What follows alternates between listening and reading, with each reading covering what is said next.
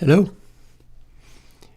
I'm Chris from Airwindows doing another live stream, and today's live stream is going to be sort of fussing around taking care of some details for plugins that are coming out, because I've pretty much successfully got a bunch of them ready to go. Like I'm looking at the laptop over here. I should be able to go for Purist Console 4. K-Rockstar is ready to go. I've got Dynamics 3, that's going to be exciting. I've got BezEQ 4, likewise. There is still DRes 4, which is a whole separate thing. It's a pity I didn't have that for Console H, but it'll come out. And lastly, I think I am finally done with the audio stuff for Console X3. So part of what I'm looking at today is going through and doing all of the different forms of VSTs for all of these.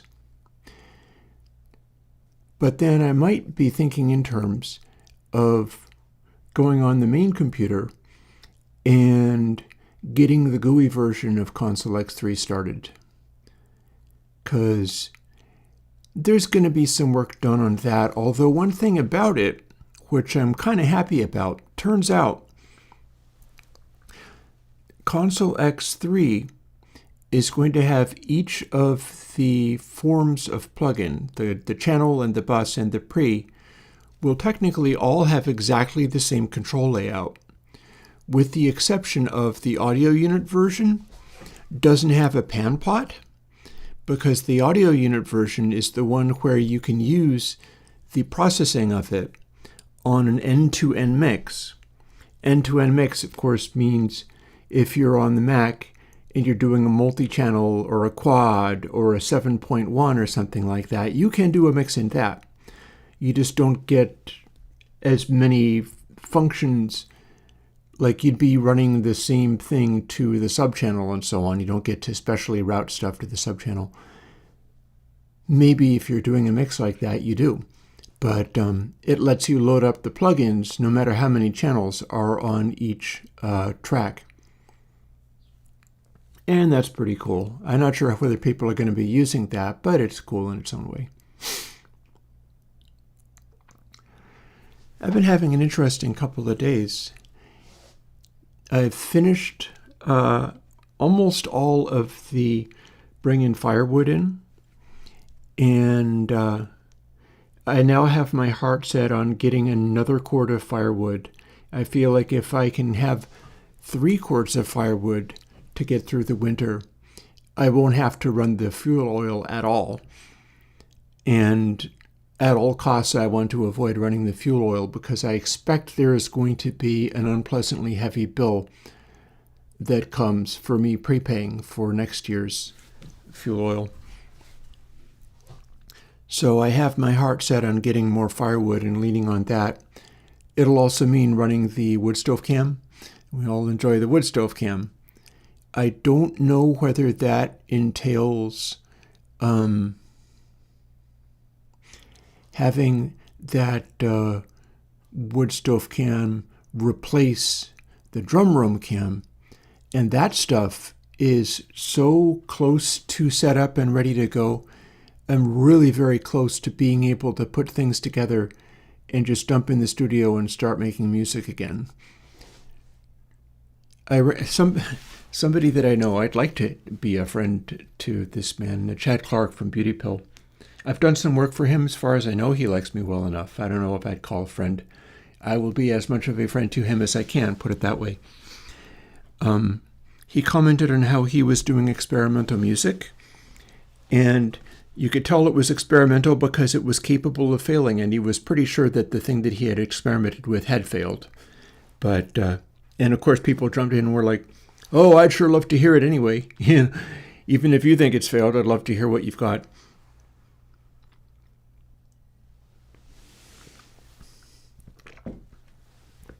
So I responded to that, saying, you know, funny thing, I aspire to experimental music, but I tend to only let myself do experimental music if it's under the condition that it can be experimental so long as it doesn't fail. And because I seem to have that rule for myself, I don't tend to do music. On the other hand, I'm quite happy to do plugins that fail, and as a result, I keep doing plugins. So that's an interesting thought. Also, give me a second. I have doing what I do, being Chris from Airwindows and doing the live streaming and stuff, single-handedly and all by myself, along with carrying all my own firewood and damn close to just chopping it myself, practically. I'm almost that guy on the Led Zeppelin album cover with the pile of sticks in his back, carrying it in. Technically, rather than having a pile of sticks in my back, I have a garbage can with wheels and a big orange strap, which is intended for strapping down things on trucks, if I'm not mistaken. But I just sort of repurposed it, built it through the what used to be the handle for the trash can, so that I can wear it like a guitar strap, which means I can fill the garbage can with wheels with firewood and then use the strap to lift it up over steps. And that's as close as I get to being Led Zeppelin guy with the sticks on his back. But that actually is still me. There's nobody else to carry my giant piles of firewood, so I got to do them myself. And I bring that up because I forgot to turn on one of my lights, and let's see whether we can get that going.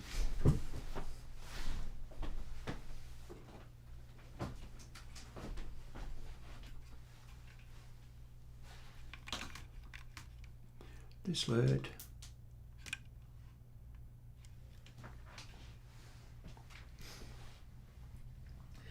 And I went and arranged that it would have a slightly different stand so I could put it in a more useful place, which I think that counts as the more useful place. So there we go. Yeah, lights and video and things are fun. They're neat in their own way. There's another graphics thing that I've been thinking about this morning, and it has a little to do with the work that I put in on going through my basement and everywhere and filling a dumpster with all of my trash and throwing it away, so that I could have that done in time to get the firewood in, which I've now done. In the process of doing that, I ended up unearthing an assortment of things which I will probably be able to turn into graphical stuff in a sense. And it's along the lines that I would like to pursue, because like right now there is so much going on in the world and my world and everything. And it all seems to be to the direction of everybody must become more frantic, work harder and harder, and scramble, if possible, using AI. Like I know people in my business, I know people in plugins who are going, oh yeah, I went all in on AI, and I have now done like 4 more plugins that were like main primary releases. And the way that I did that was, I know how to do this. So I made Claude do it all, and basically what they did was just go, nope. They used their judgment and said nope a lot.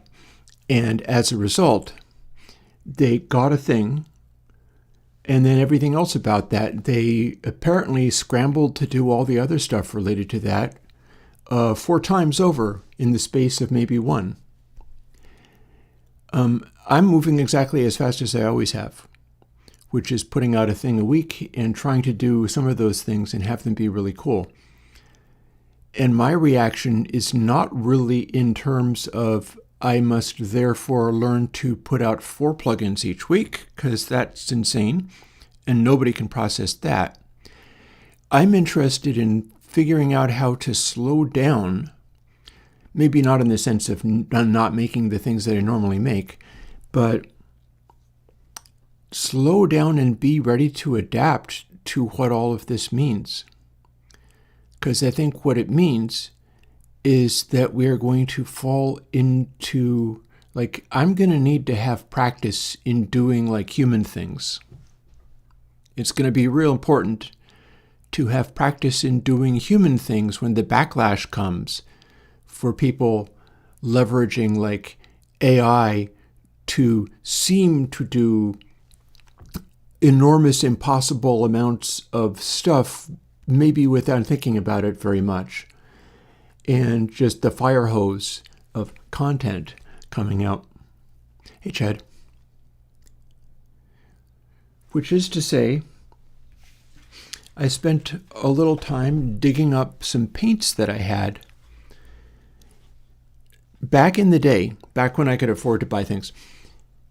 I got a beginner set of water mixable oil paints. Just because I thought that would be cool. I didn't use them, barely opened them, but I got these oil paints. And on another occasion, I'd got like artist gesso, and on another occasion, I went into a hobby shop and got little wood panels. This is a piece of mahogany, and I've already shown how I took a wood panel, cut it into a little tiny square, a thinner piece than this one. Cut it into a tiny square with the intention of maybe taking a drill bit and hand drilling holes for electronic circuits, in the belief that I could do a really cool electronic circuit board that doesn't have any printed circuit parts on it. Instead, it's entirely point to point, and it would be built entirely out of a little thin plank of mahogany with an oil finish on it. And this is certainly something that I could do. Like, I could go forwards and do that quite easily. On the other hand, I have a large quantity of like perf board, which is a more appropriate thing for assembling circuits onto, and could still be very customized. And so nothing's stopping me from doing something cool and interesting using that. But another thing that you can do, if you have little panels exactly this big, I think these might be Eurorack height. Just a moment.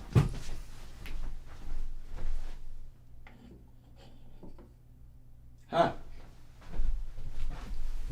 Sure enough, I had made all of these little panels to be exactly Eurorack height. I guess in the thought that I was going to make a synthesizer with like mahogany faceplates. Also looking for Rome. Hey, why can't we? There is no question about that. We will be. It's just a question of what that actually is or means. Algorithmic composition isn't necessarily AI. Like I've got, this is worth thinking about. Like it's definitely worth asking these questions and thinking about this, which for me means slowing down and trying to do some of these other things, rather than just scrambling and reacting all the time. Like, for me, my entire album, Welcome to Free Luna, came out of my modular synthesizer. And the modular synthesizer is like right over there. It's what you see blinking in the background. And it includes all of the same bits that I used for Welcome to Free Luna. And what Welcome to Free Luna did was it took that modular synthesizer, it mixed it down using a Heritage Audio analog mixer and just captured to stereo. And then I edited together snippets of stuff from stereo from a wide series of just jams that I did to try to get something good coming out. But the way I was doing it at the time was it was all live performances. It's just been edited together from live jams and what I was able to get the whole system to do. I did not compose any of the chord sequences or, what chords were being used, what the bass did, because that was being generated by a Turing machine module that I'd built myself from parts that was driving like key offsets and chord selections based on the work that I did with the circle of fifths, which is basically just using the circle of fifths. And if you pick all the notes in a given key, you get a series of chords that you can use, and it will determine which ones can be major and which ones can be minor. And I set up some modules to just follow that rule. They just followed a rule where if you varied the chord, you got a different chord, but it was always in the same key.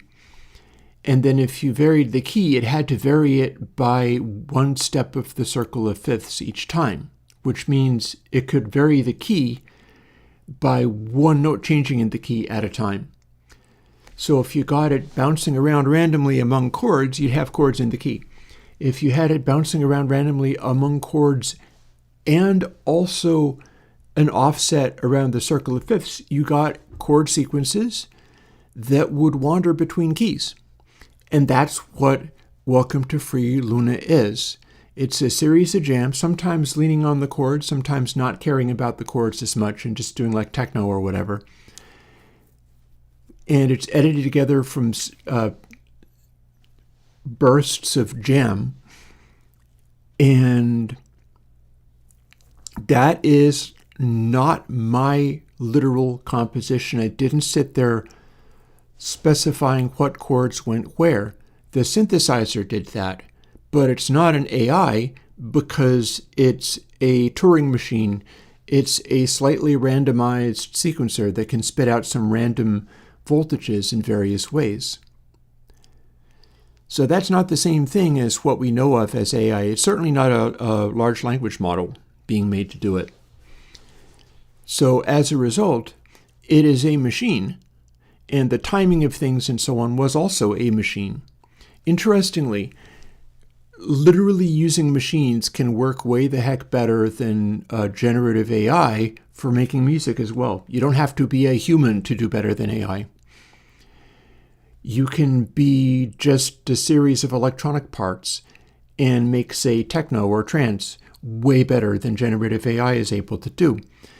Because when we talk about AI, in 2026, we're almost certainly talking about either large language models acting like human brains or trying to, or diffusion models drawing on either, typically with audio, music. All that really is it's like the same kind of diffusion model that we know of for generating pictures, like Midjourney or whatever. Midjourney apparently is starting a medicine company. That's a thought. Oh my goodness, my spleen is an elf. And apparently my bones have a lovely cottage motif. That's wild. So the thing we're looking at in terms of can we coexist with AI, people are using large language models and diffusion generation, generative diffusion models, such as something like Suno, which apparently is running into some legal challenges at the moment. Something like that is just generative AI in a diffusion model, but on a sonogram. It's like if you took music and sort of MP3ified it, and then turned that into a sonogram. In other words, it's looking for shapes in audio that's been transformed into like a moving pattern as it goes. And the problem that runs into, which I don't think is going to be easy to solve, is, interestingly, there are things that you can do even so. The problem that runs into is you get sub-MP3 quality out of literally everything. And there's genres like trance where it's really obvious when it's not specific and it's not clear. You can use that kind of thing to be like, hey, give me trance music, except for it's a song about rocking chairs and sung by Tom Waits. And similarly to if you're asking about make a picture of an astronaut on a horse on the moon, you can assemble all kinds of weird stuff like that, but it's going to be kind of jank. That's not the same thing as putting together weird synthesizer inventions or the modular synth that I used to make Welcome to Free Luna, for instance, where you are limited to whatever the rules of your system operate by, but you can also make a clear and direct sound.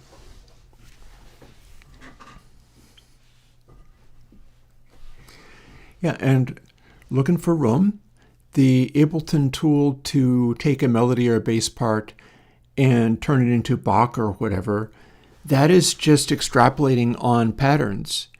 And that's something that we do as humans as well. It's more a question of like, you can do that all day long. Was it good? If you did it and it was good, then give that a try. And when you say popular music is just a product, well, I mean, I know a guy who is familiar with my plugins and stuff, and I think has a really good ear, Bob Olson. Bob Olson worked for Motown in the 60s and 70s. Motown's just popular music, but it's not just popular music, nor does it deserve death. It is a popularized form of people expressing themselves, and expressing themselves in a bunch of different ways. For instance, I've been practicing playing my bass a lot because I've been working on it. I've been learning how best to adjust it, like it's a Rickenbacker, and I'm learning how to do the truss rod so that it has a really low action. Hacking on the hardware of it in such a way that the two of the knobs are tied together now. And building in things like diodes so that the internal harness for it clips very slightly in two different ways now. And the last I did with it, I just jammed in something as a piece of audio. And in fact, technically, I don't have to simply tell you about this. I can literally play you what I did.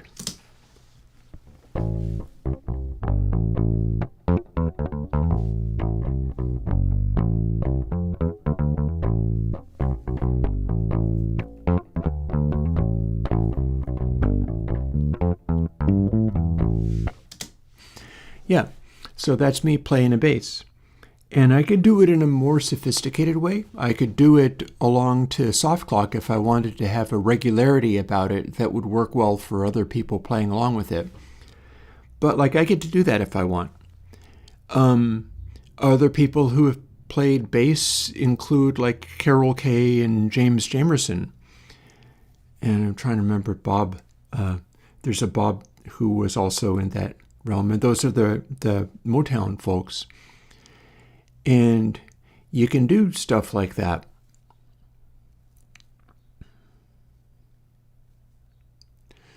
Looking for room more into classical. And again, that all depends upon, like, do you go back to Bach? Or are you interested in, like, Beethoven getting more emotional and dramatic with all of that? Or do you go all the way from Bach being able to essentially do the math of music, do the math and the tempering and the ability to do key changes in ways that naturally go from one thing to another thing and get away with it. And then you can go over to like Stravinsky, where he's intentionally making it annoying, where he's making more jarring noises, but using the same notes and the same instrumentation. Or you can use different instrumentation, although still sticking with like horns and whatever. You go over to something like Coltrane, and Coltrane inspired Magma, the French prog band. And I also find that very inspiring. But that is more along the lines of, we're going to cascade through the circle of fifths like Mad Men and make melodies that sit right, even though we're changing the key so continually and radically. And you could have an AI literally copy that thing. You could probably have an AI, like point the AI at Bach and it can probably pick up some of those patterns. Like, I've jammed with a church organist. One of the cons, I go to a con, and one of the main things I like to do there is connect with people musically. I don't get to jam in real life. And I got to jam with a church organist, and one of the neat things about him, apart from the incredible facility with just playing, was that he could throw key changes into everything.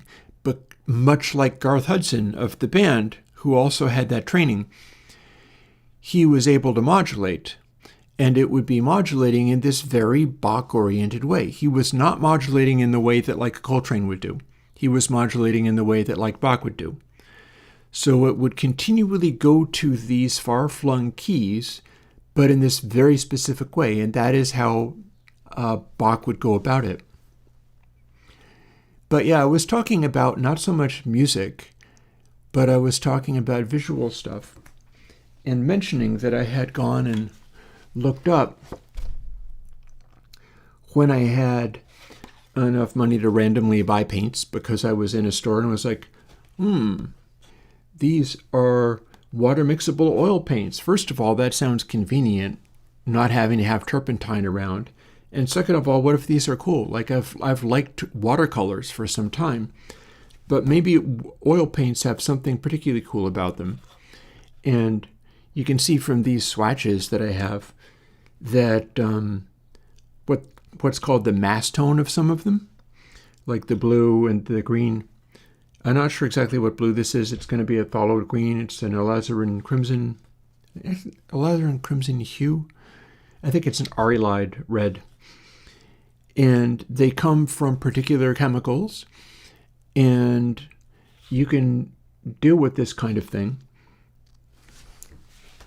And then I also had these, which I got in the belief I was going to make more synthesizers out of them, even though I don't really do that. But it turns out you can put gesso on them, and then you have a little panel which you could do oil paints on. And as you see, I've not done anything on it yet, but because you can put gesso on a piece of wood, and that is pretty darn super archival, honestly. A piece of mahogany like this, unless it actually breaks, it's really going to last very well. And there are ways of going about handling that kind of stuff so that you're doing some sort of artwork and it's able to persist rather than being very fugitive. Ooh, and here's two neat things about oils. And again, this is oil. I did this a couple of days ago, and I've now just smeared the blue, and there's a little blue on my finger now. Oil is known for just taking forever to dry. There's some rules about painting with oils that are worth knowing about. Also, it's worth knowing whether your paints are toxic. I don't have any cadmium in there. So the way oil paints work, and the water mixable ones, basically that means the oil is able to break down using water. It doesn't mean that you're meant to use water to thin it. Oil dries like a furniture finish.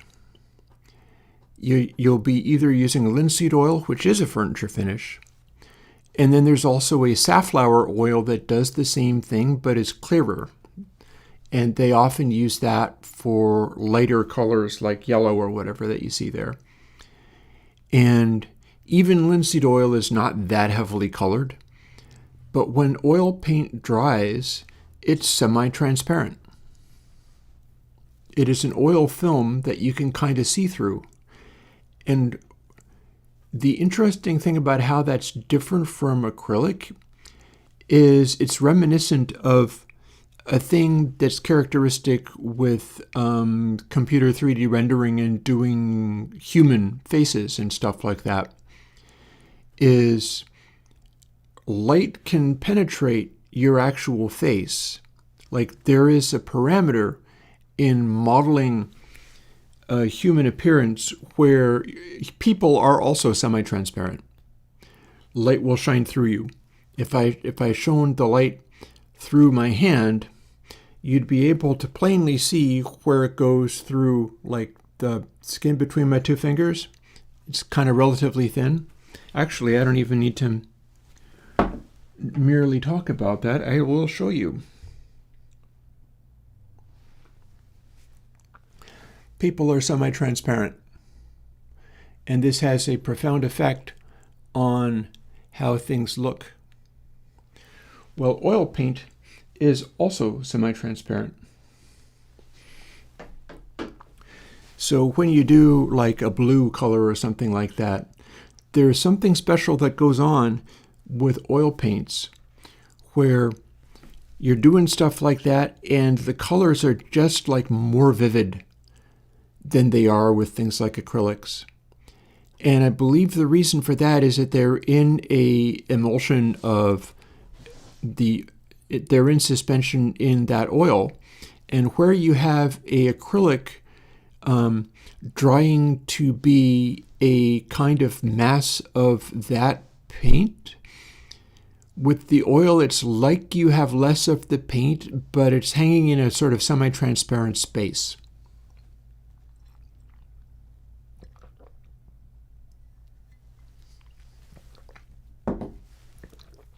So when you paint in oils, first of all, it's like swimming in a swamp. They don't dry at all. It's completely not like acrylic paints in that way. With oil paints, they never frickin' dry. It takes forever. And there are rules that you have to know about for working with them. Like every successive layer you put onto an oil painting has to have a higher fat content, which is quite literal because we're talking about oils. So essentially the medium that you're using, every successive layer that you put on, if you're layering them, needs to have more of the oil medium, whatever that happens to be, whether it be like linseed or safflower or whatever. I think you get to combine linseed or safflower oil, but I'm not entirely sure. Probably you can get away with it. But however you combine those things, if you're adding more paint onto the top of paint that was already there, you gotta thin out the paint a little bit more with the medium. And yeah, see, the whole part of the point of that is I want to do stuff where, whether it be doing music, and I do intend to tinker with the music that I make digitally, but I'm not generating the music using a diffusion model. I'm trying to do things that are more immediate and are more like captures of a human event or a synthetic mechanistic event is also perfectly legitimate. But when it comes down to doing paintings and things like that, or even just dabbling with them, like Don Von Vliet, Captain Beefheart, always was noted for doing paintings, but he's also noted for doing paintings which are very much like, yeah, this guy's just playing. This guy is doing whatever, and part of the point is that he's just gone hog wild and is doing whatever he wants. And if you think that's really cool, then maybe that's really cool. But I like the idea of having physical objects like this. So I would have done something like this with part of my house cleaning nonsense. Again, I found a camera where I used to use this camera for making my very earliest videos. And I had some tapes that were recorded with it because it's a DV camera. Unfortunately, in tinkering with it and trying to get it to play one of the tapes, I think it basically wore out and broke, and so now there's no point in doing any of that, and all the tapes are now worthless. They're from like 2004. I got to see some of them before they were gone. But two things about those tapes. One of them was, it was neat seeing a glimpse of like what my world was like in 2004 when I lived in Wilmington and did not have a car and had nothing and wasn't programming plugins yet. That was that was a wild time. Spent a little time watching that video on the little tiny screen of the camera.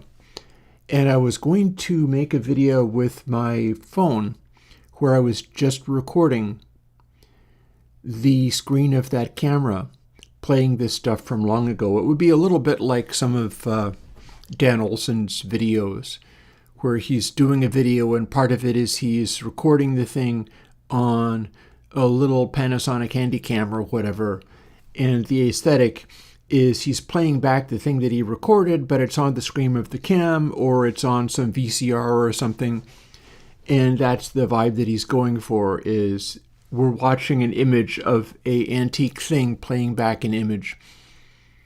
I was going to do that with the little Handycam, and then I couldn't get it to work anymore, so I'm going to just give it away. It will work for being a USB monitor, and I don't know if the tapes are worth anything.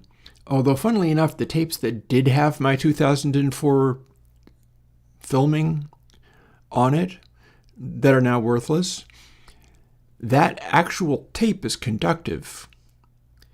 I could build that into like a ribbon controller.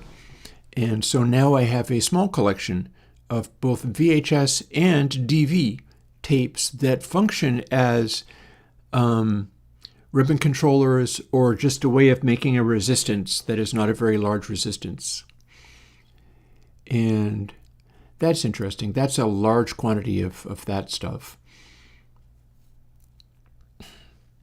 And yeah, one of the things that I was doing before going on stream, I showed you the little panel with the gesso on it, and I've got a container of gesso that I've also had for 20 years, and it hasn't gone off or anything. I might want to move it into a smaller container because it is a large container that's mostly empty now. But wanting to get into that sort of thing, my hope is that I'll do some of that stuff, and then if it's like I've done a picture like on this, and it's probably just an abstraction or whatever, I haven't decided. One of the things that I was doing at that card game for giving you hints on making new music and whatever, I intentionally designed it so that it could be used for other mediums. And I thought of an amusing trick that I could do, which I have not yet experimented with, for using it on visual media, which is it has all these different color codes for things, where you'd have a green color code and it would count for something that was like chill or relaxed or whatever, but you could flip the card over and that gives you a red, and the red is for like intense, dramatic, weird time signature or whatever. Well, the paints I have here have colors to them as well. So I shuffled this card deck as well as I could, because it doesn't shuffle very well because I've just drawn everything out by hand on a cheap-ass Amazon like blank playing cards collection that I got. I've been through a large number of those by now.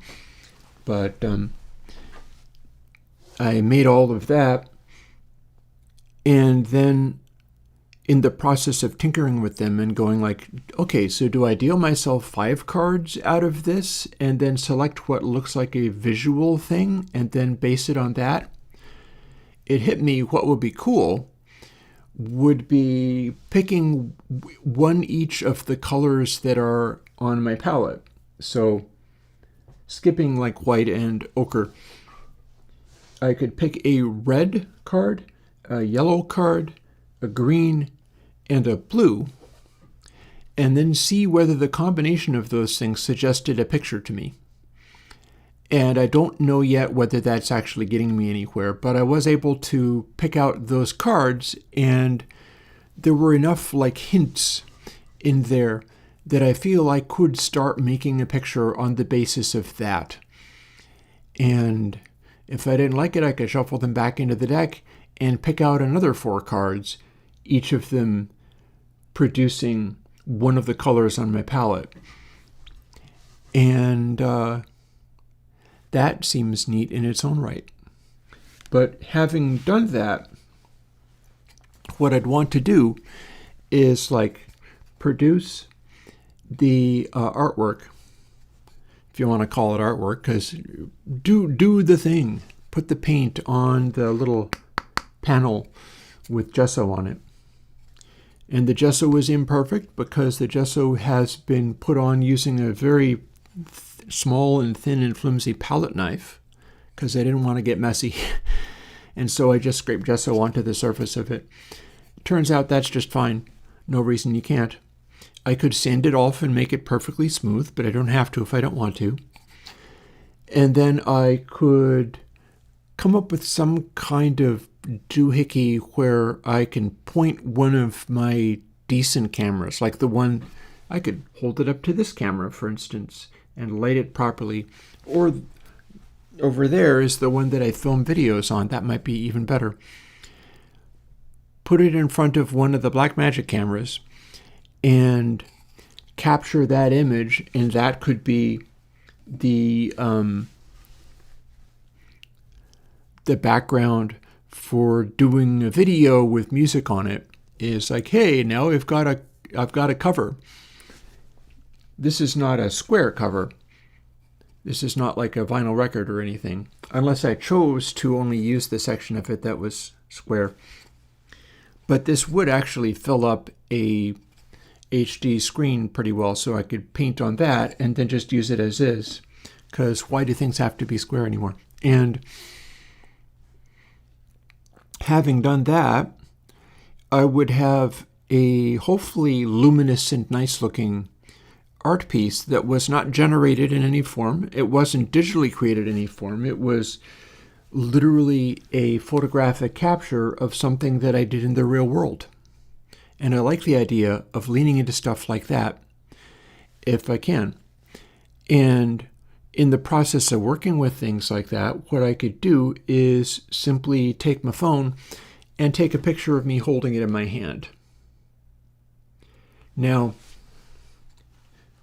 this is all along the lines of verisimilitude in a world that is being taken over by cheap, free, valueless generation of absolutely everything. And nothing is stopping you from going to like Midjourney or whatever and saying, make me a picture of me holding this image in my hand as if it was painted onto a piece of wood. There is no verisimilitude, there is no realism that you can do performatively trying to establish the idea like, oh dude, I'm really doing this in the real world, that AI cannot pretend to be able to fake. That said, that's a lot of trouble to go to. And who's going to do that? Whereas if you wanted to like paint something on this piece of wood using these oil paints, which are pretty colors. I mean, you got to give it that. Like, oil paints make pretty colors. There are things that you need to learn to do. For instance, what we've got there is a mass tone blue, which is just about black. You can make literal black out of this shade of blue and this shade of red mixed together in mass tone. And it lets so little light out that it becomes absolutely jet black, or very nearly. It's like red and blue make purple, so it would be a really cool sort of Rothko purple. But you have white for a reason. In oil painting, you have to use white on everything. And that is how I got this shade of blue, because it's not that efficient to just use the thinnest possible film of mass tone to make a light color. Instead, what you do is you add some of the white bounces around the color, and it bounces around light getting into the film of oil, and you wind up getting this vivid, not dark blue. You wind up getting this vivid light blue because even the white is a film of oil in which light is bouncing around inside. So you tint that with colors, but what the white's doing is letting the light get down into the paint and sort of illuminating it as it bounces off the colors. And that's why adding, like, titanium white is a good call. There's other whites, like zinc white is known to be like tinting white. It's a little more transparent, so I wouldn't mind getting a hold of like a tube of that for these kinds of experiments. And yeah, one of the things I dug up in the process of going through and doing this spring cleaning, I dug up dozens and dozens of little white cards cut out of watercolor paper that I used to take literal watercolor pigments and do exactly that.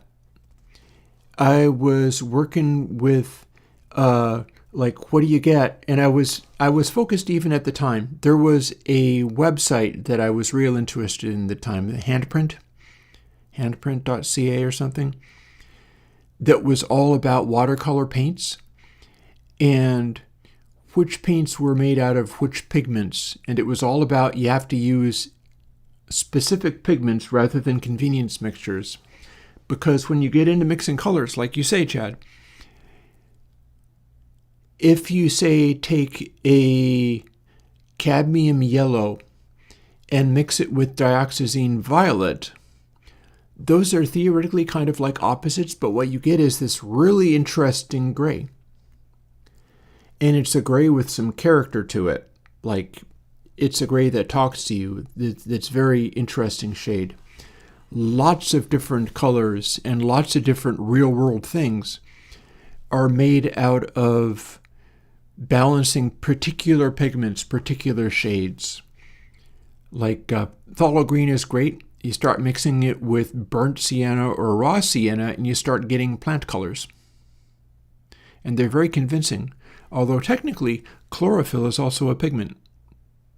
But it's very fugitive and it gets destroyed with heat very easily.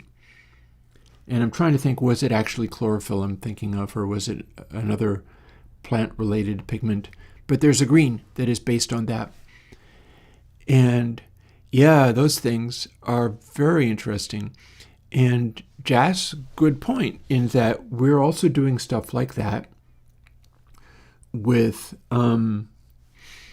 synthesis, and we're doing that with sounds and indeed rhythms.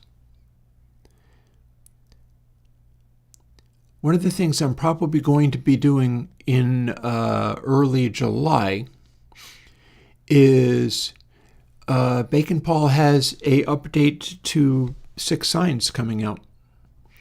Now, I've saved a copy of the Six Signs version 1. That's the one that I first hit upon, and I was very fond of it.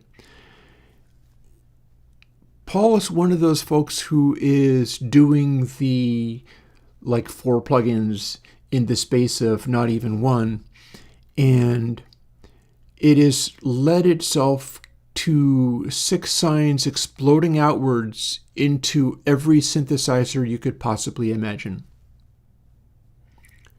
Perhaps with the exception of if you had your heart set on doing like wavetable stuff, then Six Signs doesn't cover that base.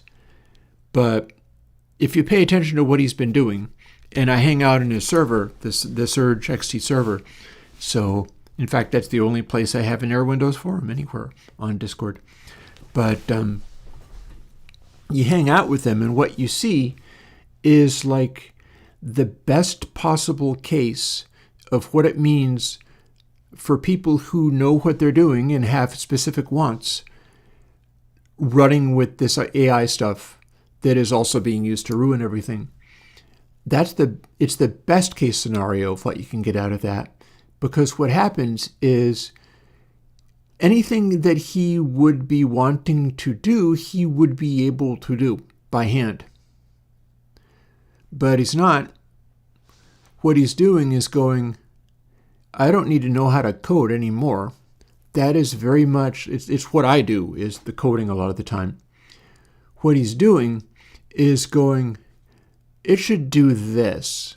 Like this synth generator, I should have control over the phase of this particular oscillator, except for it needs to do thus and so and not be like that.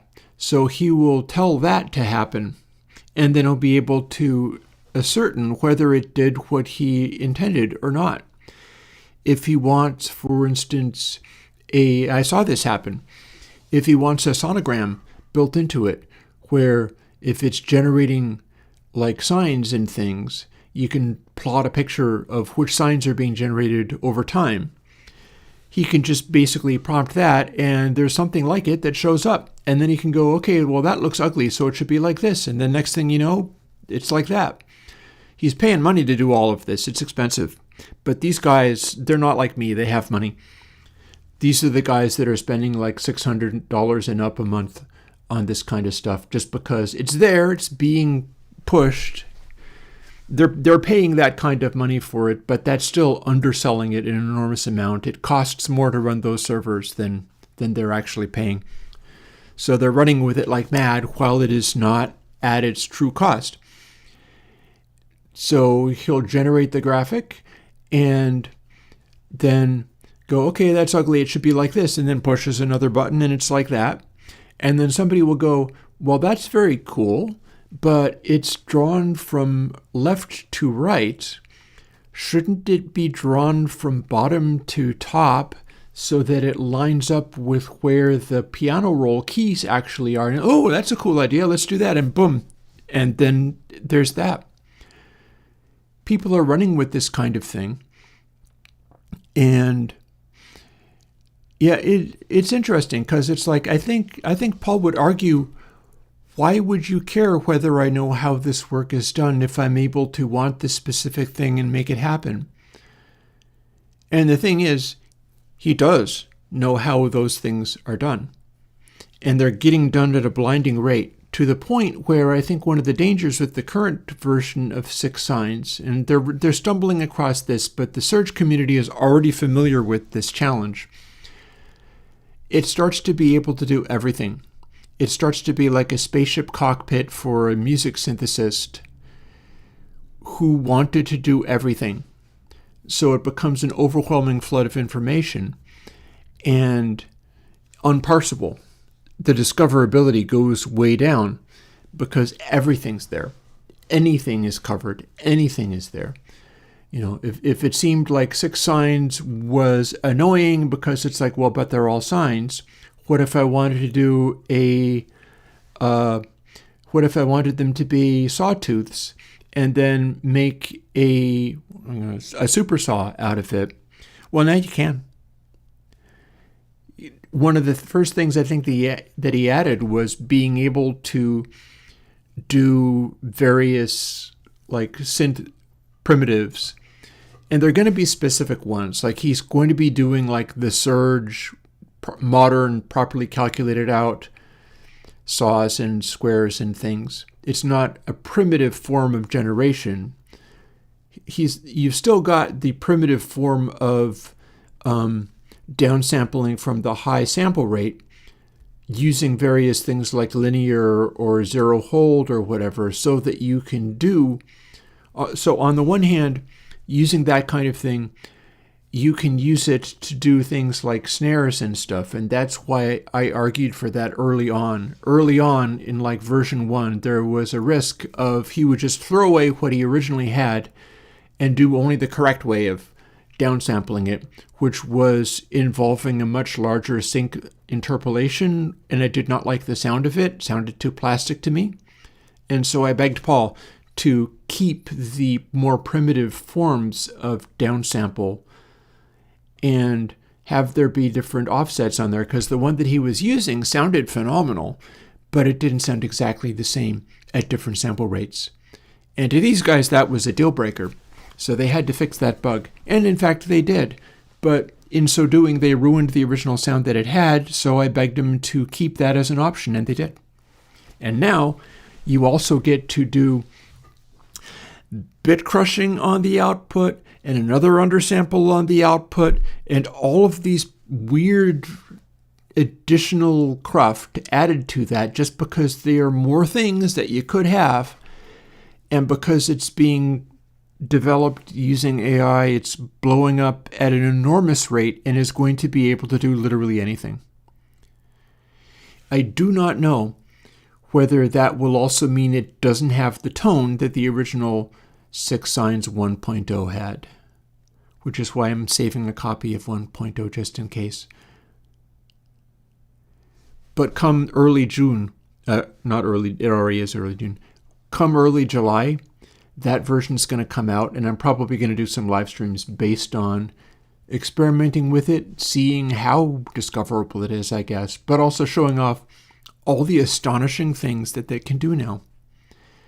Because it's really getting to where, like, you don't need synthesizers, you just need Six Signs. I heard a guy, one of the audio developer devs who is guiding some of the technological development of it.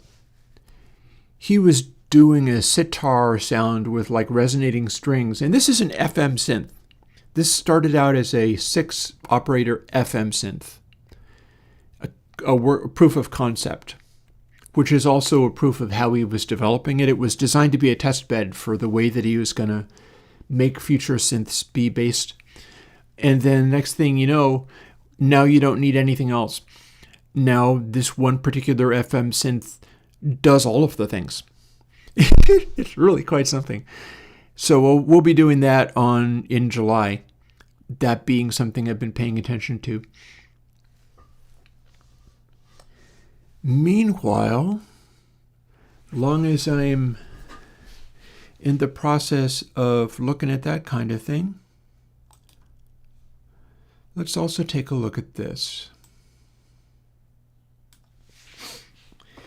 I got to walk through some of this stuff. I am not Bacon Paul, so I am not able to spend $600 a month to say, hey, Claude, I want you to do this particular thing.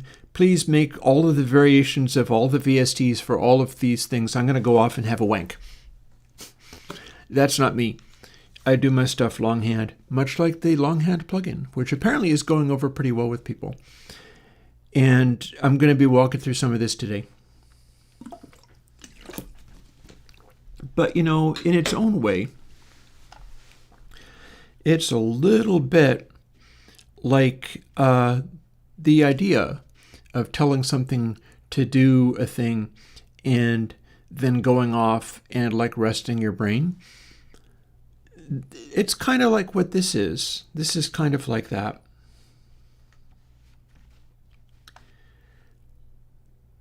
I don't have this plugged through to the speakers at the moment, so I don't have the ability to demonstrate anything. I was gonna fire something off and run it through a series of Console X. Maybe I'll do a little bit of.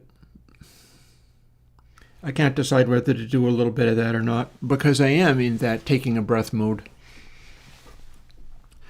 We shall see. It's a taking a breath mode before I have to go and do the GUI versions of all the console things. And for that, at least I have going for me that they're all going to have the same controls. So that'll save me a little bit of speed.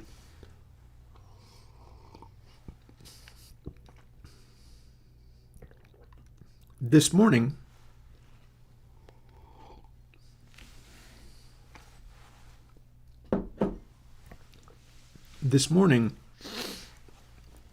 I did my final check on whether I had Console X3 really doing what I wanted. And by that, what I mean is I loaded stuff up from this collection, which I can't stream, specifically so that I could run it through the Console X3 channel and then bus, and fool with the controls and see if I can really quickly get it to sound astonishing.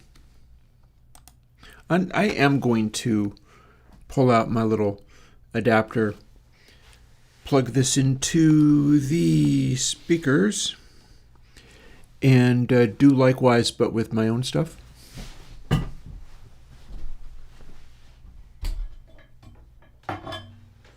Good enough transition to coding work.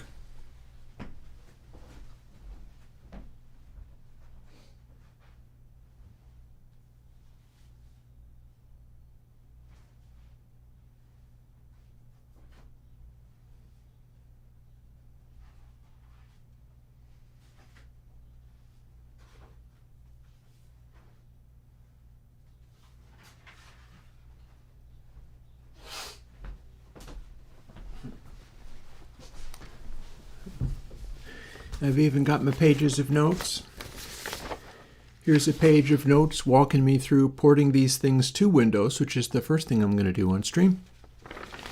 And then here's a page of notes for taking the versions I see here and making them be signed versions on audio unit and then also on VST, so I can put Apple Silicon versions together.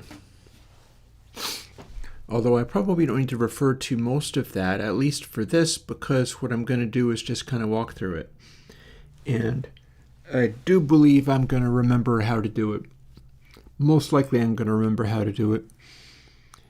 But yeah, it's just the sort of tedious going through and doing the same thing over and over because it's for a good purpose. And with a bit of luck, I'll get something out of there. But this is what I'm working up to. And I think I have all of my... Yeah. So if I was going to start with a base,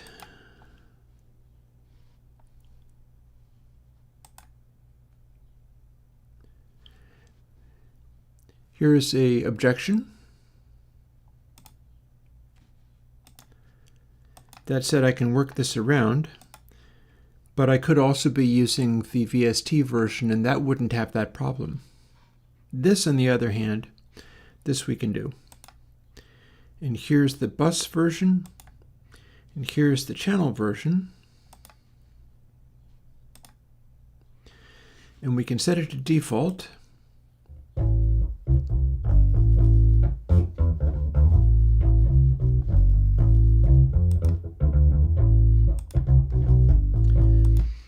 I am noticing something interesting. I'm trying to figure out what's going on with that. So maybe we're not actually as done as I thought. I hear something in here that I shouldn't. Know what I mean?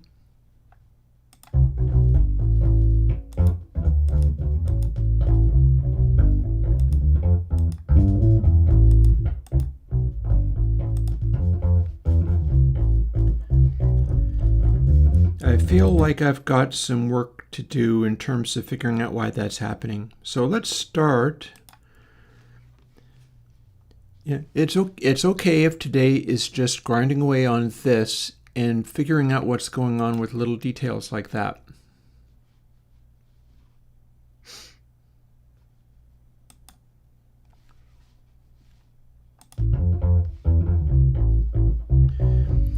So what I was observing is I was hearing an artifact that sounded like the Bezier thing not lining up properly.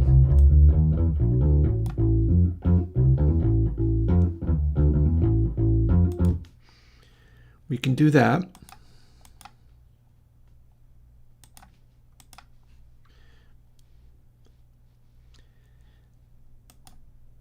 If I do this,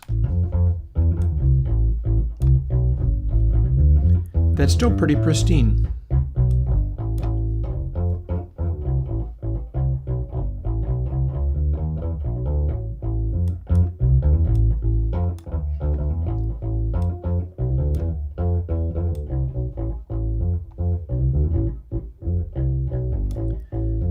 But there, we hear something. So the question is, do we still hear it?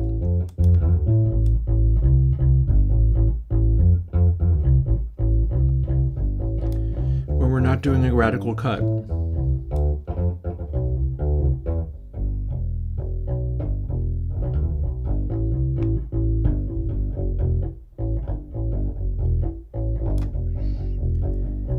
Yeah, because I hear that.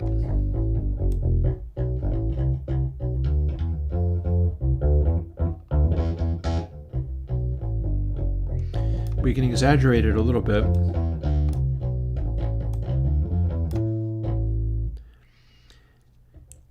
Yeah, so I'm hearing a concern there. And I'm trying to figure out what I'm going to need to do in order to make it default to not doing that anymore.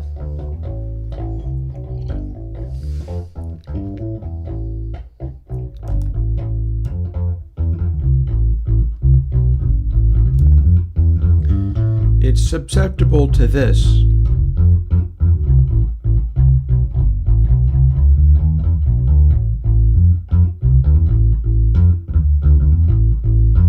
Like sometimes you hear it more than other times.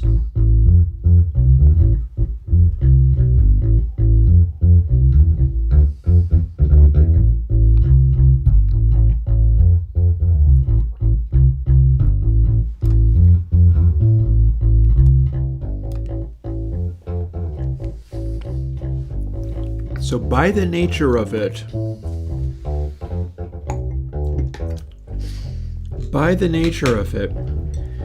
that's going to happen for cuts and boosts.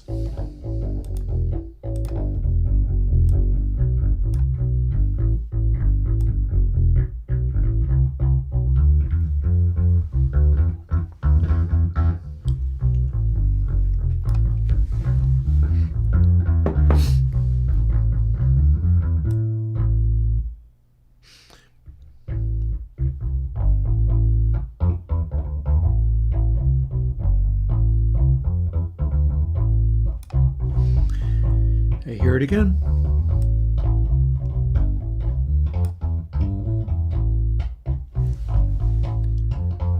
There's this funny little buzz going on in there. So if I can solve that before going through with the entire console X3, that seems like it would be nice. I also don't know why I'm hearing it as a default on neutral settings, because Console X3 is supposed to pass through without any of that. So we can exaggerate how much that's heard by probably what we're doing is inspiring more of it.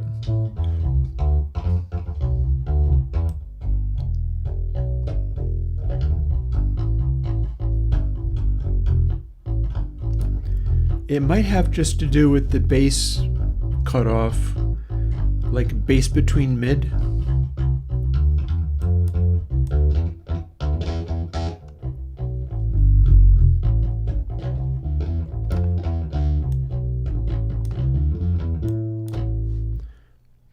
It might have to do with frequencies against each other.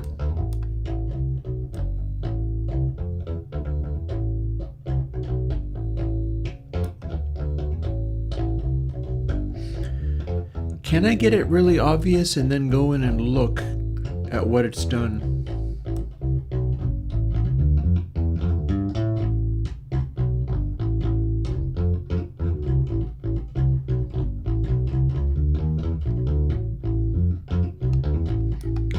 That's kind of obvious. Okay, so if we do that, what do we have? Can we zoom in and see if there is a discontinuity in there that would relate to what's being done?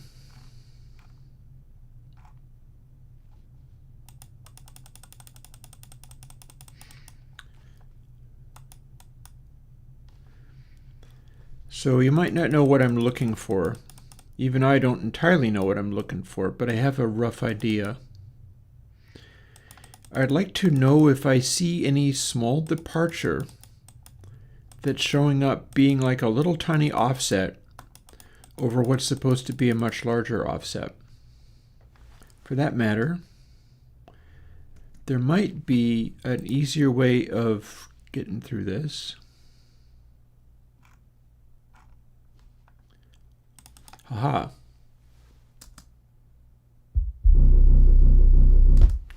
.30 Hz sine.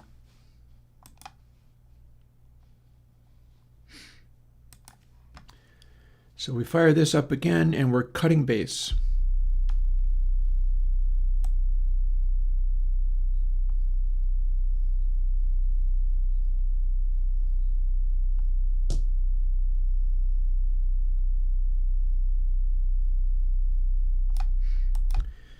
We're cutting base as much as we can, which is still not all that much, but it's enough to do a little bit anyway.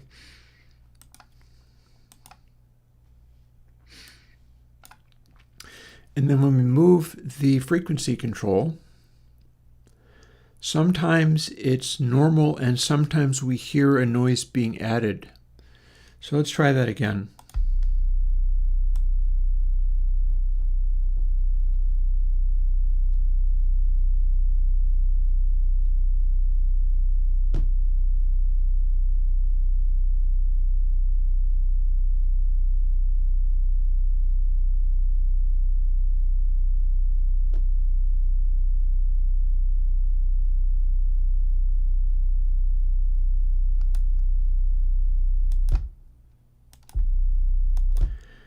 I hear an overtone being added there.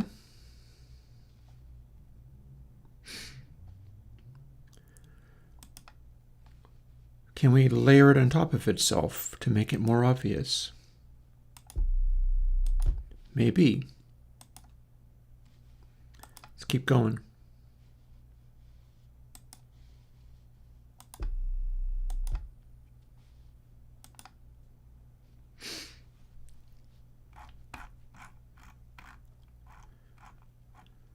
So what happened? Well, there is a simple plugin we can do in order to explore this a little more. You know how we have slew only?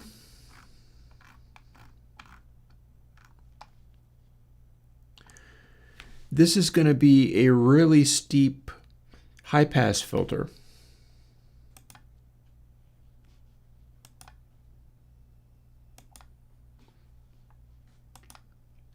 And then we can normalize it.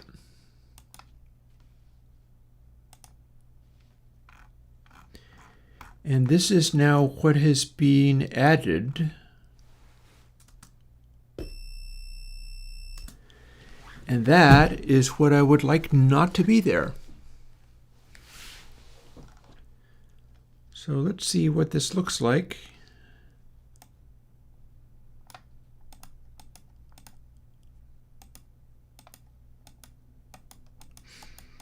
And maybe what we need to do in order to get it to not do that.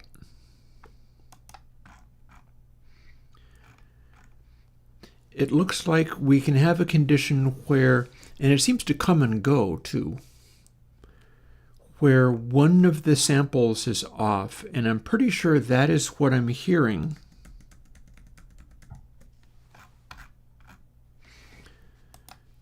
Here. Here's console X3 channel and bus. And we can go into bus and give it a high pass.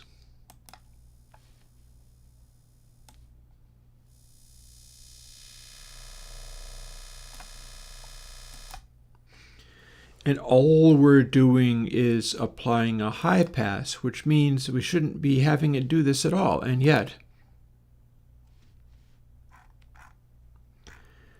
that is not only the same problem, but even weirder.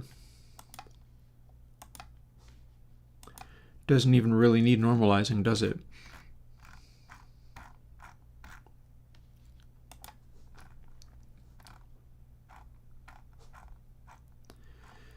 So we've got isolated samples out of position, but they're not as regular as I would like or expect them to be. Plus, we've also got occasional weirdnesses like this. That's two samples out of position. So yeah, so we're working on this again today. The funny thing about this is the kind of stuff where I don't get to, like, you can't turn to an AI and go, why is it doing this? Because nothing this is based on is remotely normal. So I just made it all up. So I have to do the interpretation of why is it doing this thing.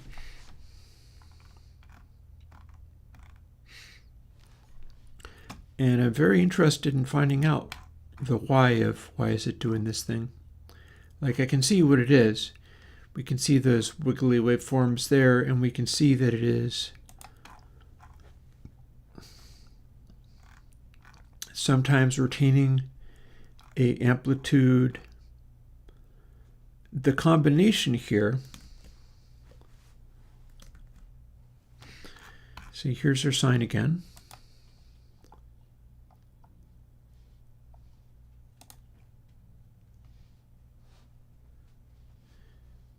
We can fire this up, and this is literally no processing being done at all. And we're going through the, I mean, one of the things that I could do, if it helps, is bypass the EQ when it's not in use, but I'm going to be wanting to figure out why it's not.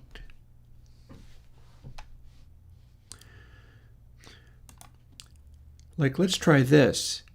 If we just straight up only apply that,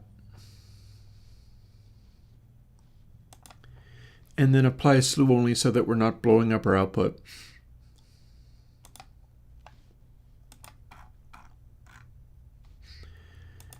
This is the output. At full crank, we haven't even normalized a damn thing.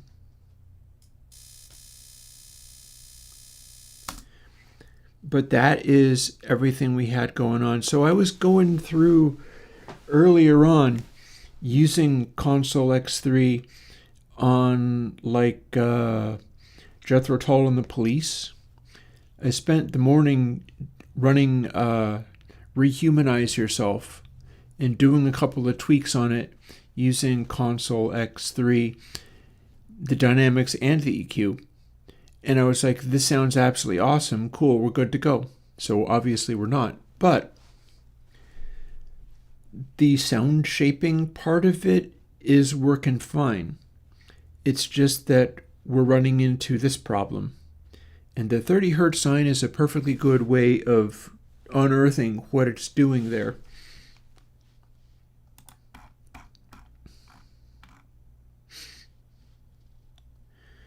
There is an irregularity to some of this that freaks me out.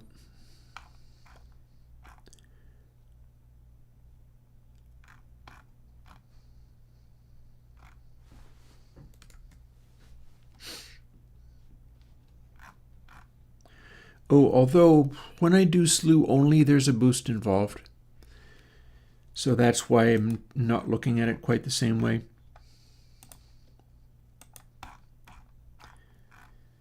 But yeah, we've got a funny sort of interaction here. And I'm going to want to figure out where that's coming from.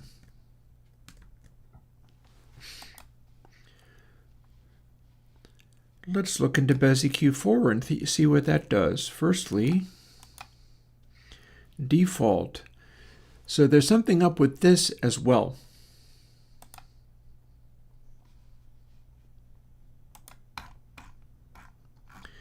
We don't have this problem unless it's actually engaged in doing something. But then when we start bringing this EQ into console, suddenly it ain't working. And I'm going to guess that has something to do with the fact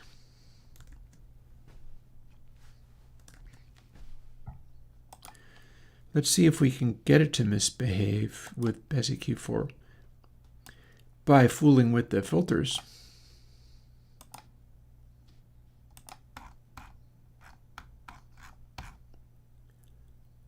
Doesn't look like it. Okay, so we're going to do an effect stack exploring this. And we're going to start with BezEQ4. and then follow it with slew only. Actually, that's in recent effects. Why am I going and digging for it? Because when we run a 30 Hz tone into slew only, it becomes silent.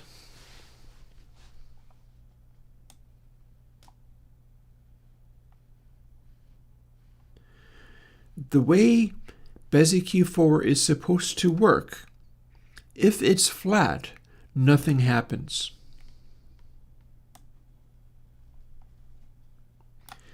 If it's doing something,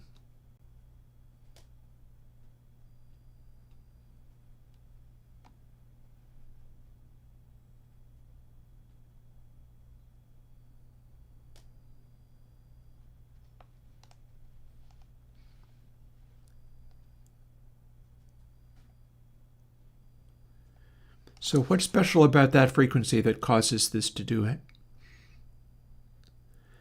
We're cutting bass, and we're getting a result.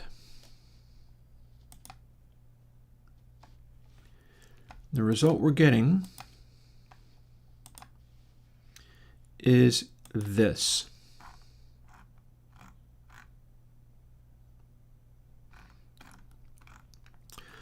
So we're cutting bass, we're normalizing it, and it's producing this output on the 30 Hertz. Hey, TBS Drink Team. Medium casual.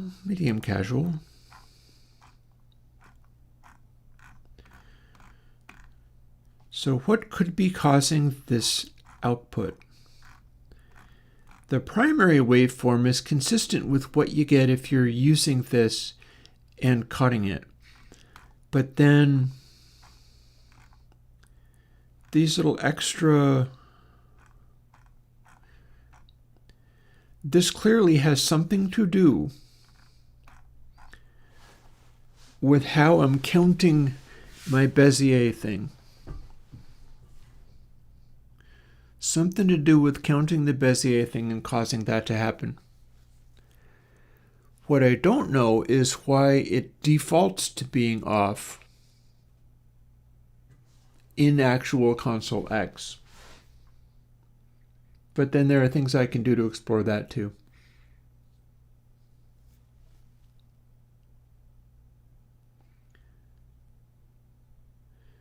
But this isn't even console X yet. This is the precursor. If it comes to it, maybe we'll be working on this week, and maybe I'll get back to working on this again next week. I thought I was going to be just dumping everything to VST, but clearly not. Clearly we're not able to do that today. And that's fine, because I got all day. I've got 4 more hours before tacos. And I remember to get my hamburg out so that I can make tacos. I'm onto a new and different form of taco shell that I have never bought before because I couldn't get the kind that I wanted, and I got sick of getting the flour ones. So now we're trying mission corn tortillas, which aren't really corn tortillas at all. There's some corn in them, but there's a lot of flour in them as well. But they might be more easily foldable, and they seem to be pretty cheap. And I have to choose my food on basis of extreme cheapness these days because I can't pay my bills. So we'll get back to the work that I have to do. Why are these lines doing this? Also, what exactly is this we're looking at? These lines are going down to a central point, sure. But it looks like it's weirdly offset.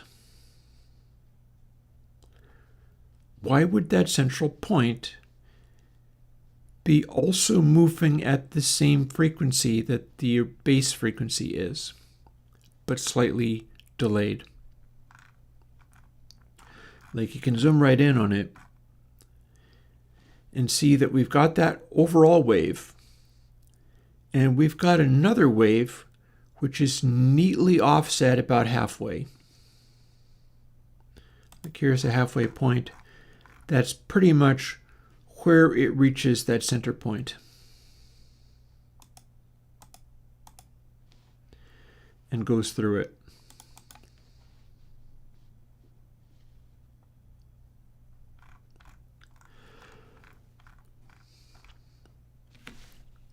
So rather than it being forced to be literally 0, it's being forced to be something else. And it doesn't always show up. Only sometimes does it show up.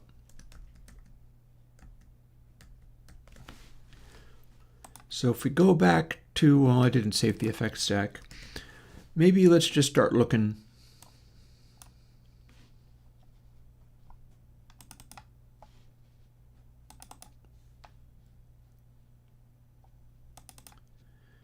So if I can get the behavior, I can maybe investigate why console X is doing the same thing. I admit I am curious whether BESIQ3 is doing it. Let's find out.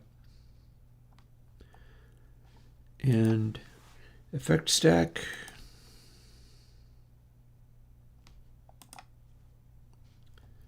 Three and slew only.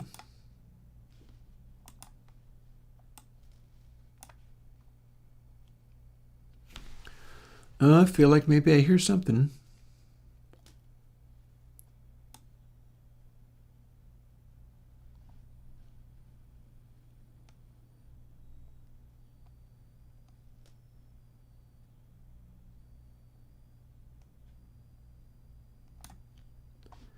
I hear something.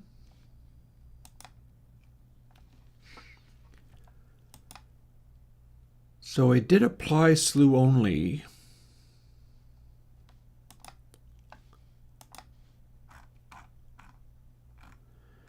We're looking at the same thing. Every now and then it produces a funny little artifact, and there is a delayed quality about this. See these funny shapes? This is because there's a bleed through of the primary shape, and then we're applying slew only, and it is offsetting the artifact as well. So let's see.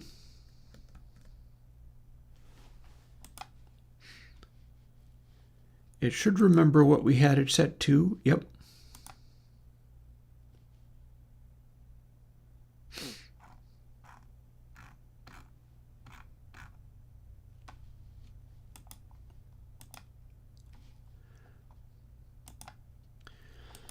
Slew only exaggerates stuff like this.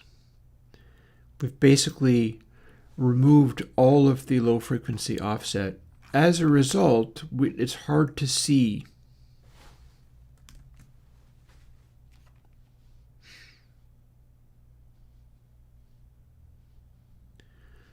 Effectively, this is the processing that we just did. I suppose I could just keep rerunning it and seeing whether it makes something visible. I think I got that result by, cutting base at a frequency where the frequency is causing an artifact. So in theory, if I just do that repeatedly,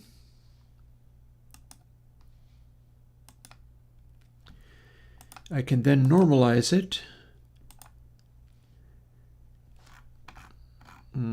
Except for I can't quite normalize it because there's a sound on the output edge of it. This very beginning sample. Let's normalize this. There we go. Ha. Interesting. Okay, this is a clue.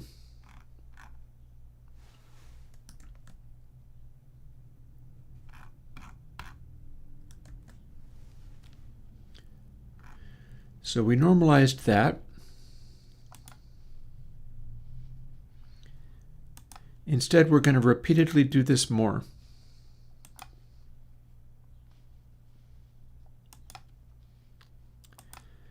It might just be doing the same thing each time. And then this bit in the very beginning is the loud part, so we clip that off. We're not doing slew only, we just only applied the same filter over and over again. Haha. Okay. That's interesting. Look at this.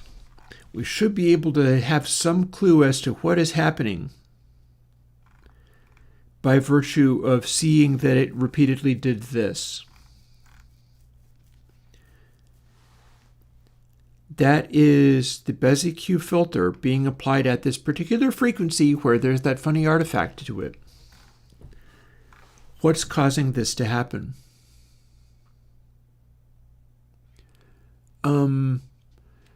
Not smoothing param in the way that you mean, no.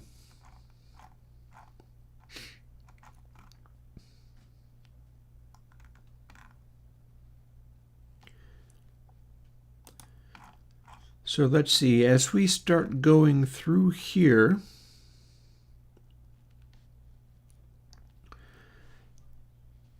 we start getting this offset. It's going at particular frequencies. It's not lining up the way it should.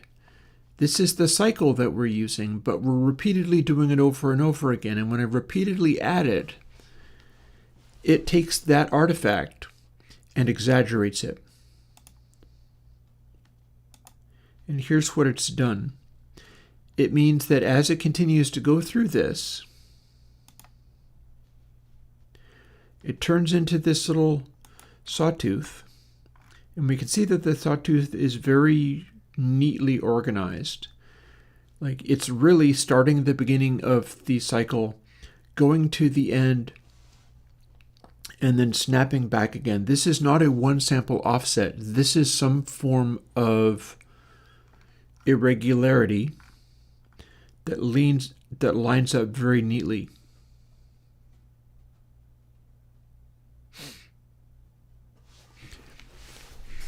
I'm contemplating going and making another cup of coffee just for the purpose of maybe what we can do today in the 4 hours I have left for today for the streaming before I go and get to make tacos and be finished. Maybe we can solve this not only for Bézier Q4, but literally everything else where it would matter.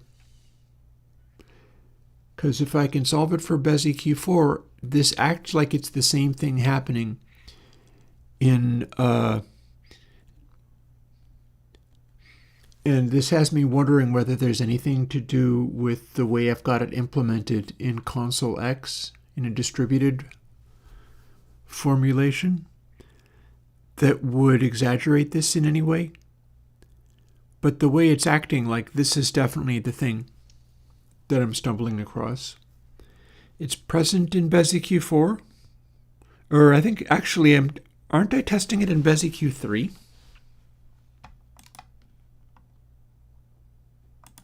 Hang on.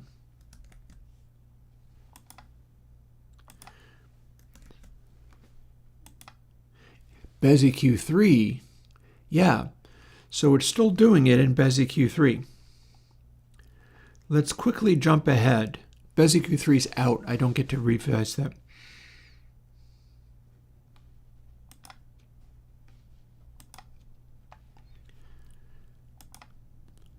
I do get to update it, but I don't get to revise it. It exists, and changing it is not in the cards.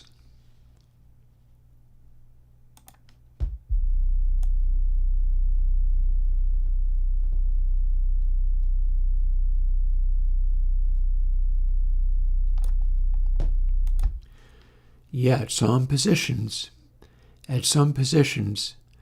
that's not behaving itself. It makes me wonder whether I could be assigning this in a way that clamps some of these things to integer values where they're not. I wonder whether that's the problem there. That we're doing some form of adjustment. In any case, we got this. So we'll do the same thing here. It made a sound. And we'll repeatedly apply it.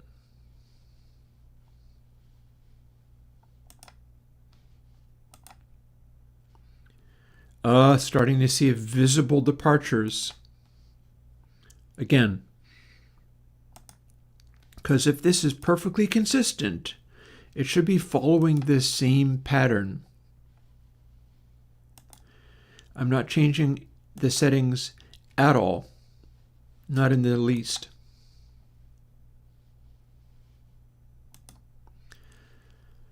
So in theory, this is layering that artifact on top of itself.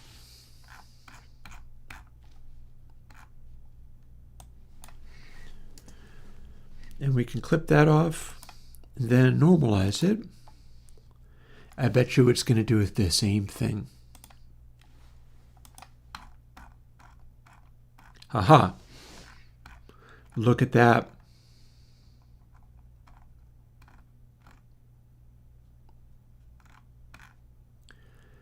It's maybe a different frequency than the other one, but man, that's exactly what I was seeing before.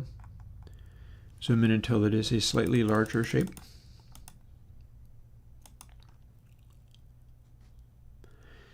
So this can be reproduced in Bezier Q4. We're going to fire up Bezier Q4's code.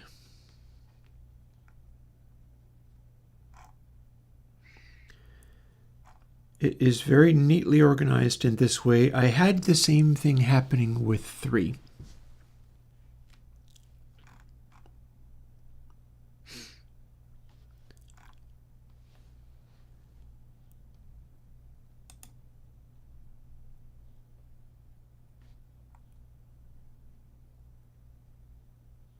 Ooh, I wonder.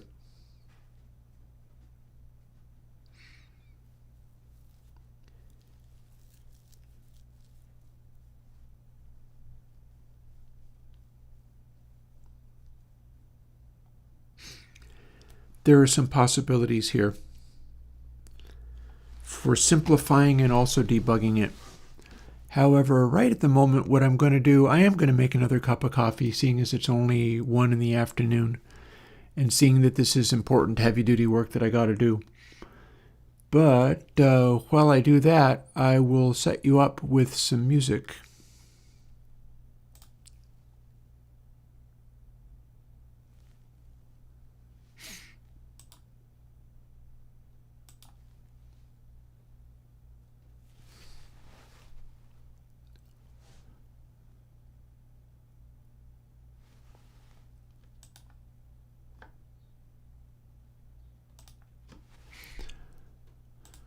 Let's load these in a string, and it may or may not need me looping them. But this is from the 1999 mixdown in analog, which nobody else has, and in fact has never been on the internet anywhere else.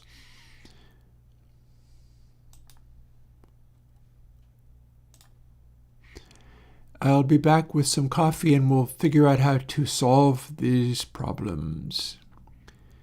And if we're able to do that, we're probably able to fix what's gone wrong with Console X3, and then all this stuff gets updates. At this point, I'm glad I didn't suddenly go and put all of this out, because I've stumbled across something which is informative. Anyways, be back in a moment.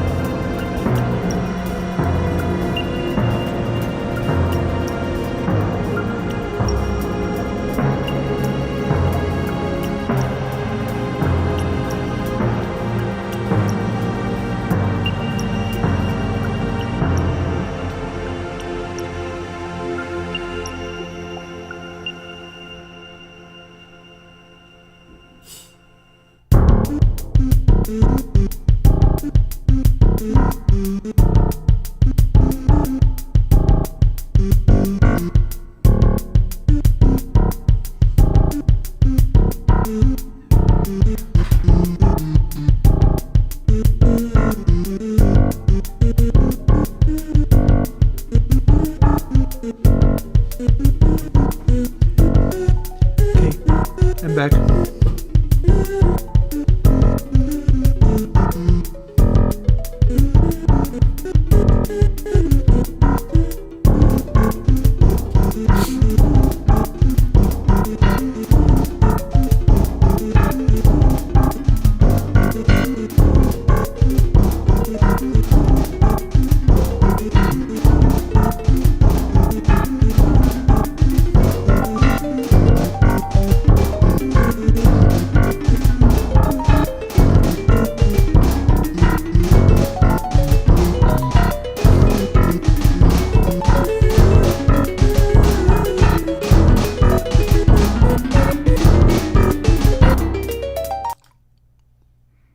Okay, I'm back. So we can return to code and let's start figuring out what's causing this to do this.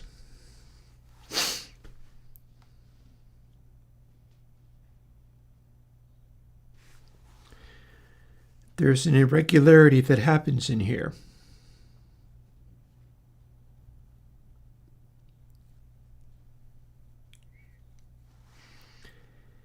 It is a phenomenon of the way this stuff adds up and isn't adding up perfectly right. I may, in fact, even still have that on screen.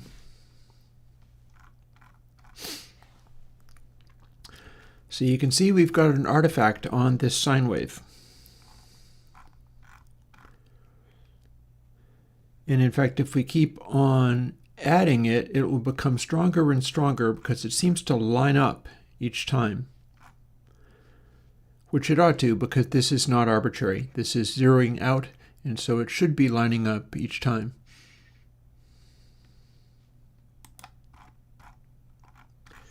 And this is the shape it makes.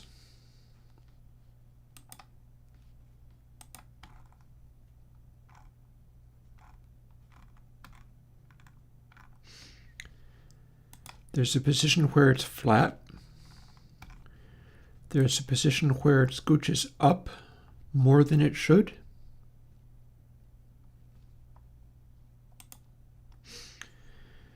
And then it rounds off, flattens, starts going down more than it should. And at every stage,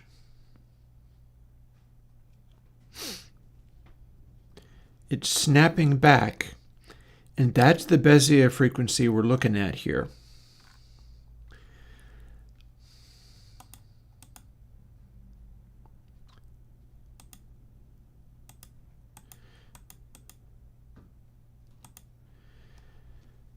So we've got a scaling issue.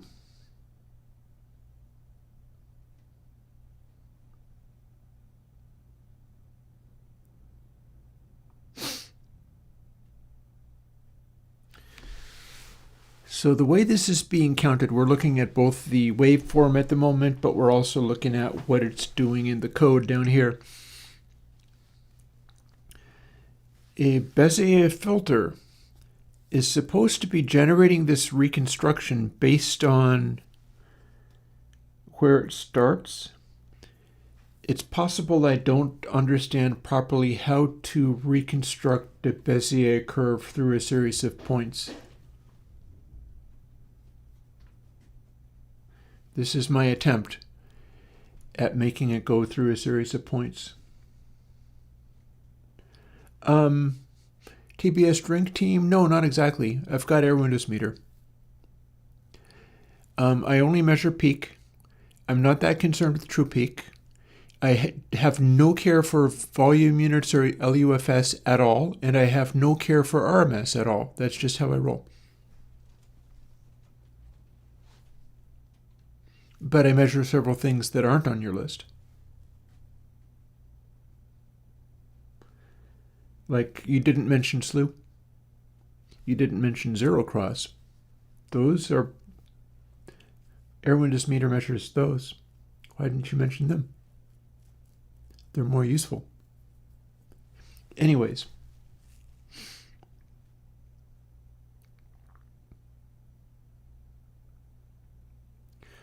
Code I'm looking at here says x equals BESIQ lm cycle p times lm trim. And then base equals BESIQ thus and so and so and so. Plus, and then we got 1 minus x times 1 minus x. This part is part of what makes it be the Bezier curve extrapolation in the first place.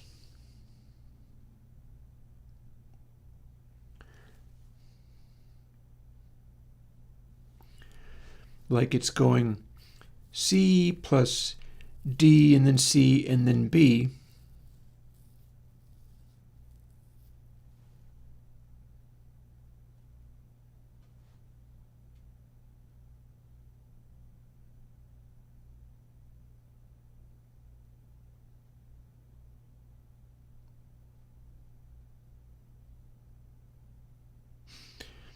And we're using A to track as an averaging factor. Oh yeah, look up any of my forbidden music things. At the end of them, they will link to my meter.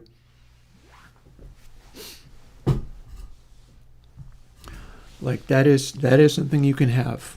It's out. Right now, I'm trying to solve this.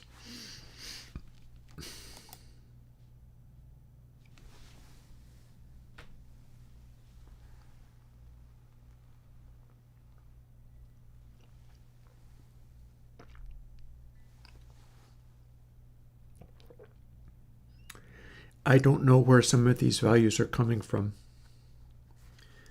That's because I hacked them into place in the first place, so there's that.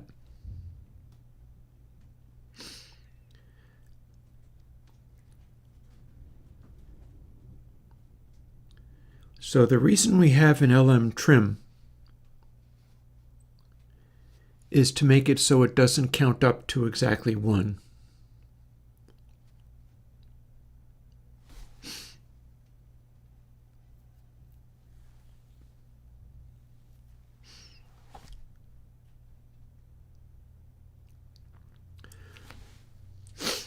We can apply a change here.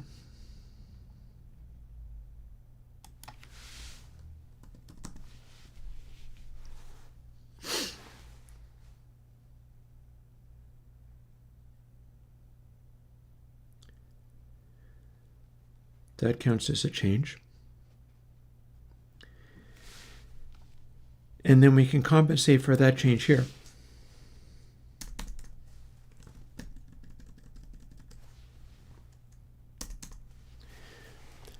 Like if we do this math correctly, this ought to act about the same.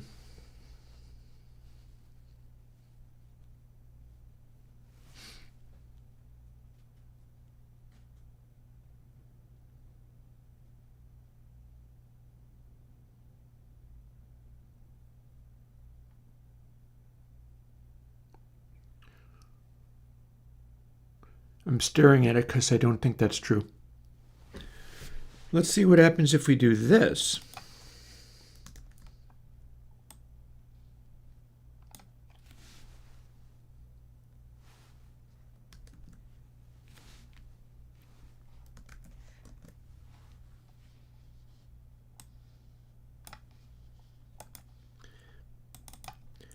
Might be a deeply silly idea, but I want to see what happens.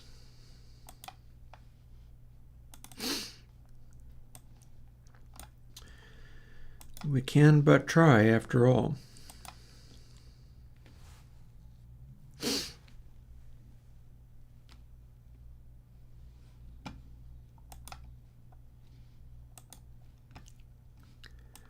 Here's our test tone.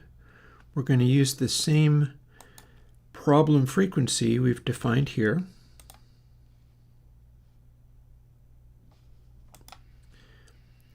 And we're going to repeatedly apply it again. Like about 3 times ought to do it.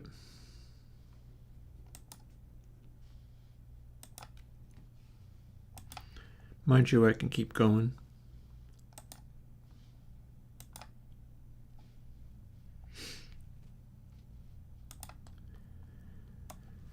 Then we can clip off the beginning and normalize it.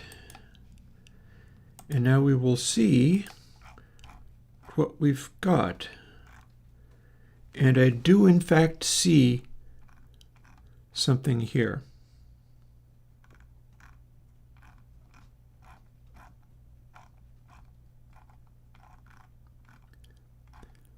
But am I actually seeing something, or is it just a trick of this not being dithered? Am I just seeing where each pixel is?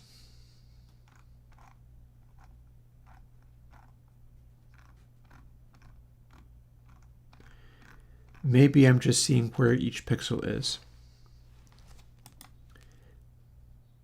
One way to find that out, recent effects, slew only.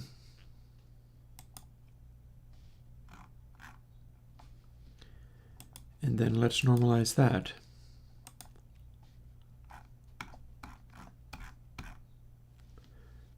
Let's normalize that without this bit on the end.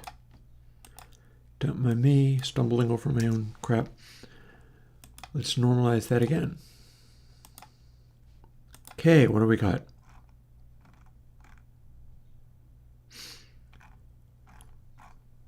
That looks quite a bit like just a sine wave to me.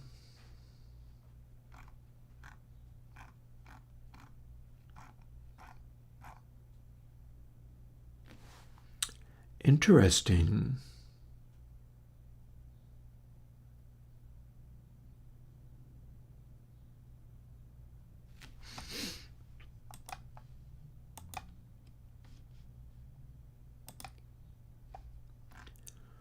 Yep, there's a sine wave.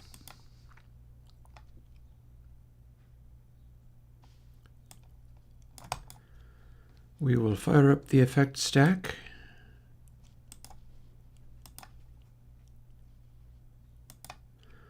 We'll fire up BESIQ4.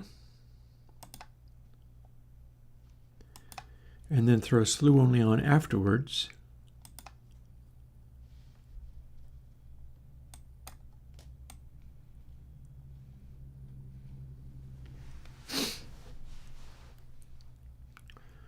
Well, now what have we here?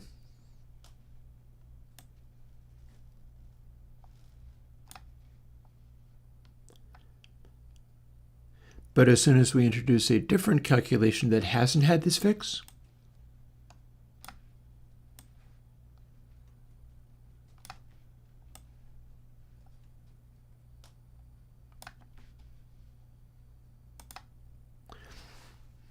there's problems.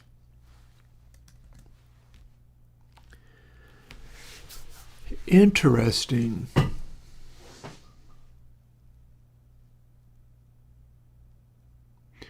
Yeah, I mean, I'm not interested in VU meters. I'm not interested in VU meters or RMS. What should matter is what the peaks are doing. And those are not as easy to hear, but they matter if you're clipping them. It matters how loud those are.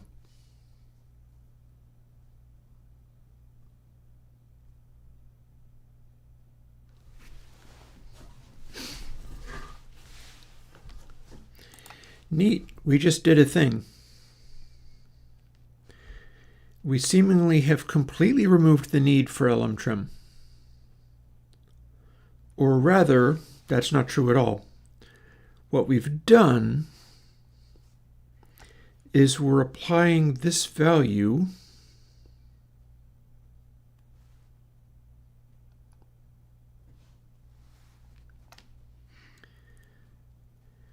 and then this is being done in a particular way.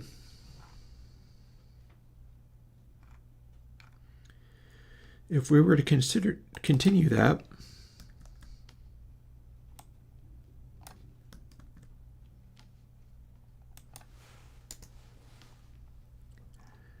we'd get this.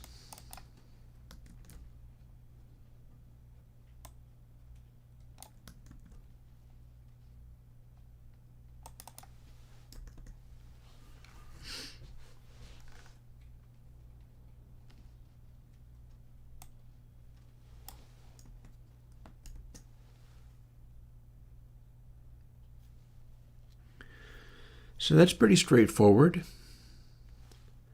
That's also going to apply to the, you're not going to notice this effect as much on the reverbs, but this is going to apply to the reverbs. Peaks are peaks. Peaks are instantaneous peaks. They are where the sample sits. True peak is where the waveform reconstruction would go as it's reconstructed around the sample values. Peaks are straight up the sample values. Peaks become a higher true peak when the slew between them is too sharp.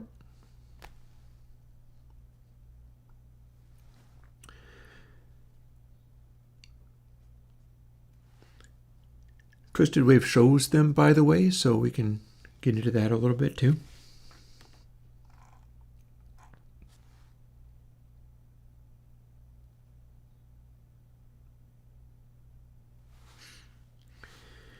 I wonder if I can tweak this further.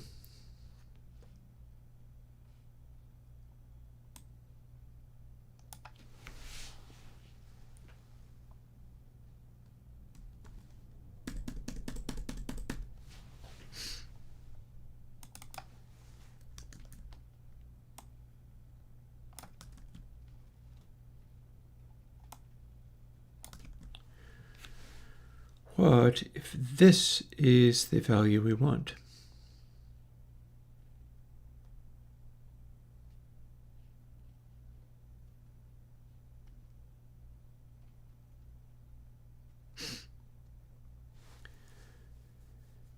Because there's that issue with exactly one.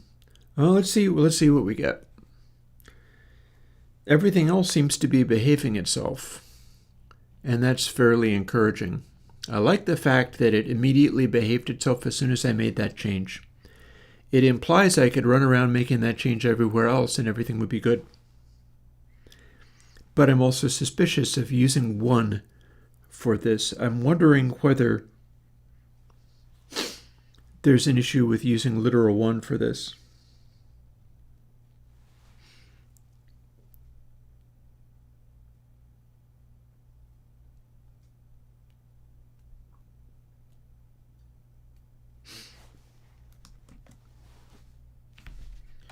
We can but try.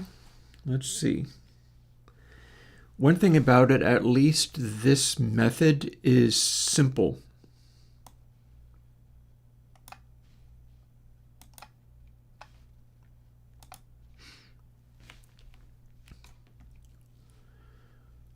Let's see a couple of things, really.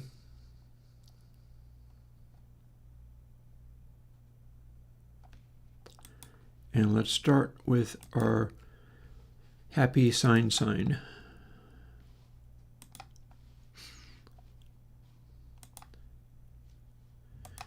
So here's what we're testing. Here's how we make any discrepancies obvious.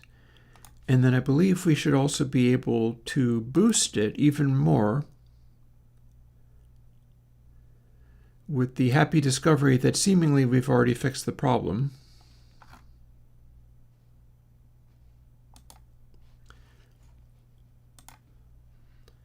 So we can make this go a bunch louder. And we can set this back to default. And cut the bass. And hit play.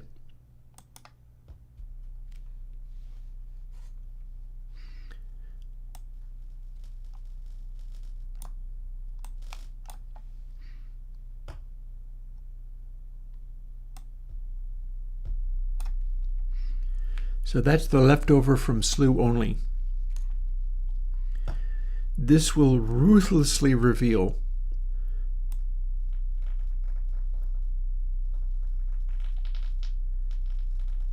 any sound this produces.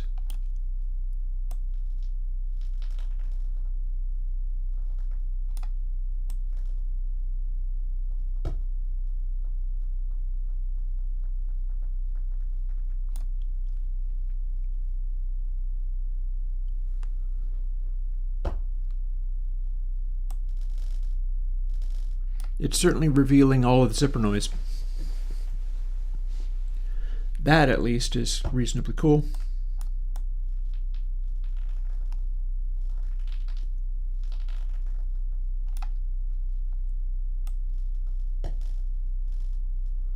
What if we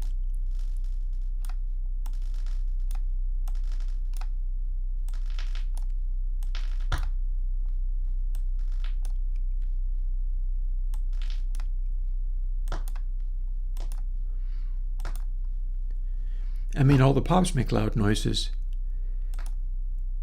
I am no longer able to hear any artifact at all.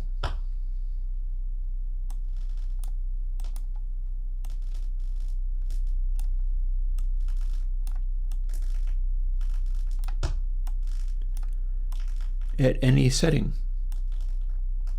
Remember when it used to make a funny little noise?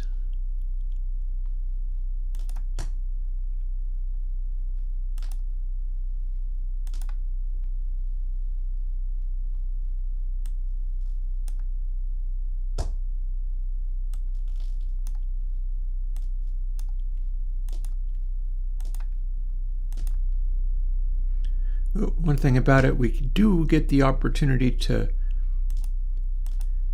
fuss with the output level, apparently, but that is a natural byproduct of where those things are set.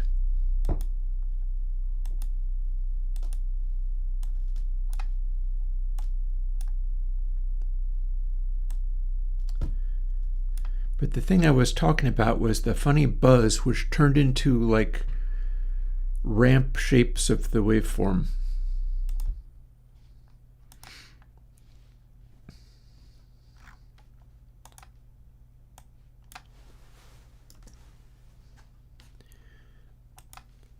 And we can take this and, in fact, apply slew only again and crop off that beginning bit so we can amplify it right up using normalize. Oh, I see something. Did this reveal something out of what we're doing?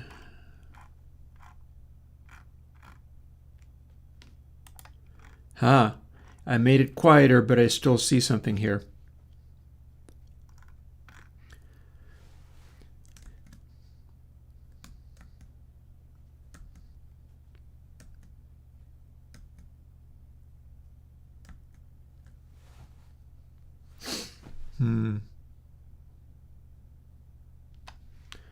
Curiouser and curiouser.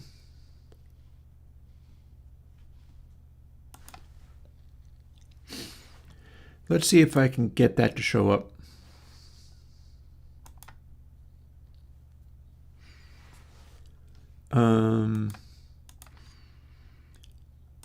Let's give you a different setting.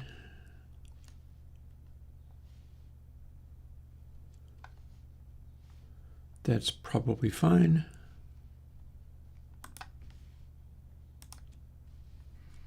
Let's see if it remembers that.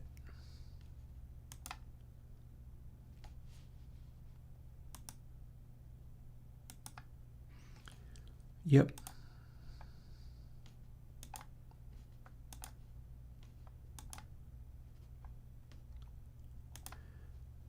Then we'll add slew only, and then boost it back up again if needed. All right, now what do we got?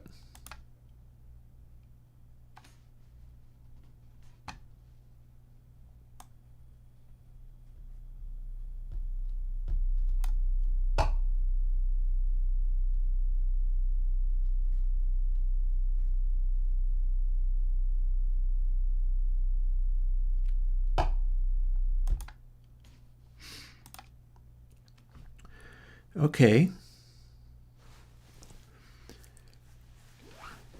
So if we do this, we should see exactly one of those being offset. The others aren't in the equation. The others are unity gain being summed.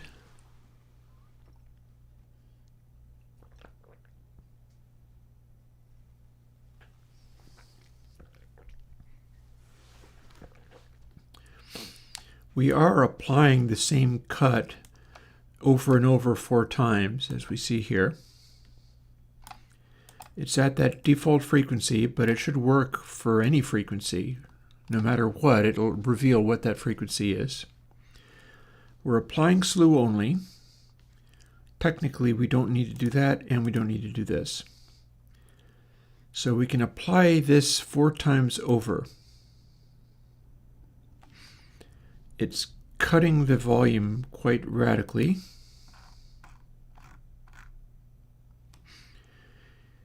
We see some stair steps there, but the thing is that's probably just a visual representation of it. So the way to find out about that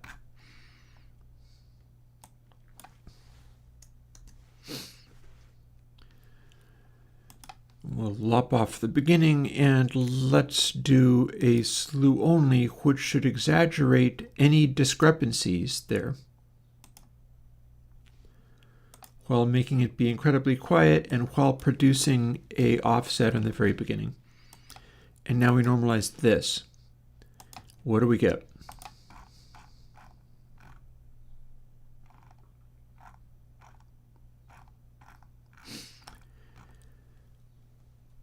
I think that's clean. I'm not quite sure why I was able to amplify up a weird behavior afterwards. That's acting clean as a whistle.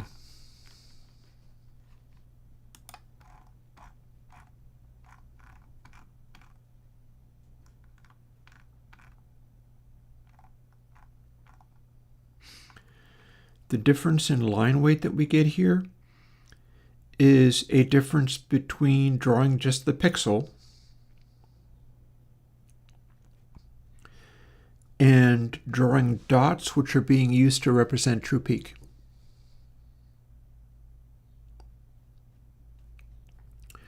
We just don't technically have any true peak here.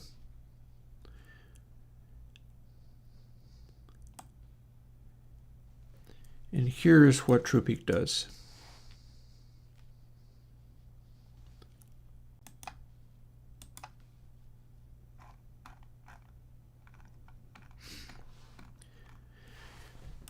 See how we've got this little zoop from one sample to the next?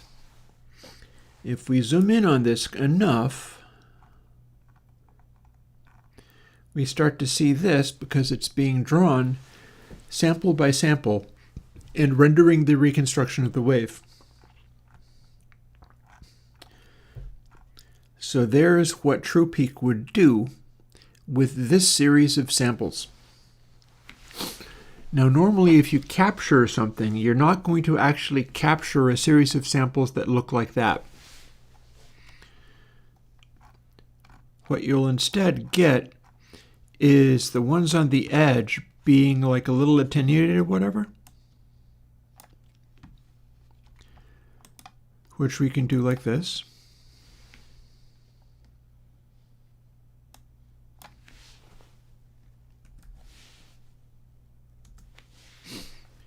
If we take those down 2 dB, next thing you know, we don't have a significant true peak, because those have been pulled down enough that it's closer to what you would get if you had a real-world waveform with a discontinuity like that, which was being captured with a microphone and turned into digital. The converter would be doing this for you.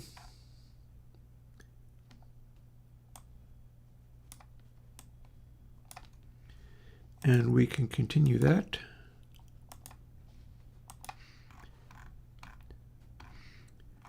Do it like this, and you've barely got a true peak issue at all. You see, as we zoom in to where it starts rendering true peak, now we don't have the pointy edge on there because those positions have been stepped on a little bit, slowing the maximum slew.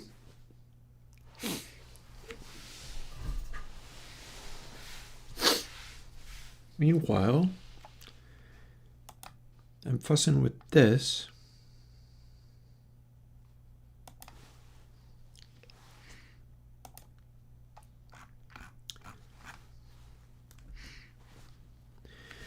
And wondering whether this has actually solved the problem I was having. Not impossible.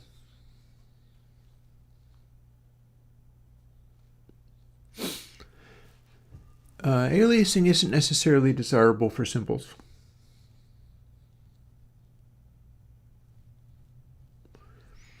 Symbols are a more complicated waveform than that.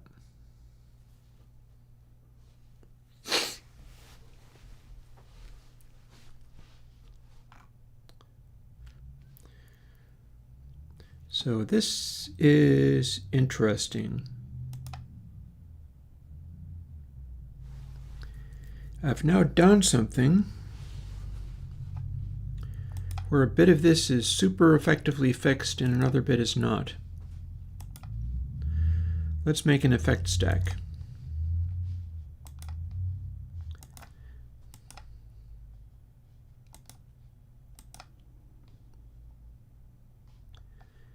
And here's the one that's a problem.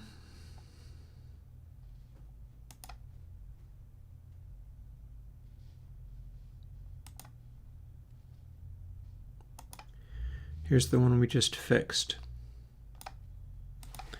I'm not going to save this like this. It is just a temporary.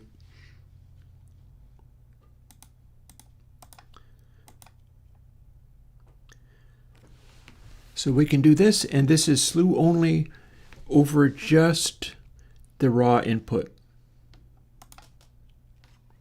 And we can do this. This is slew only over the newly fixed Beziq 4 with the changes I've just made. And then the next thing you know, we have a big obvious problem because we have this. And this is completely failing to work properly.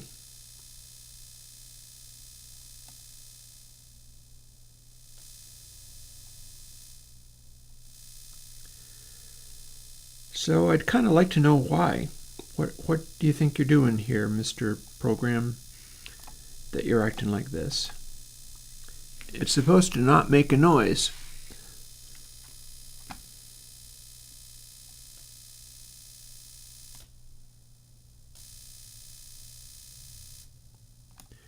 Weirdly, when we engage the compressor, all of a sudden it ain't.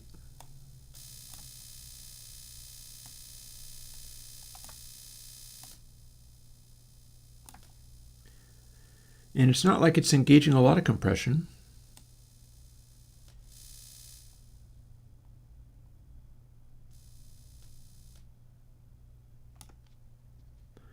Well, that's actually suppression.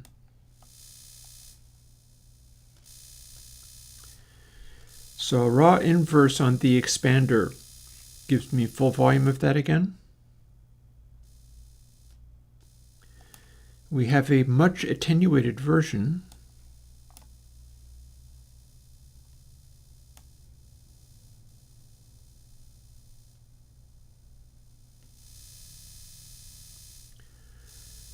We can amplify it like that.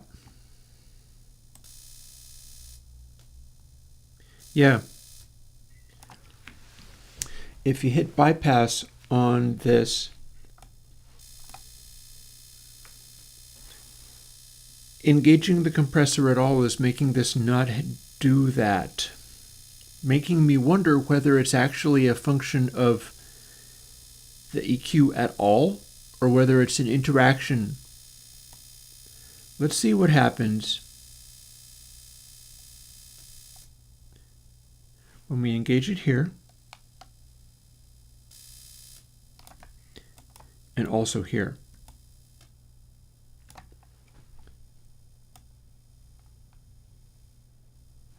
And also here.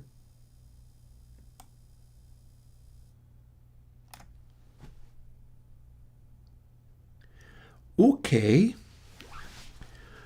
Well, that's interesting. What have we learned?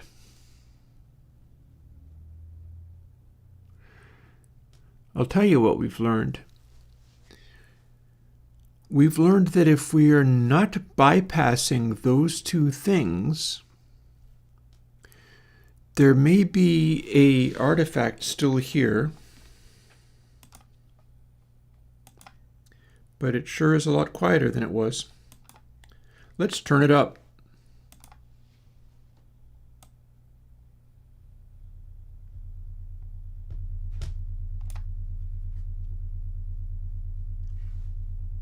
Neat. I hear not a trace of that artifact anymore. All we're getting is the compressor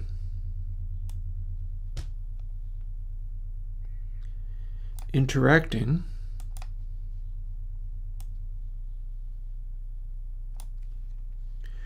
with the 30 Hertz sine.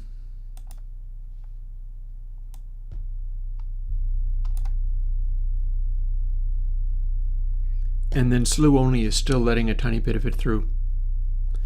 Interesting. Okay. I've added 8 bits of gain. That's a lot. That's 8 times 6 dB.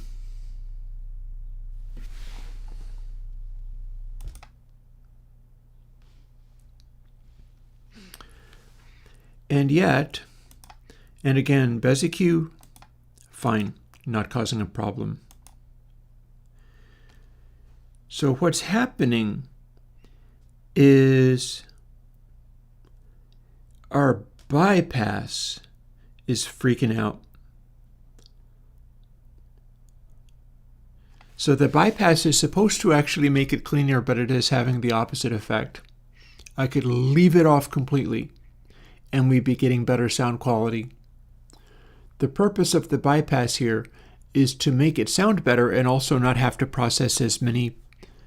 It's not running as much processing if you're not having it engaged. And yet, you do this.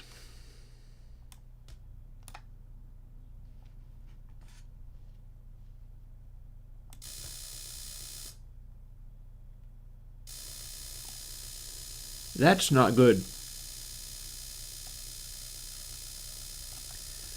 Ah, but is it related to any of this? It's not related to that.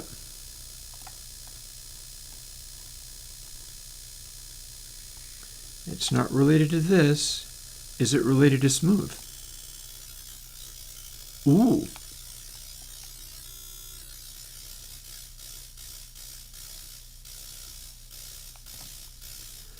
Interesting. The bypass is interacting with smooth. Well, smooth, this is going to involve me rehacking console for Purist console for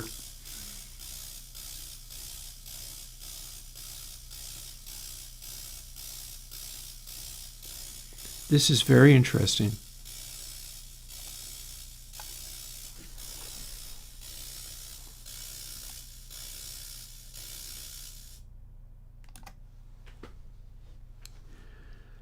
Only happens when we're trying to use the bypass. Yeah, that's coming off of the smoothing. Interesting.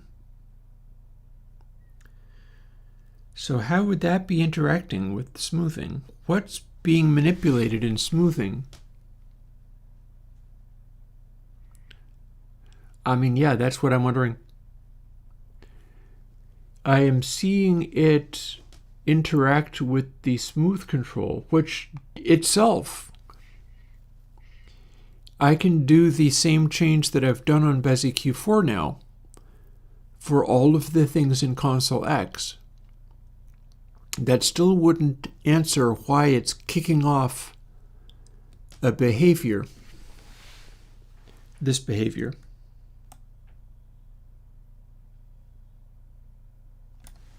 He says as the behavior suddenly doesn't happen, huh?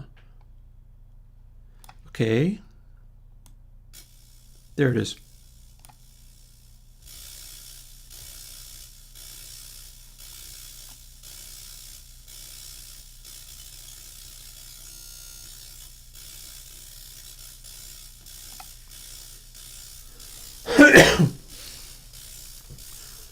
So with this, we are bypassing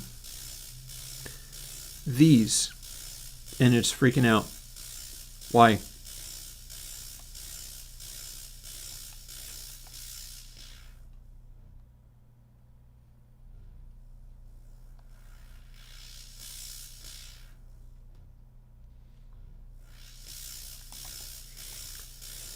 Something's kicking in and interacting.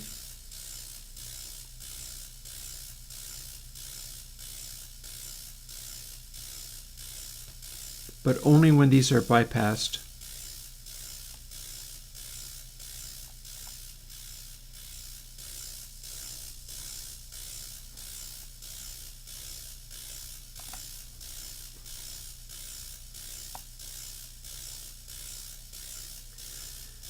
Like, theoretically, I can make this change. If I can make this change its sound, then it will tell me which part of it is happening.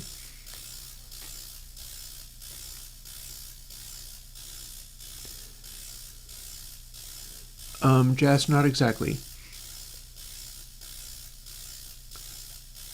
No, we've stopped using blockwise processing of smoothing. That has stopped some time ago. Okay, we're bypassing this. Also, when we engage it, it works fine.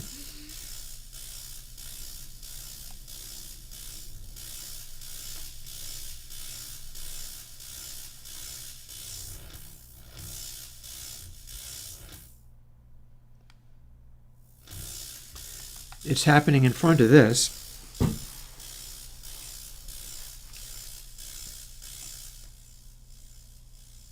Ooh. How is it happening in front of that?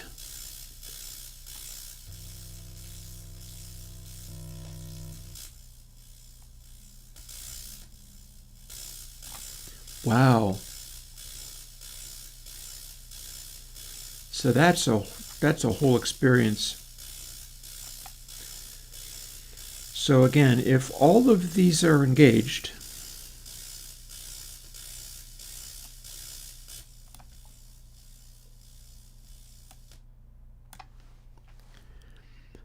is perfect. Only when we're bypassing some of this stuff does it start doing it. I feel it kicked in when, there we are.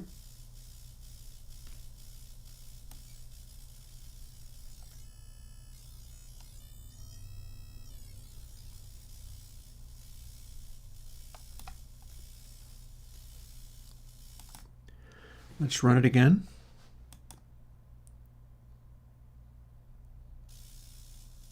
Ah, it built up.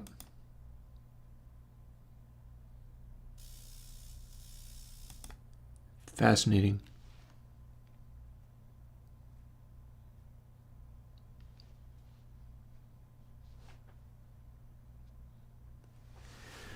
Well, now that's suggestive. If it builds up when those things are bypassed, then something's going on, which having them enabled allows it to put it in check. Like we've got variables in there somewhere.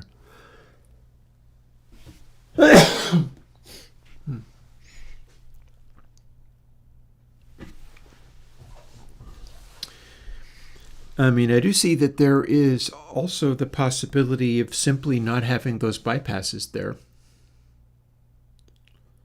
Nothing stopping me from just ditching the bypasses. It'll run a little bit more expensively. Not all that much more. But like once these things are engaged, it's fine.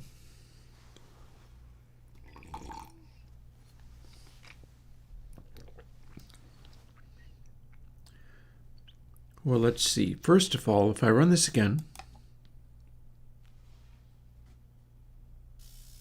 there we go.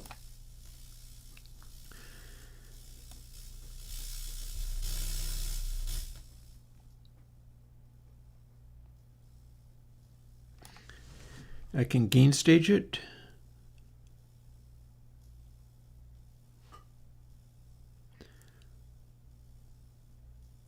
Actually, that's gain staging it with no added gain.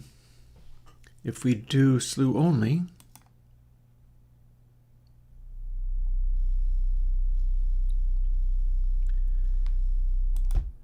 okay, that's interesting. Oh, hang on.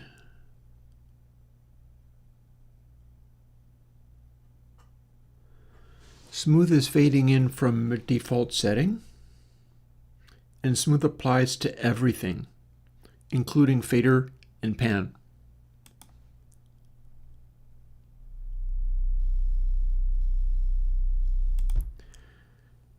So that's why it doesn't engage instantly.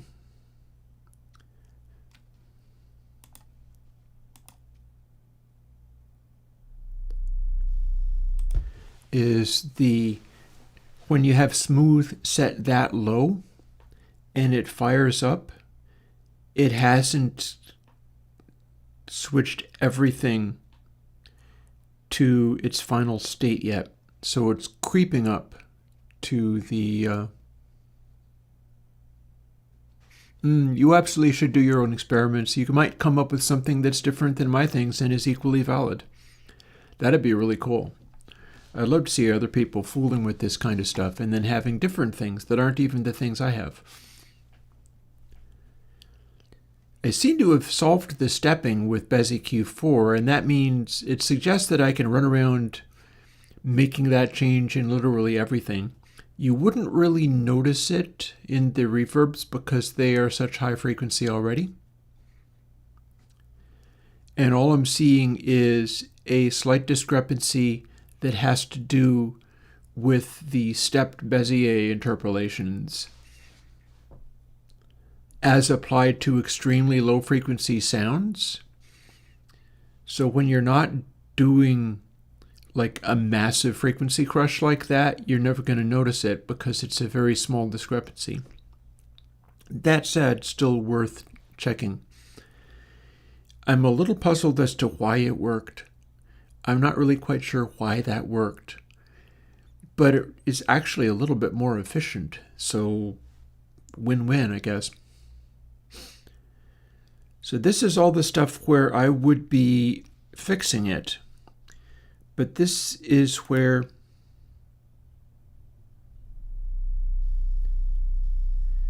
as you go up to a maximum setting, we start getting a behavior, and if I kick slew only in,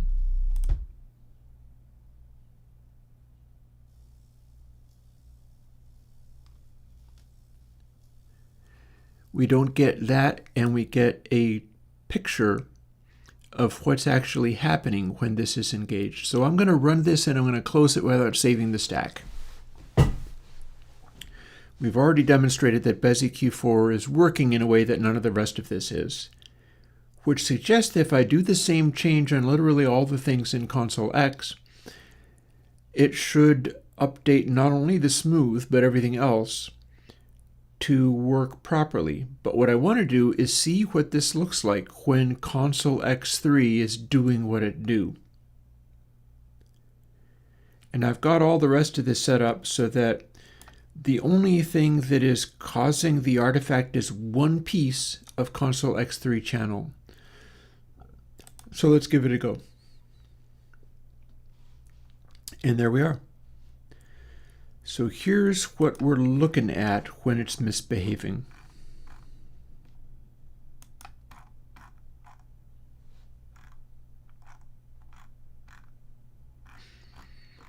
Something going on there.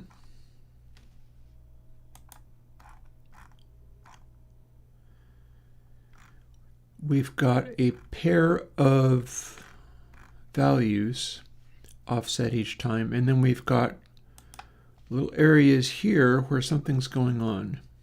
So what's this look like when I zoom in closer? Come to think of it, what does this look like when I normalize it? Boop. Alrighty, what do we have here?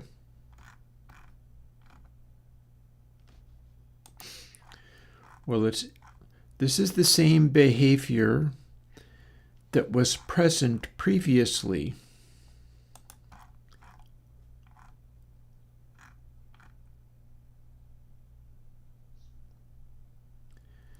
It's like it's peeking through from somewhere, but I'm not really quite sure where. And then here's where it coughs and sputters a bit.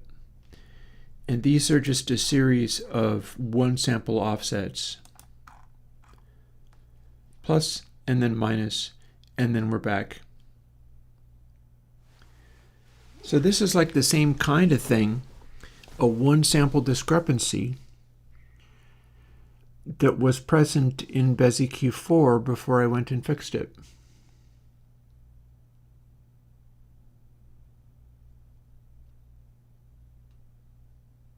There's also looking for Rome. Consider this.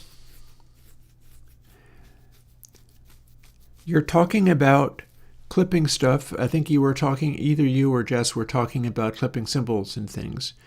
You're talking about true peak limiting. And we're talking about hitting a clip frequency that would cause aliasing through stuff like this, which is the waveform you see as a true peak. Aliasing in terms of inharmonic tones are because of regular clipping. Regular clipping that's causing aliasing is going to cause a subharmonic to appear, and these are the objectionable things. If it's not regular waveforms going in, like if you have individual ticks like this mess that I'm looking at. I'm looking at this nonsense.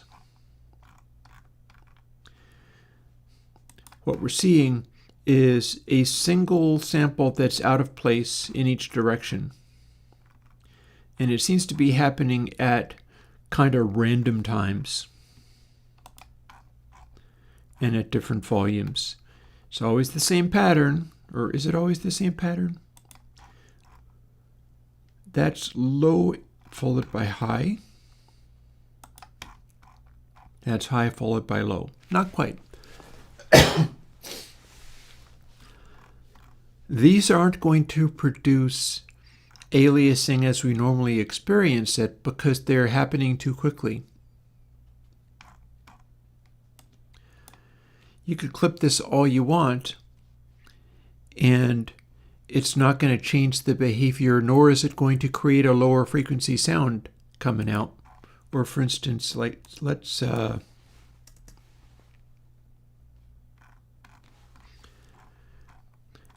here's a true peak issue.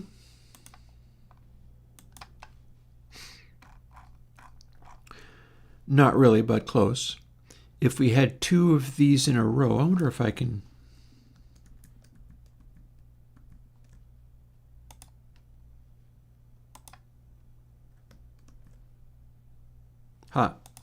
There's a true peak issue. So we have those two samples in a row. That is causing a true peak issue, which we can plainly see. It's just a sequence of 0 samples followed by this one. So if this was up at 1, we would get true peak. We're not going to get aliasing per se out of this, no matter how much it distorts, because it's not regular. It's not going to produce an undertone. It's just a single tick. Symbols are also kind of like that, although you can't guarantee. Symbols are not as random as you'd think. They're a very complicated waveform, but they don't have that much they're not really white noise. In fact, they're not very close to white noise at all. And that's why if you clip them, you will get unpleasant aliasing because there's too much regularity in them. Other than maybe hats. Hats are just more complicated enough. Anything like a ride, yeah, you will get aliasing, but it's not because it's like noise, it's because it's not like noise. It's not just a sequence of louder samples like these. You can distort this as far as you want and you're still not going to get aliasing out of it because it's not regular. It's not a pattern. As soon as you turn it into a pattern, that's when you might run into aliasing.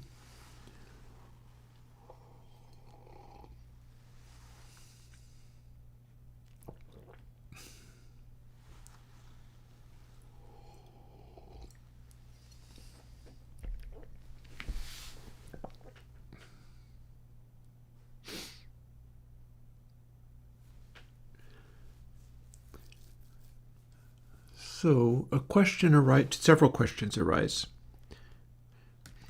Firstly, let's quit out of here without saving these changes.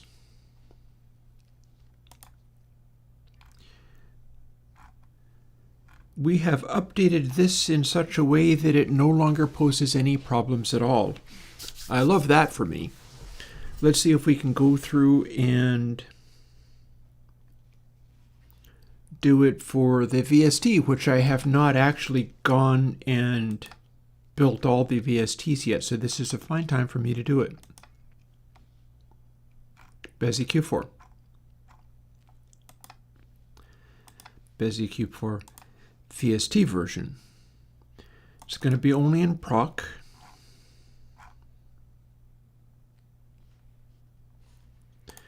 And we're going to take this value and put it everywhere it's needed.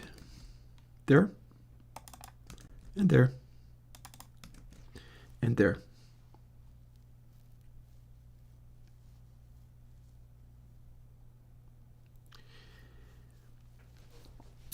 In theory, and we may have too many 9s there, but we're using double precision, so we should be fine.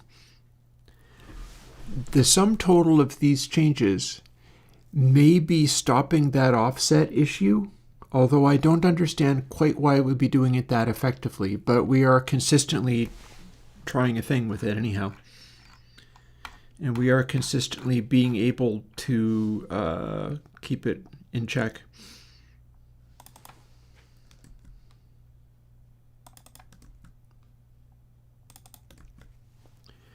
I could go through and look for everywhere it says 1 divided by stepped and then change that. That's not unreasonable.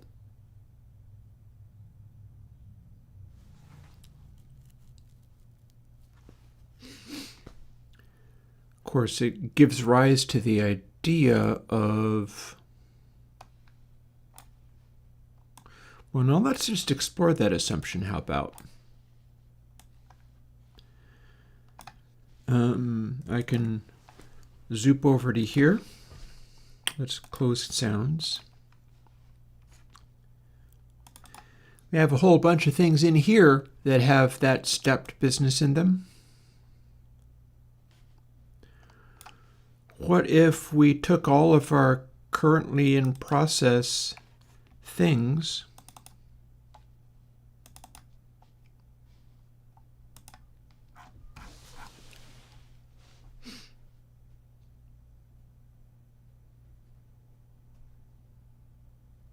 like I've just done DRes 4. Ooh, need to rebuild K-Rockstar as well if this works. And these are AUs.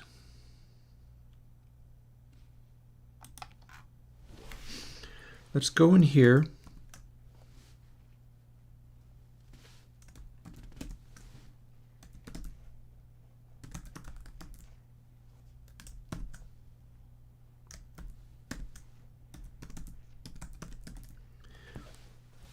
And let's also change that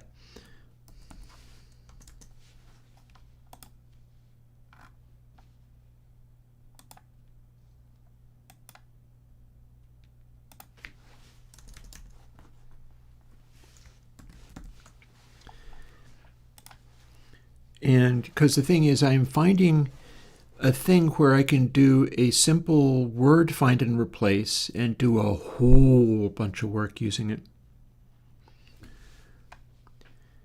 And all I got to do is drag stuff out of these folders, which are the primary code folders for all of Airwindows, and put them into locations, and then recursively go into locations and do this find and replace, because I don't want to be doing everything that's already been out.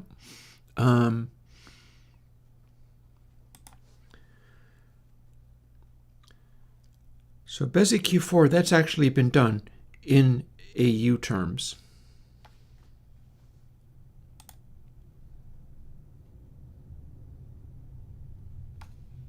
It's not been done in VST terms. Let's not save those changes. And we're going to search for this everywhere. And I do mean everywhere, because we're going to drag all of this stuff, both the, well, if I move the AU, which have successfully okay, so this is the only one I don't move. Basic Q4 is the model upon which all these changes are based.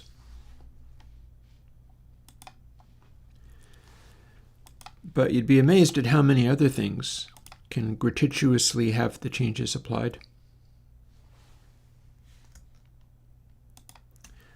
Such as, here's AU, so let's do console 4 channel, console 4 bus, X3 bus channel and pre.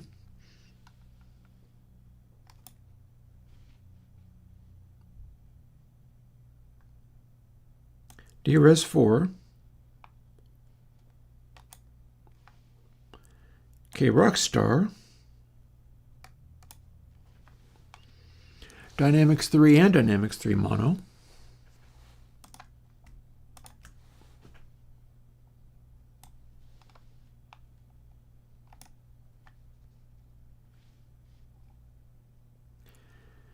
I think we're caught up at that point. Everything else has either been out or Basic Q3 I've already done the changes.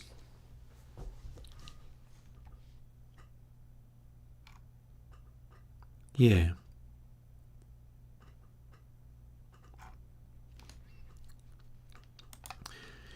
Meaning this is the collection of everything I have which is going to be altered by this automatic find and replace. And then I go into VST, date modified, and do the same thing.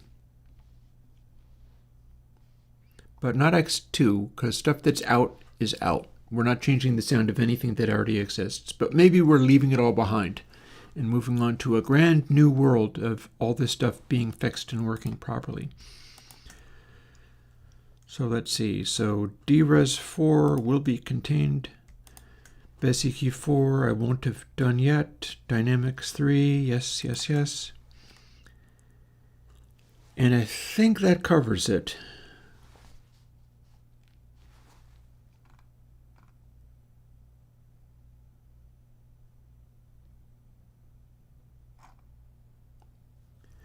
Let's see, X3, pre-channel and bus, yes, yes. Console 4, yes. DRes 4, yes. KRockstar, yes. Basic Q4, we're going to be applying what's being done here. And then Dynamics 3,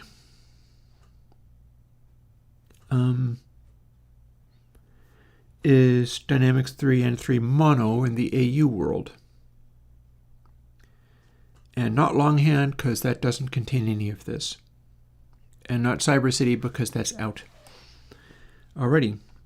Workspace VST3, or VST rather.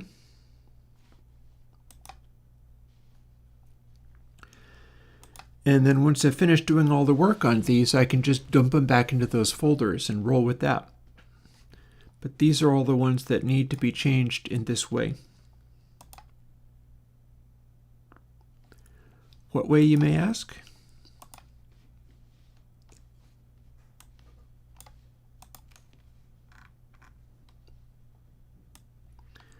For starters, we're going to do this.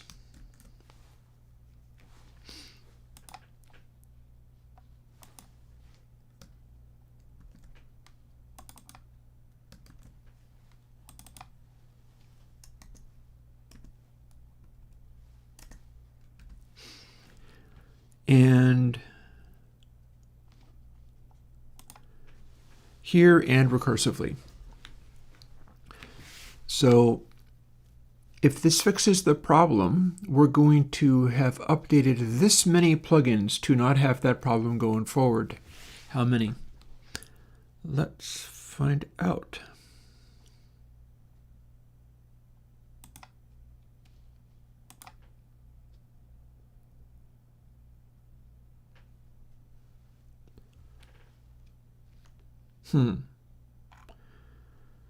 Okay, that's interesting. Why is it only 12 files?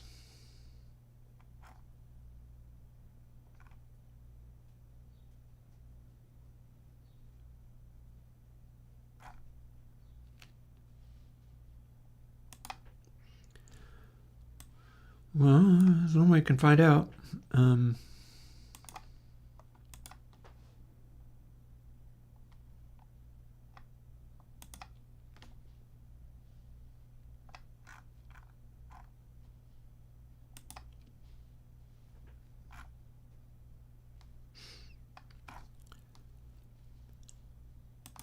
These ought to be all the same.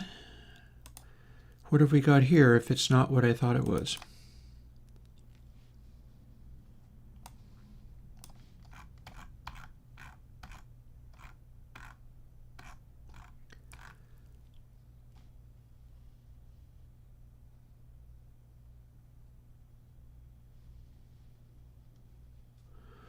Ooh, okay. Sometimes we use the phraseology Bez fraction rather than stepped, so they don't all match perfectly. Interesting. Let's see if this stuff is the same as it would be.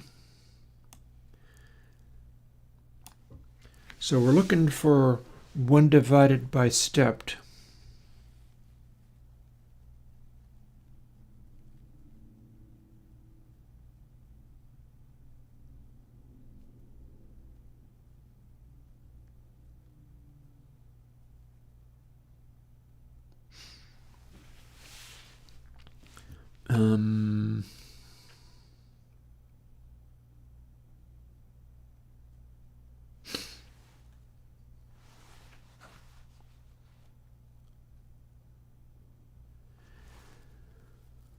Just out of curiosity, how often do I have this?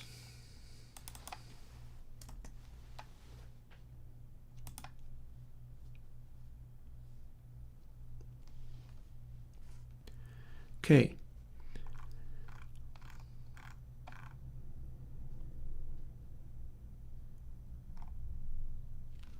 Weird. Okay, gain proc?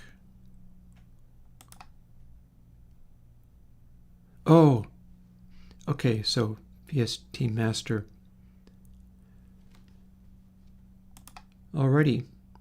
So that only happens in that exact way, in this exact form.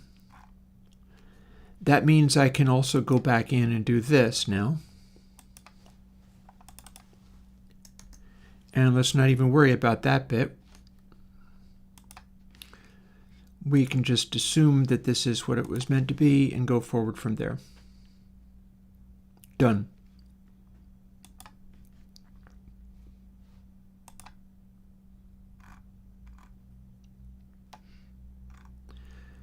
So we're calling it downres, but it has the same function.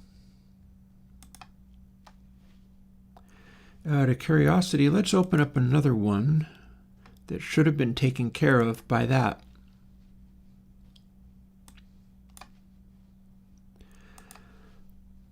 Let's open up Purist Console 4 channel, which I know has a simple version of Bezier control smoothing.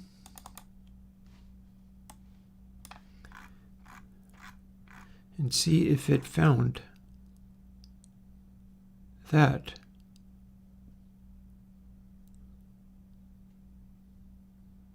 Ooh. Nope. I've got a slightly different form to do here.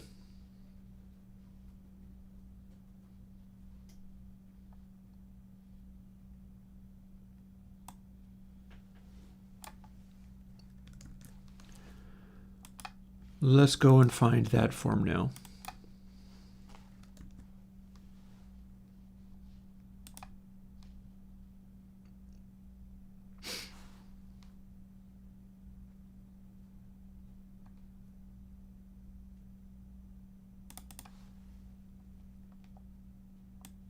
Don't mind me figuring out how to do this.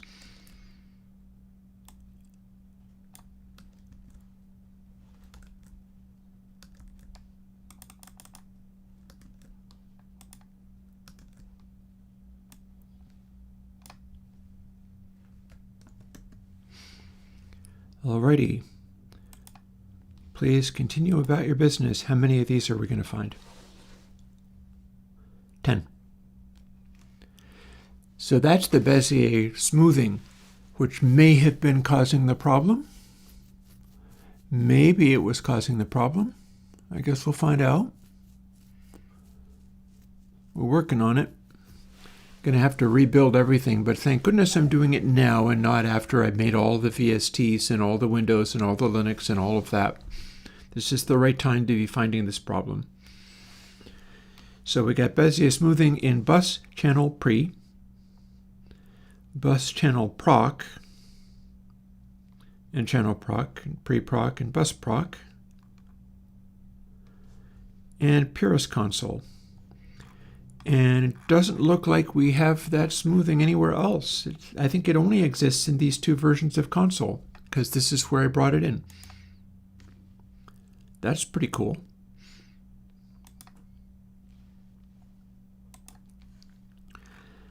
Having done that stuff, I'm going to take a brief break to use the restroom, just so that I can be comfortable and more able to focus.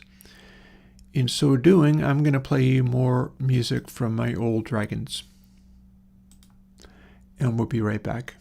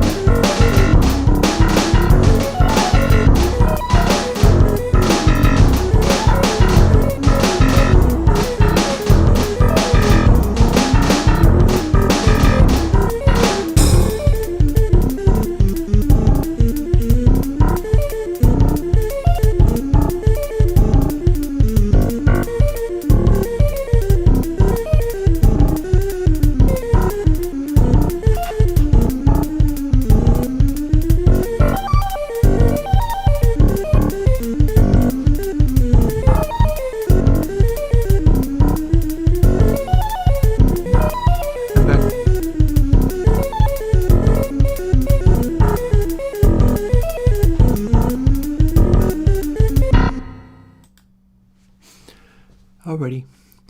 Yeah, don't worry about it, Jess. The people who show up in my streams cover a wide range. And if you're distressed or freaked out by things or whatever, people can always... one of the people who hung out wandered off for a while because he didn't like all the things that I believed or thought, and has recently recommented on videos. It was nice to see him again. We do what we can. I wouldn't worry about rambling nonsense. Do your best with what you can and try to be kind. That should be good enough for anybody. Meanwhile, where were we at? We had done an interesting thing. We had adjusted how this works.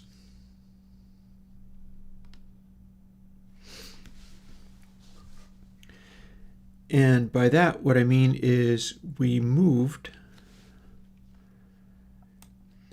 this times LM trim to LM trim being up here. And that seemed to fix everything. We've now updated all of these bits up here to this form. And I believe it's been updated for all of the other bits as well.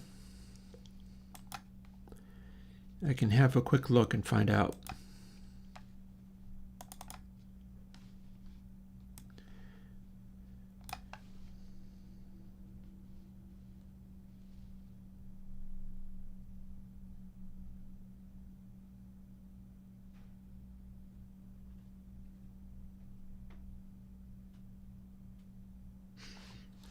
Yep.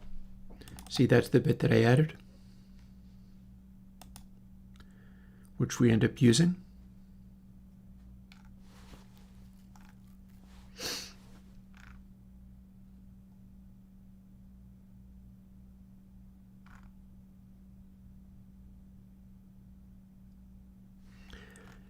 Possibly this is already covered.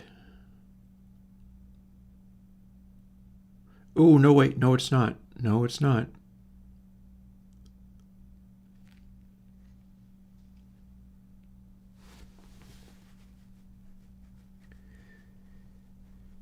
So, do you see what I'm going to be trying to do with this?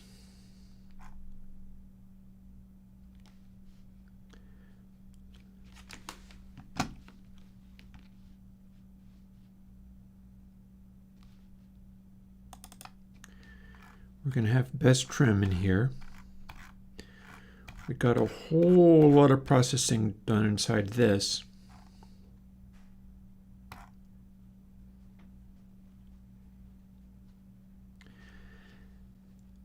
But for all of these, we have this change to make. So might as well get ready to do that.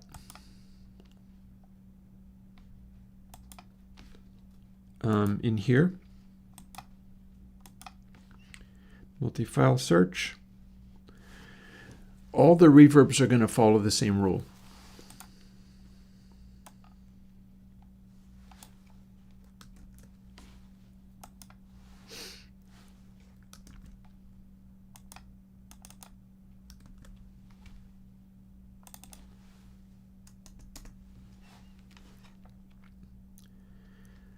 So we'll roll with this.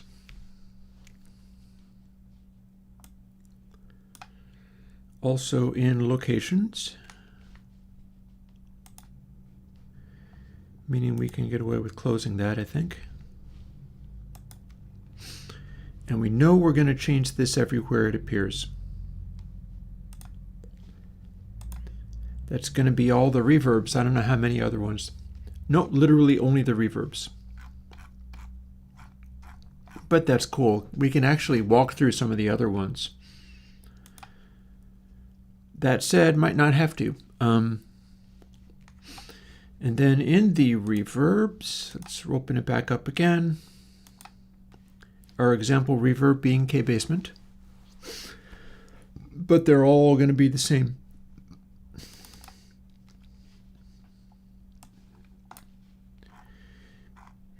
we've now got it so that x is only equal to Bez cycle. No more trim, but then we've got another change to make. Right up at the top there. So here's the trim that we changed. It becomes 1 minus downres times Bez trim. Downres has been adjusted in this way. Hang on, would that need to be larger rather than smaller? I'm not sure I care.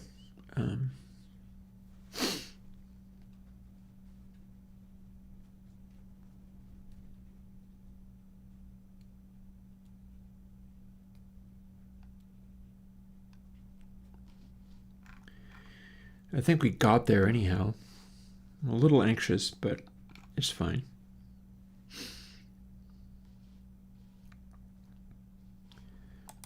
And so what we're looking at is we're going to, hang on. Okay, I don't have anything in my buffer. We're going to find all the places it says literally all of this.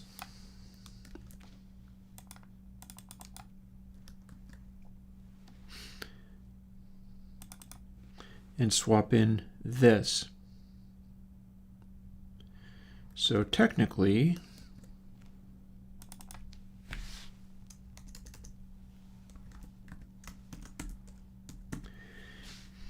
I get a little nervous sometimes because I'm thinking, does this get typed exactly the same way that it was? But I believe that's the way it's supposed to be typed, so I think we're good. So let's give that one a shot now. Oh, okay, I got that. Thanks for mentioning it, otherwise I wouldn't have gotten around to it.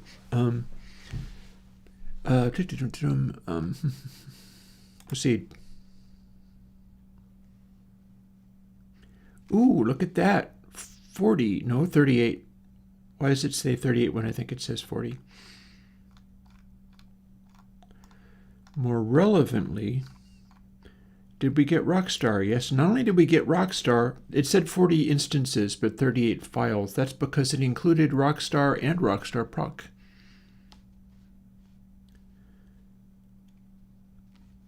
Cool.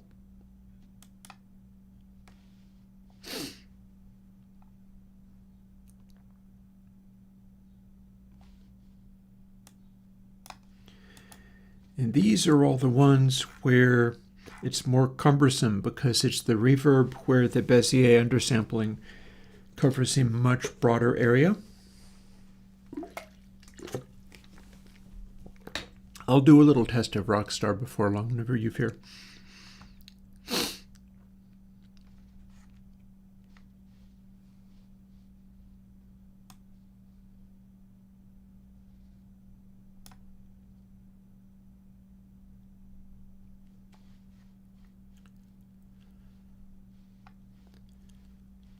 So yeah, it looks like we got to do this. That makes it beat down res. That gives us Bez trim.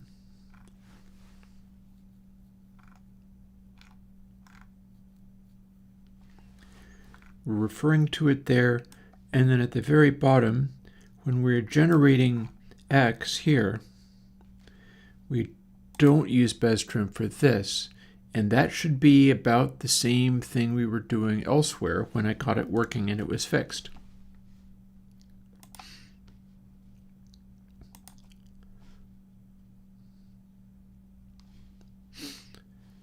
And this one's fixed, but the VST version may not be.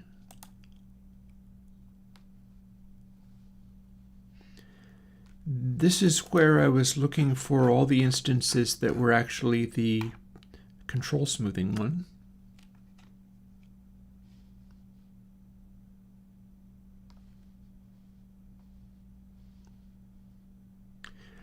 Ah, I see a concern.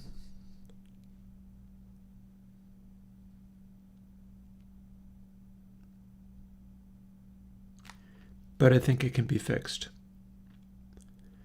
So I think I'm using this control smoothing engine for everywhere it appears.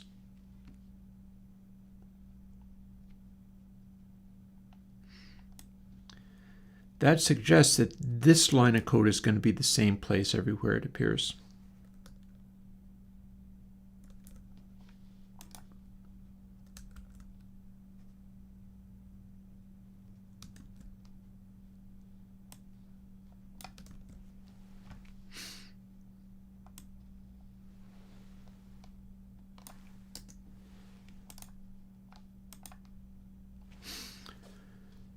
Which also suggests, let's just close this for a moment while I do that.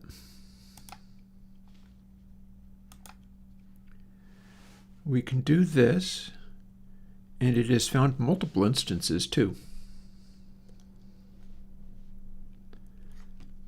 So every instance of purest console, every instance of console x3. Good, that sounds about right. So 10 files, and for all the VSTs there are 2 occurrences. That also sounds correct. And I will open it up again. We got that fixed. And here's where we bring in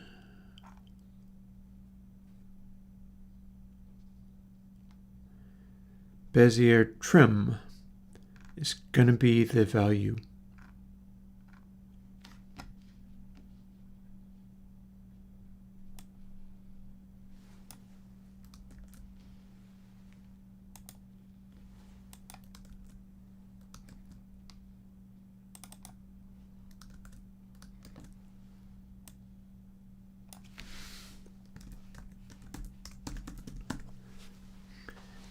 So in order to complete the changes, we need to make it do this. Then we ought to be good to go. I think that's what it's going to need. If I've calculated this correctly. And we're not going to be quite finished, but we're going to be closer.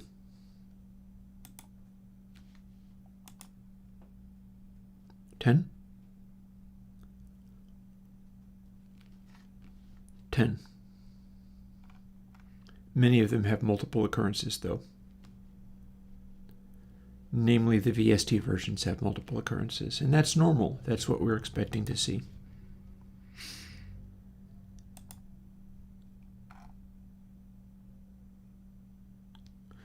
And there we are.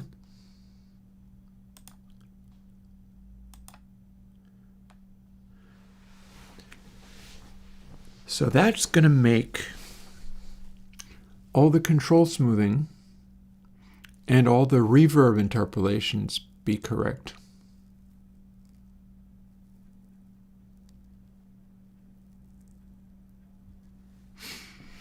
Everything needs to be rebuilt. But that stuff should be taken care of. Now I have a collection of VSTs and AUs that have filters and things in them, like for instance this Bezier Q4 that we're looking at right here.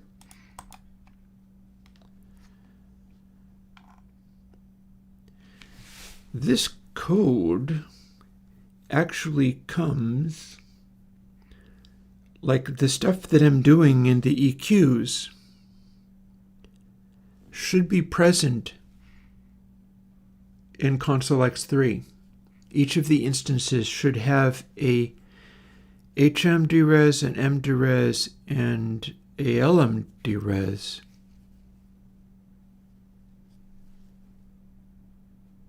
Or trim, rather. There will be places where each of these are present, and it's going to be the case for every single one. So if Bezier Q4 is the pattern for the console X versions in there,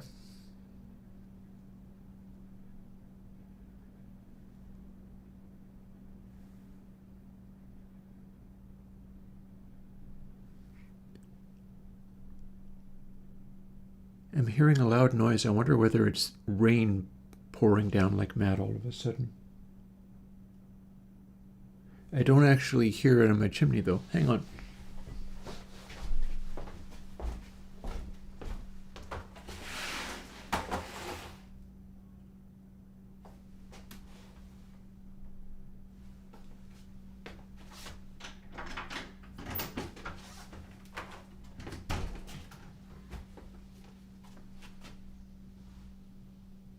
Yep.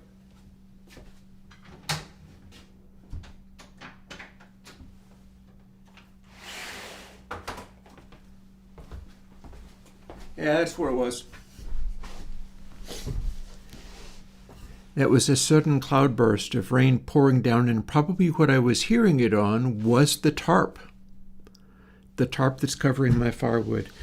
I worked for hours yesterday making sure that tarp was good. Near as I can tell, it is. So that at least that's pretty cool. I'm happy that I have that going for me, that the firewood's staying nice and dry. I still want to get more though. So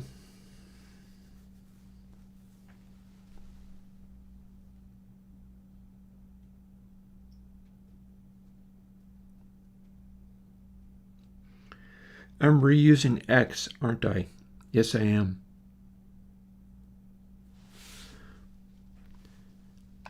Which means it probably should have updated that. Well, hang on. I'm not sure if it did or not. Let's find out. BESIQ, not from the AU workspace, which we don't have BESIQ in there. Also, I feel DRes4 is going to have its own version of this. Dynamics is going to have its own version of this. That's going to be a thing. But let's look in the workspace for this. Here's BESIQ4, VST versions. Which of these need to be changed? If I do it for this and I do it for Dynamics, it'll cover everything in Console X. And that'll be exciting. So let's see. Taking a bunch of wasted space. So this part got updated. This part exists twice.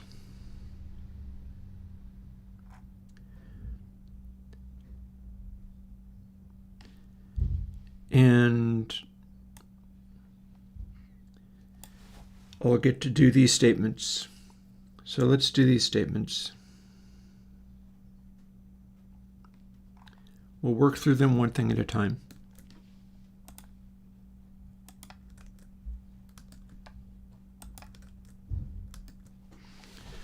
If I wanted to be really clever, what I could do is try to put together regular expressions that would cover every variation on these, and that can get you into a world of mess, and so I'm not going to do that. Suffice to say, I can do this, and in fact I can do a little bit of quick fiddling with it while I'm at it, because we're going to do a replace all here.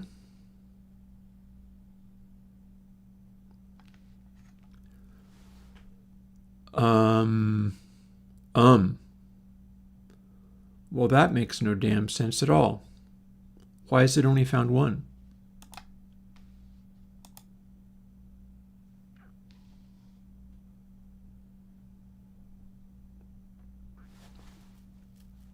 Okay, that just annoyed me. What's the deal with that? I thought this code was replicated into the consoles. I might as well not even do a multi-file search and replace if it's only going to find one.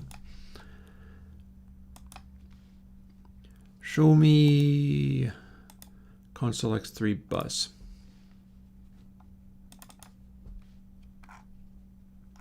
Also, there's our high pass. That's going to be there too. Or no, wait. No, that's not a Bezier high pass, low pass. It's just a Bezier control smoothed, and we've already got that covered. Or at least I can go and find out quite quickly. Ooh, I see why. where it says P here, I've got 0, 1, and 2, and that's what's going to get the consoles. Cool, okay. Now that I know, knowing is half the battle.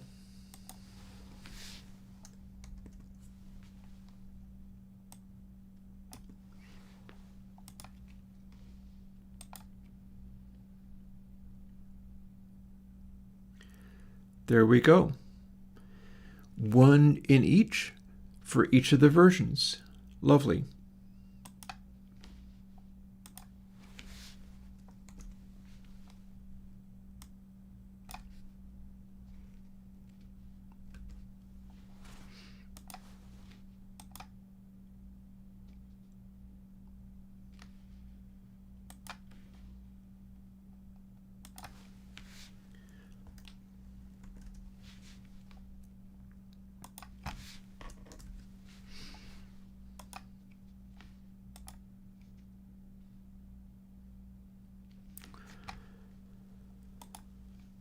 Then we got to do mtrim.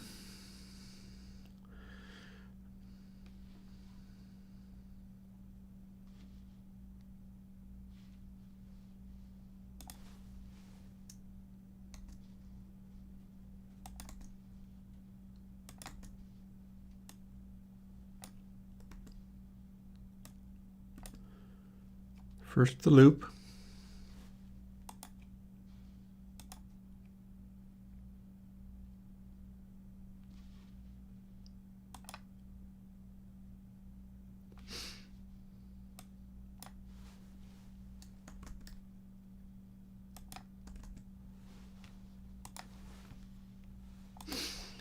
The reason it's not doing this the way I thought it was going to do it is because I have it in a distributed form rather than in just run inside a loop form. So for distributed form, I'm manually specifying which instance of the array I'm using. So I don't get to refer to it just as the variable p.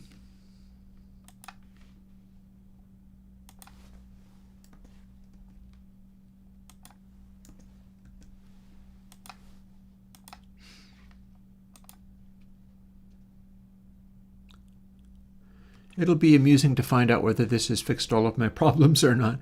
I hope so. Be a bit of a shame if it didn't. And then HM.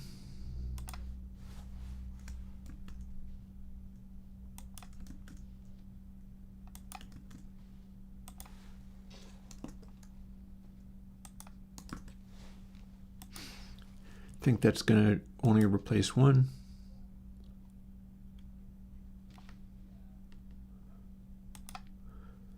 As in one instance in both kinds of BESIQ4 proc.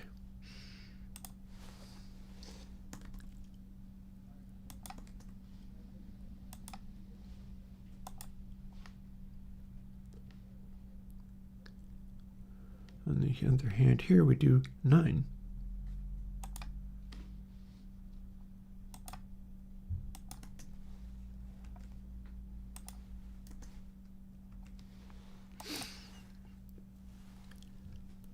Except for it's 9 times 3 actually, because we're going through and doing it again, like this.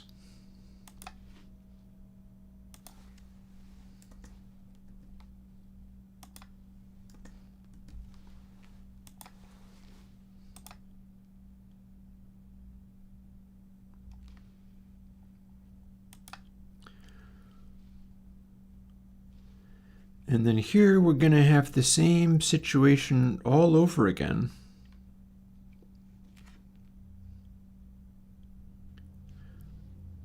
Maybe we'll work, no, let's update this. So for starters, we know that we're going to be starting with LM and working from there. So it's going to look kind of like this, and we're going to have something kind of like this, except for that's not the one we want. What we want is if BESIQ BES LM cycle P larger than 1, and it becomes if larger than LM trim. At which point I go through the same rigmarole of doing this all over again for all the variations that it requires. But it should work. Let's find out.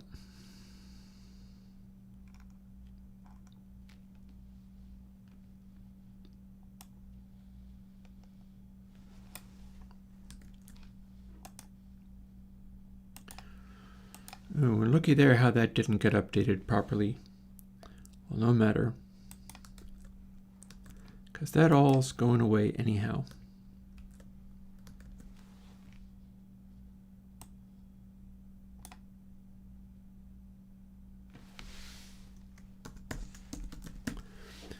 But what I should do, and what I am going to do, is scroll up so I can see whether I'm spelling it with a capital trim or not. Nope, I am not. Each of these is a lowercase trim, and M, LM, or HM, those are the same. But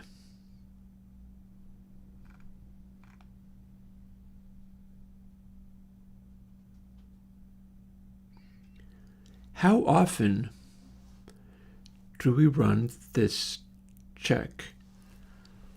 Now, and does it even matter?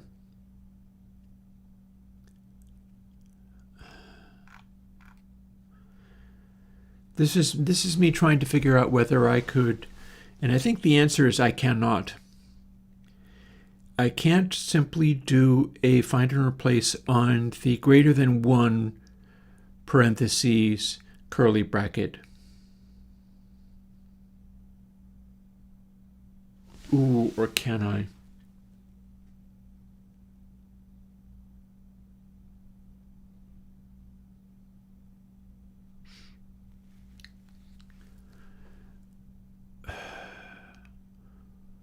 I think I can. Do you see what I see? There's a section in this where the P part of this array is not visible, but the type of calculation still is. So let's see, we're going to be replacing it with LM trim, trim being lowercase. But if we just only take this chunk, that contains a section which is going to say BESIQ BES LMDL or MDL or HMDL, covering the entire range of stuff that I need to change. Let's see how all this works.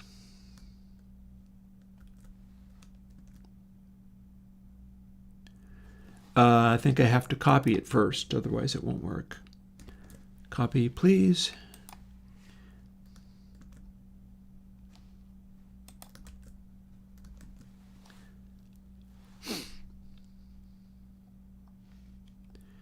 And we're going to want to put in LM lowercase trim.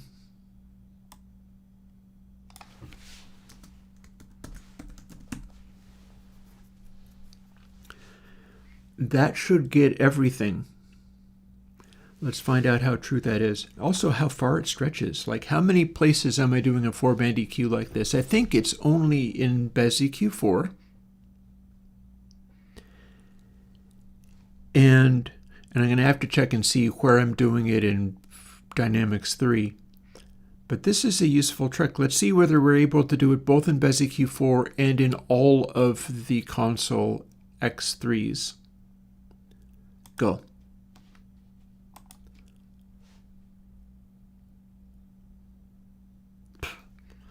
Nope. Apparently just the one. Dang it. Well, that is sad. I thought I could do much better than that.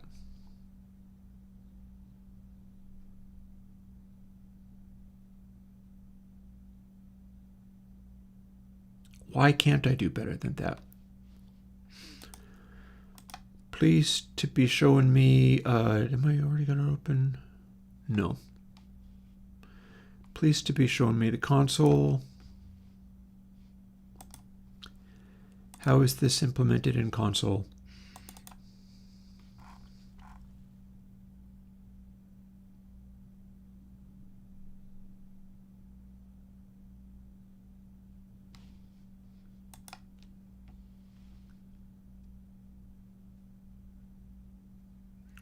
Man, that looks about the same to me.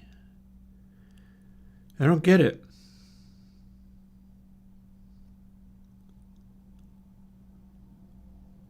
I don't get it. That looks like the same code to me.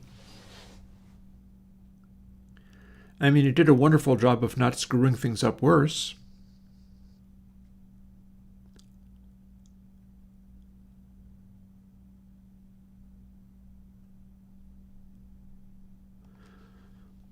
What is this, an extra space? No, that's a space. Is there an extra tab? No. Is there a different number of in here?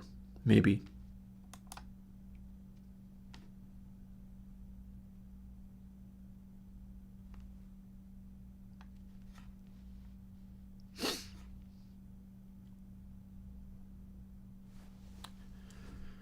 Well, we're looking to use LM trim for this. Let's go in here.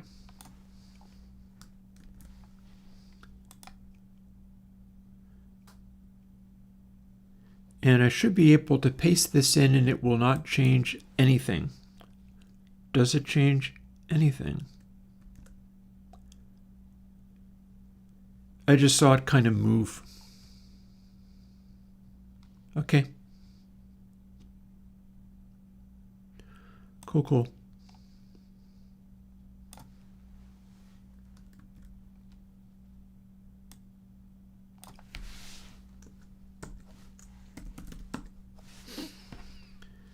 At least at this stage, we ought to have that covered.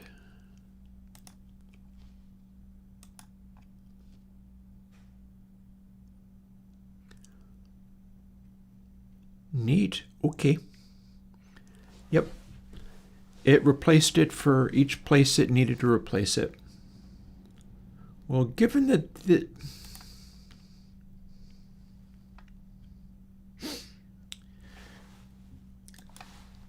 all of this is just for the purpose of doing this, which I've just done everywhere I needed to do it.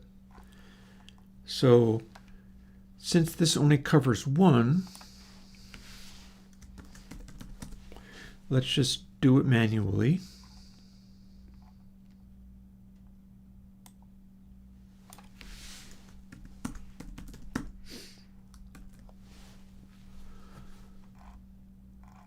And then let's scroll up to see the regular replacing and make sure to do it here as well.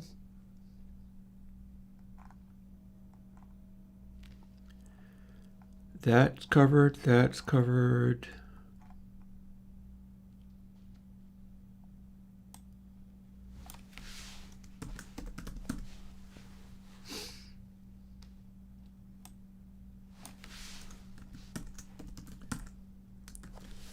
There. So in theory, we've just finished building Beziq 4 VST version, and it's done.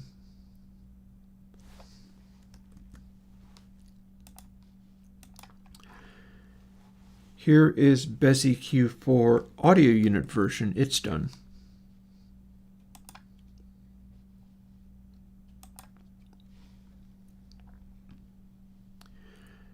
Here is the code for doing all of the instances in console X.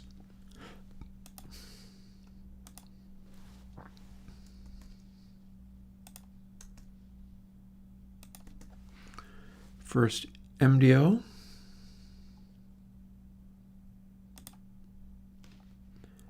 Be like 27 instances. Yep. each version of it in each of the audio unit versions, and then twice in each version of it in the VST versions, and then lastly HM.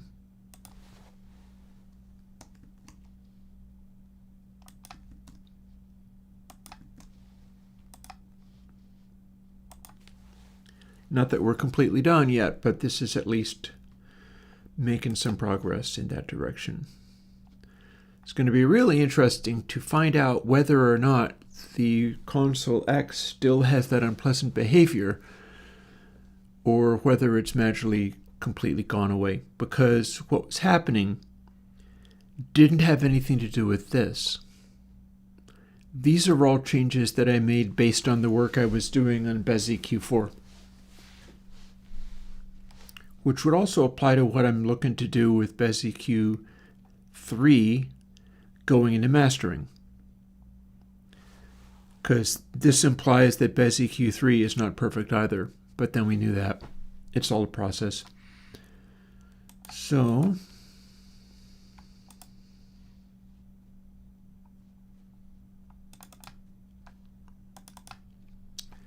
let's have a quick look at Dynamics 3 and see what its stuff looks like.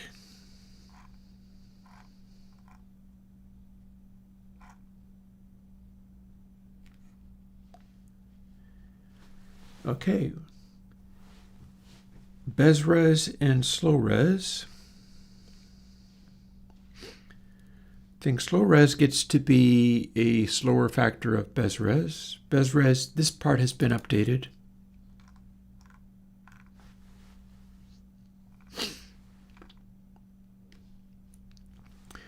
And we're looking at doing a change having to do with BezTrim. Let us now find out whether we've got this line of code.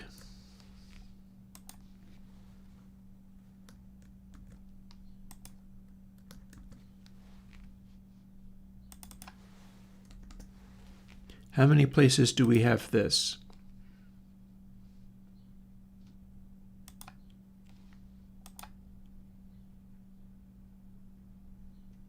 Lots. Cool. We've got it in Dynamics, and we've got it in all the consoles. So that seems legit. Meaning that this next bit is fairly straightforward, I think.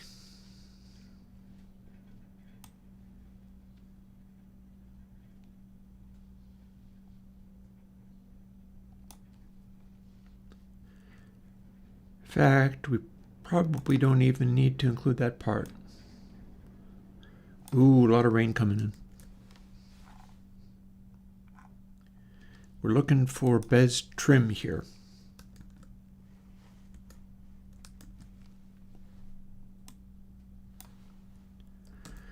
Lowercase, uppercase, just like that. And likewise, we're going to replace all.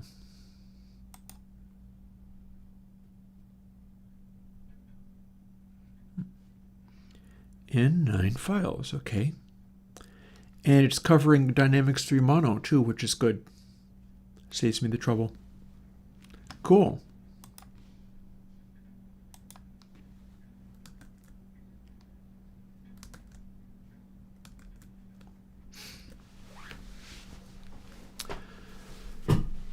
So here's our next step. We got a lot of building to do.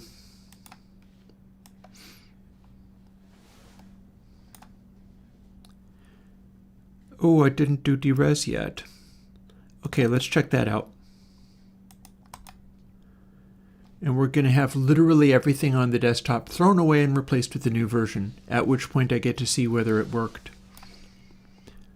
How do we do this? What's in DRes?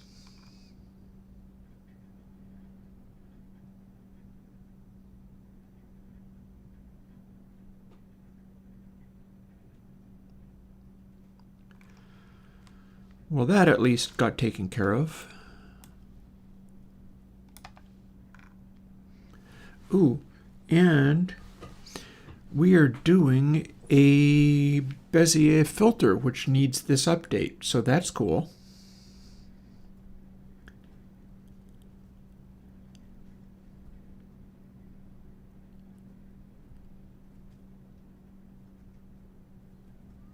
Very slick. Well, there's little enough of this that maybe what I want to do is just go and do it manually.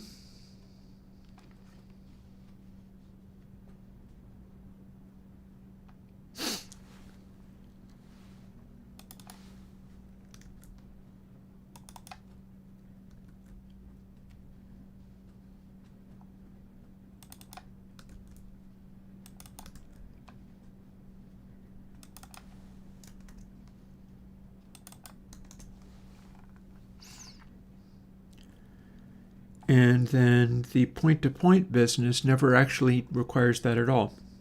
That's just drawing straight lines. Don't need to do a thing to that.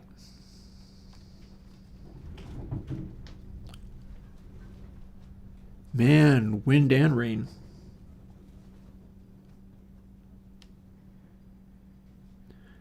That's pretty intense.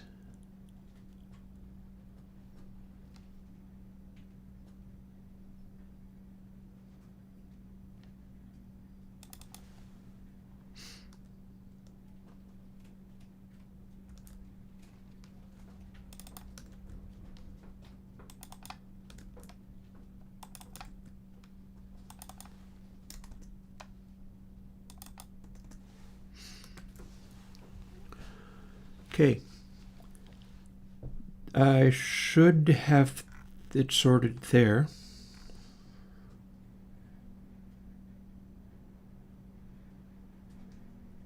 Yeah.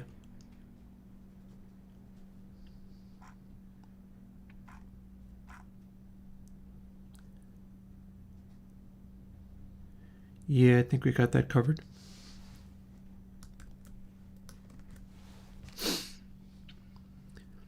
And since we're not doing it all with like find and replaces, I'm going to go and do the VST version separately, which will involve doing what I just did 4 times rather than 2. Let's get right on it.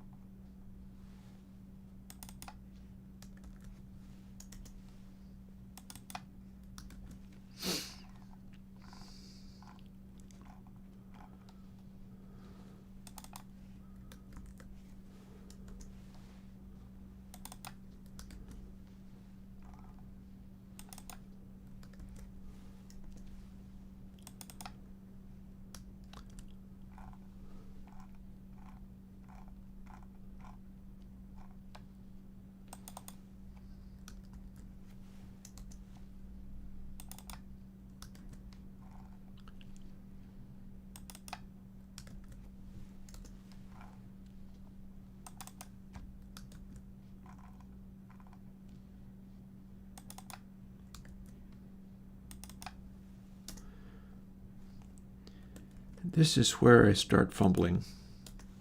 It's okay, got there.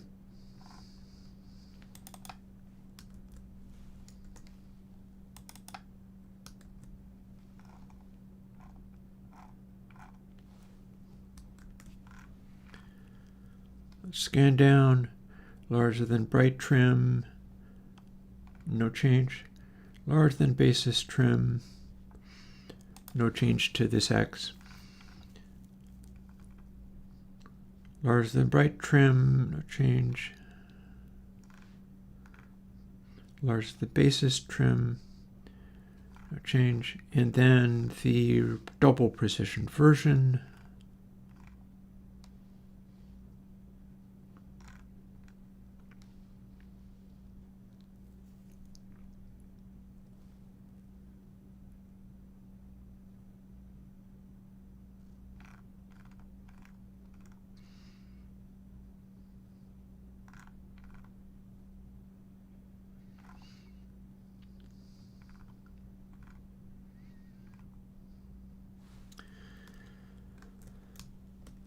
Alrighty. In theory, it may just have worked.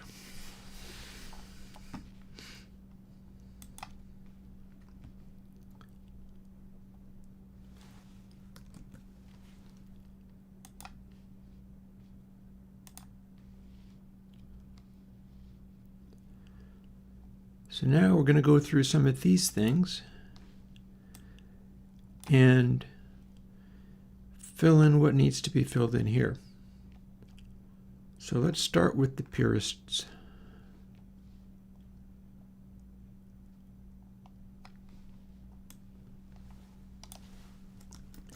Delete all those.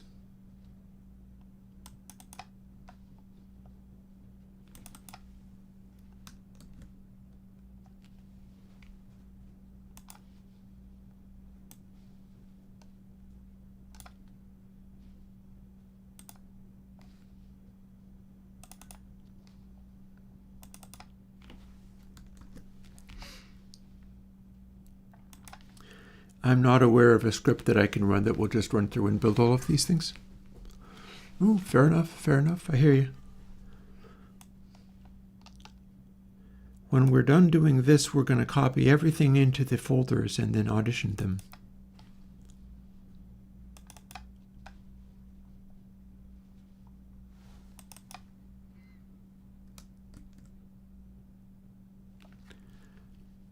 And we've used up the day pretty good doing all this.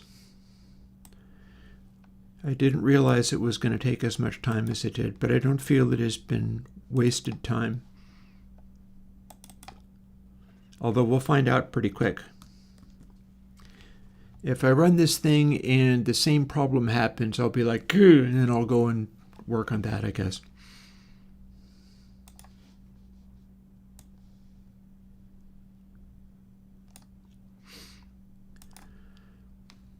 Alrighty, then after that, the AU of KRockstar updated.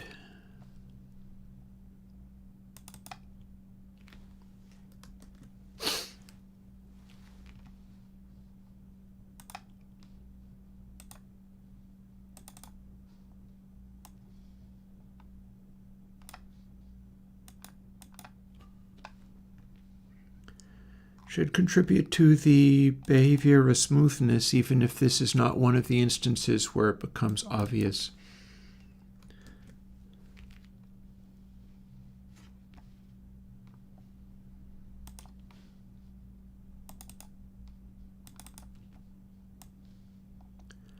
Here's our KRockstar. Next, Dynamics, all versions.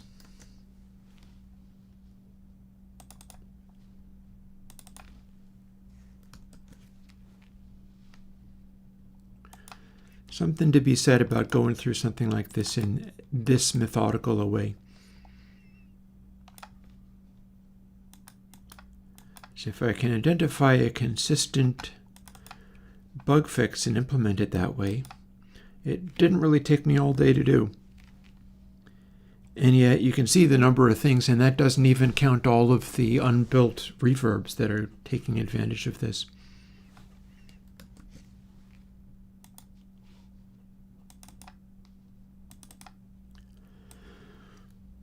And here we are with Dynamics 3 Mono.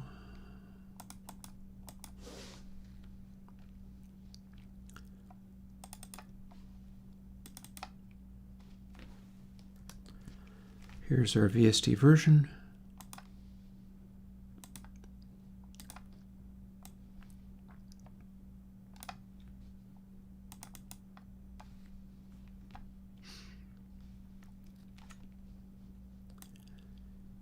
Here's our BESIQ 4, which started all this.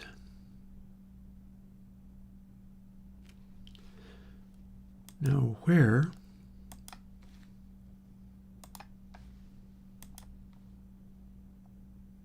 We don't even have it in recent projects. Well, you know where, I know where to find that.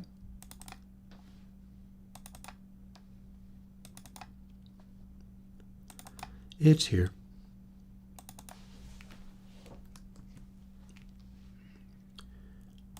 My first example of fixing this problem.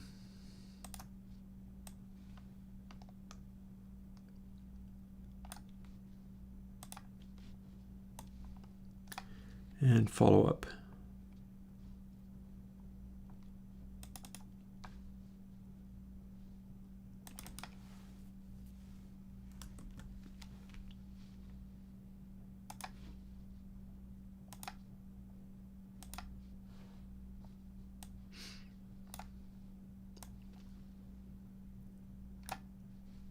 Okay. Dres.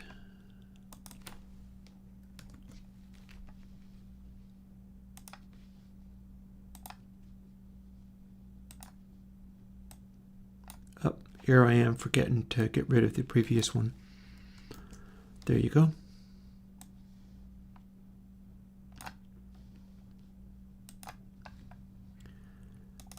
Dres VST version.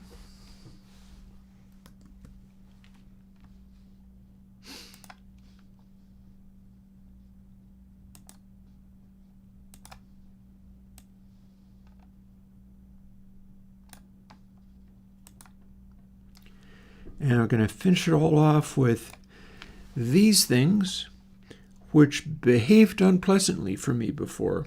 In fact, maybe I can even go in and demonstrate exactly what I was wrestling with.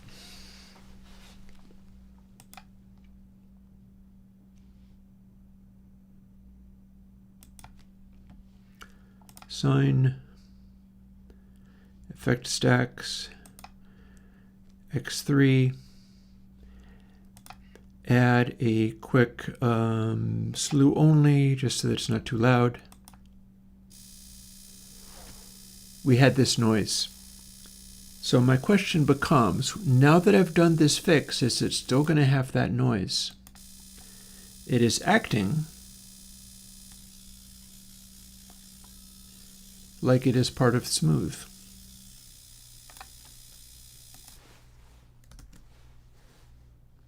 Let's find out. First, begone with you! Buggy piles of junk. And console x3 bus AU.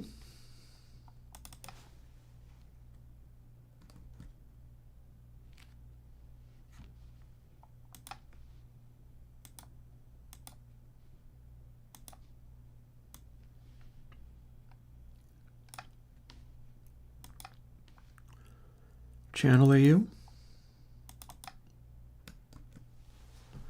It might still do it. It might still do it. We're going to find out. One way to find out.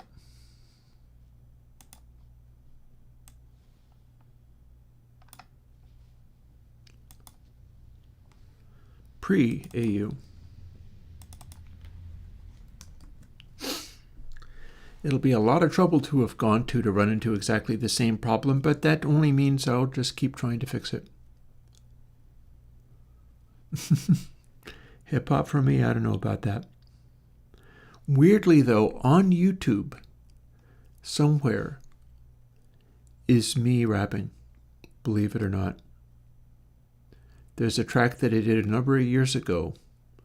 It doesn't really come off like it, but that's basically what it is. There's a bridge in a track that hit YouTube. Kind of a progressive track. Okay, first of all, let me keep going with this. Let's not grind to a halt. And there's a bridge that is effectively rapping. The whole thing kind of failed for me, so I didn't go any further with it. But that exists.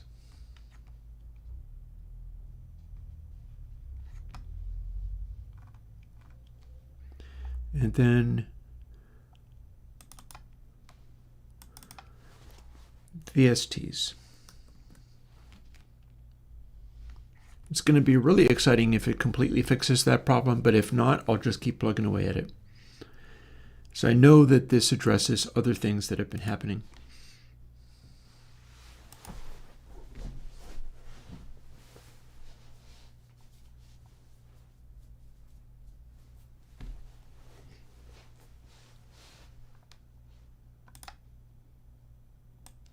bus.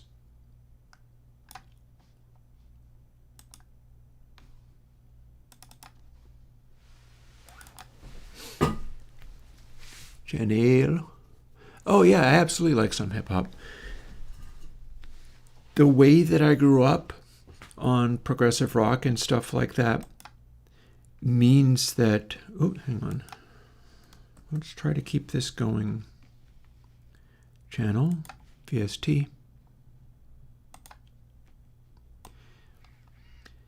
Means that I was kind of out of the loop.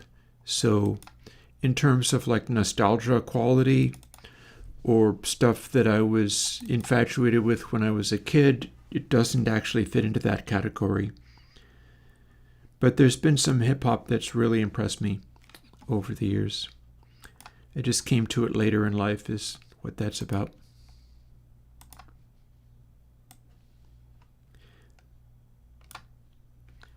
And I also can't say it's that sophisticated or whatever. It's a little bit like, yeah, that's what a white person would enjoy for hip hop, but nothing so wrong with that. And you know, there's breakthroughs in various, what, cleanup selection? No. And that's everything.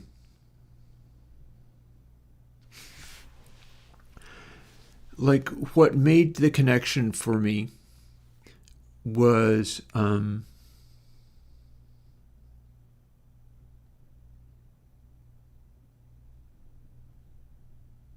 Fife.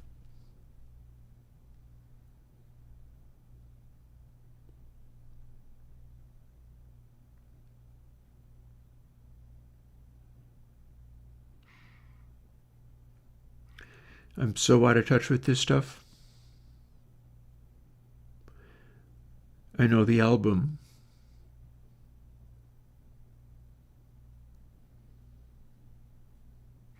Let me do this and it'll come to me. I ain't gonna humiliate myself by not remembering a seminal hip-hop act. It's Fife and Tip, I know that. Let's see, option, drag to this. We're going to replace all of these.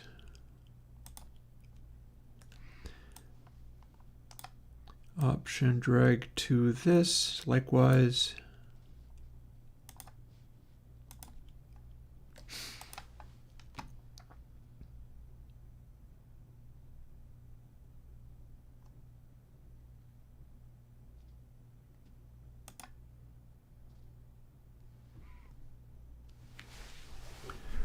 Now I'm mad, so I'm going to go and look it up without revealing that that is what I'm doing.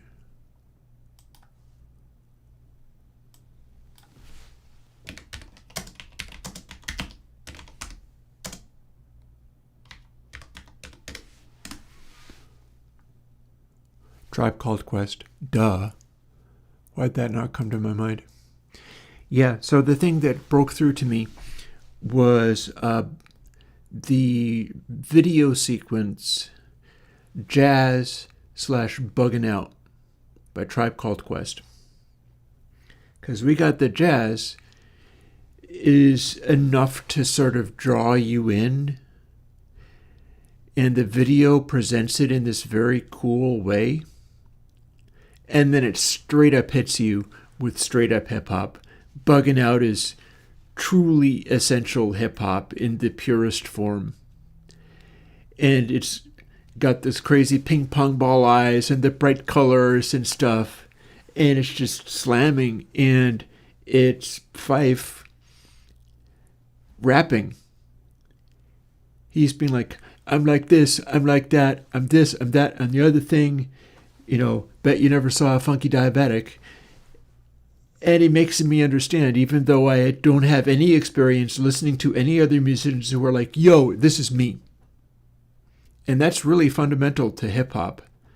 But before Jazz / Buggin' Out, that video sequence, I didn't get it. It didn't really occur to me, like, why do you do that? It's not appropriate to run around beating your chest and posturing.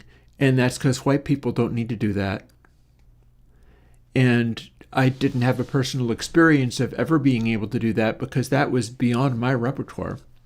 As a human being, I didn't get to say things like that. I didn't get to be a human. I didn't get to be a person.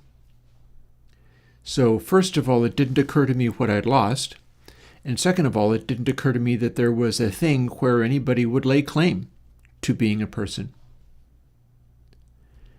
And then you have Tribe Called Quest sequencing those things together, where in the first hand it's like, oh, this is a really cool track, listen to these people, it's like poetry or whatever. And then Fife goes, no, listen to this. Complete change in texture, complete change in video, complete change in all of that kind of stuff. And it's like these funky cartoon characters with like ping pong ball eyes making faces and jumping around and so on. And then the rhymes are completely 100% yo, this is me. But it's being presented in a way where I get to understand what that means every other time it happens. Yeah, no, that's the one. Before then, for two reasons that had not made sense to me. Partly because I hadn't experienced it, but also because it didn't occur to me, a white person, that it was legitimate to be like, yo, this is me. Compared to how many white rappers who are like, oh, I should get to do that and also I should get to win at that. Where I came from, like homelessness and stuff, I didn't figure I had a right to exist, much less talk like that and say, hi, I'm here. And the hip-hop community, as a rule, took up rapping like that because it was not allowed to be a black person in America walking down the street. Like, you'll get shot. There's just no place for you. And so the art form becomes, first and foremost, I'm here. Listen, I'm saying this.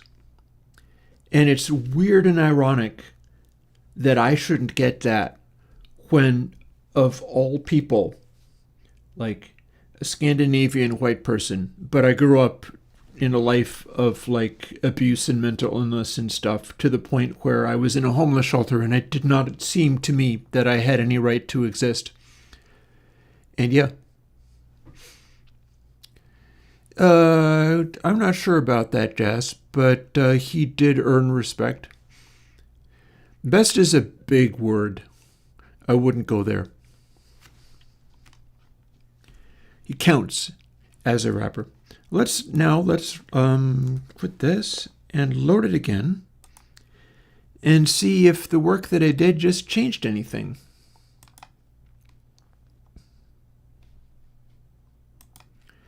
I bet it changed some things. But let's see what it did to this. Dun dun dun. What do we got?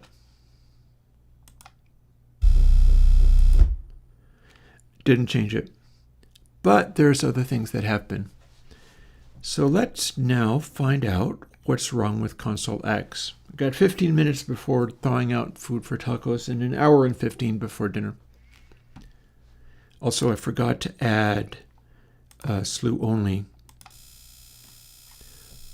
to take away that 30 cycle. And we're going to have the same thing here.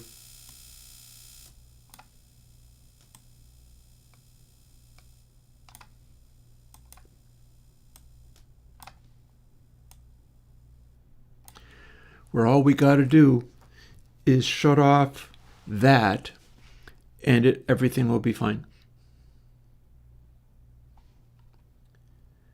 Which has engaged both of those things for each of those. Also exists in pre.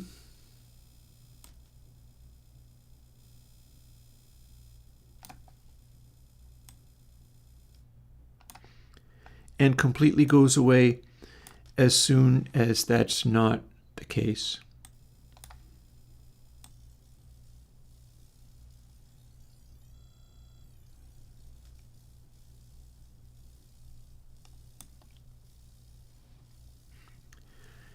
And all we have to do is stop the bypassing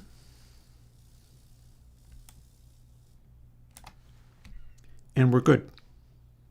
I should be able to add bit shifting, shifting of bits. Honestly, I've been talking about wrappers, so people say things like that all the time. And the only problem that remained after all that other stuff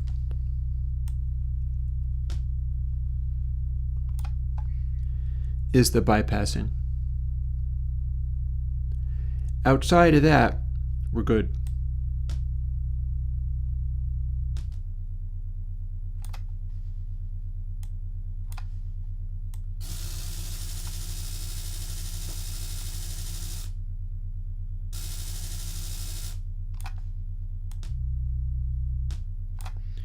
Weirdly, I think it's just more.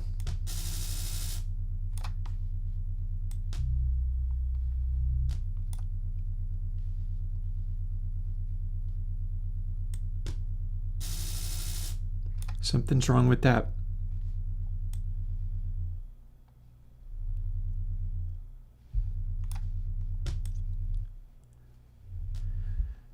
Everything else, clean as a whistle.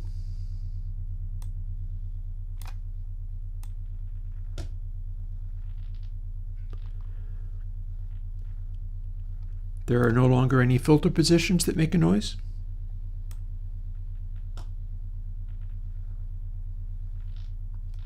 Like you can hear it go, but that's not the same. We don't have any funny overtones. So see, that was worthwhile. So what's causing this?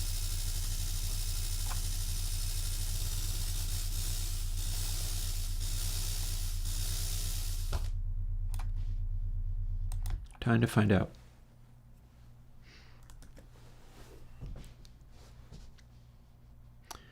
Which technically means these are still busted, but that's okay because it's time to work on them now. Actually, you know what? It's time for me to instead throw on tunes and go and get my cheese ready for tacos because it's close enough to 4, and I bet I can, like, if nothing else, if I can't fix the bypassing, I can remove the bypassing, and that would be effectively just as good. Everything else is already fixed. So, a little quick music while you wait. Probably won't get through to the end of this.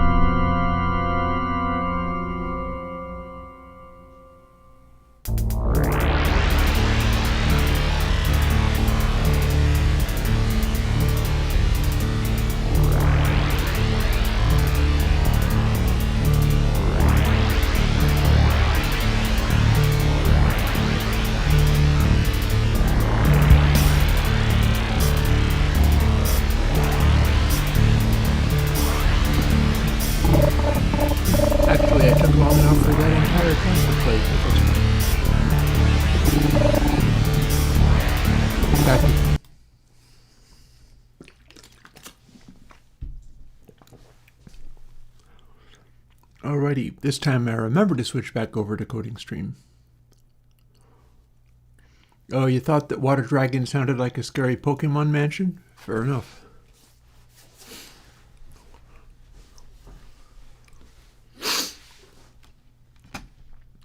Okay. I'm going to look at Console X3 Pre first.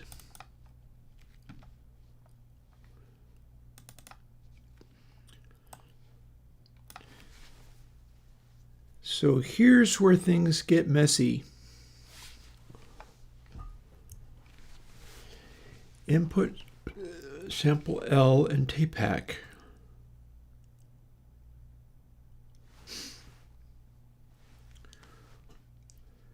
Well, I can see one thing.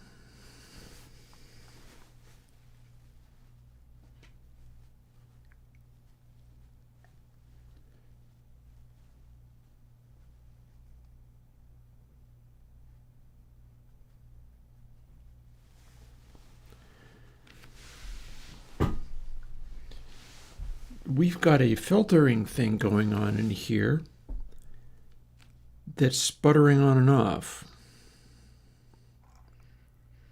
And it's if Bézier-Moore is larger than 1.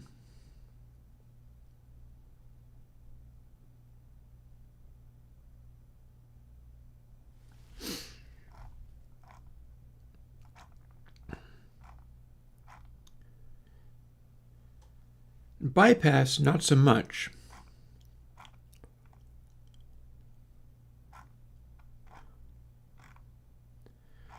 So what about this? So this is a Bézier smoothed behavior.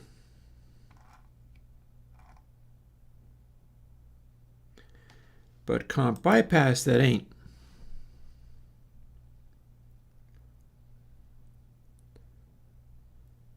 So how about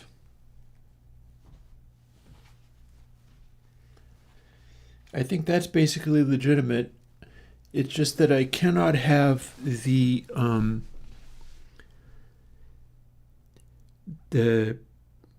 Moore be run off of the Bézier filter. It has to be run off of the input. So let's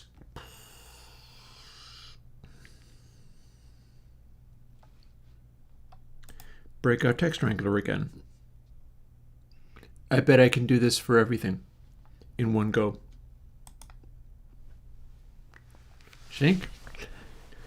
What do you say? You think I can do it?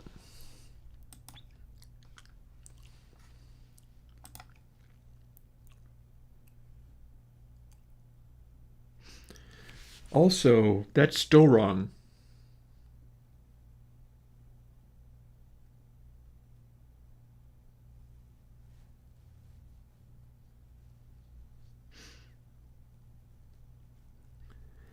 That's absolutely still wrong. That shouldn't be reading off of the Bézier filter either.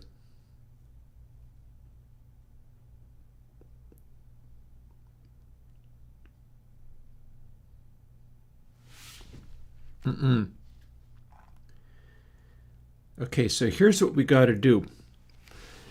Everything in every variation on all of these must go in and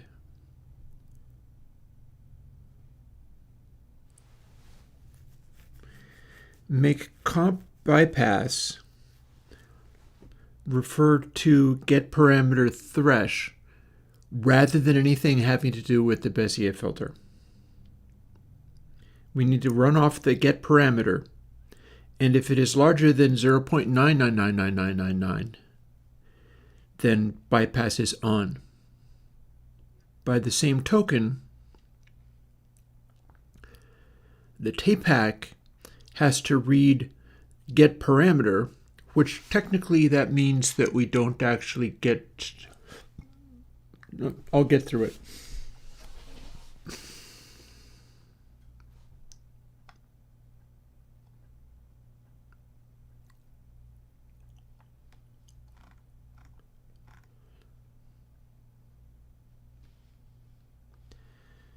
So we're looking for this, but technically it's going to be a little bit different. It's going to be just THR for the VST versions. And then MOR for the next one. Don't know why I just copied that when it's a little too early. No matter. Copy.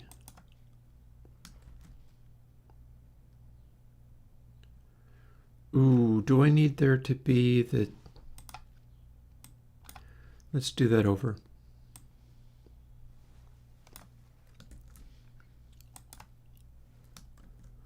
That's more like it. And now is where I go in and find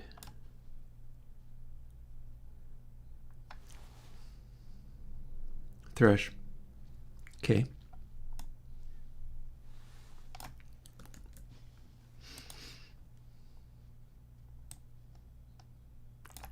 Come on, let me click. Thank you. Very good. Come on.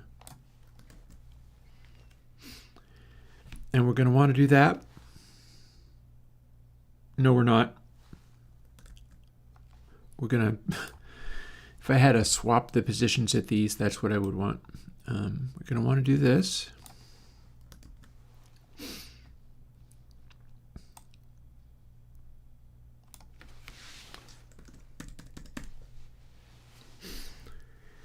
Then it'll bypass if the threshold is cranked.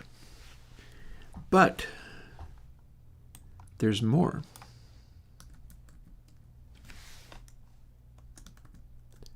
Oh, for heaven's sake, can you not? I don't think that was a replace. I think that was just fine. Let's find out. Yep, that was just fine.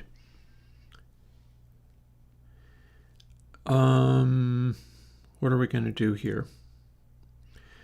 I need to add the carriage return to this. But if I just hit carriage return, all it does is find all.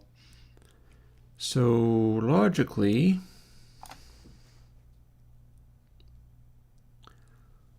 what we'll do is cut that, paste it into some text, and then cut it with the carriage return after it. So let's see whether we can do that. Go past here.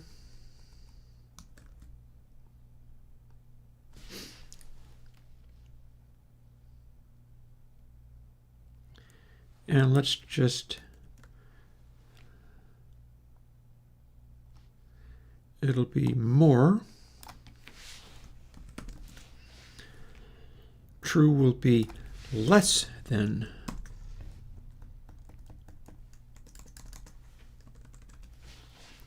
Literally at 0.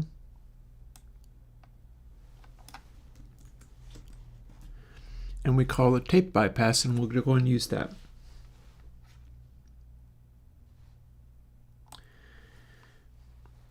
And then we're gonna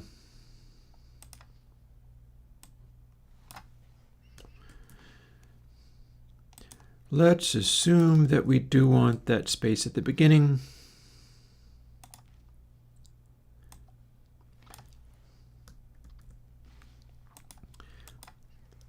And then this will paste the end result in.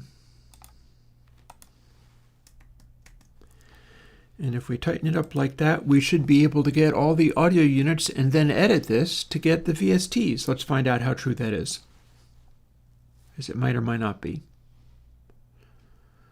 Also, what are we doing searching in? Oh, no, we're in the locations desktop. Oh, cool. It's cool. And let's close that. And then run our little thing. We should have 3 of these only in audio units.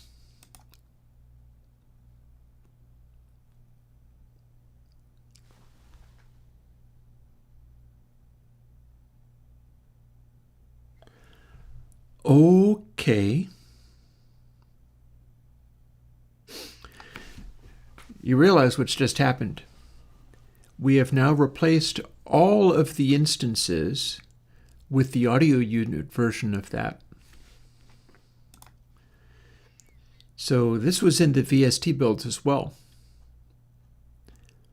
And in fact, we have plunked in to an extent the correct thing. But now what we have to do is go insert. No, we don't. Hang on.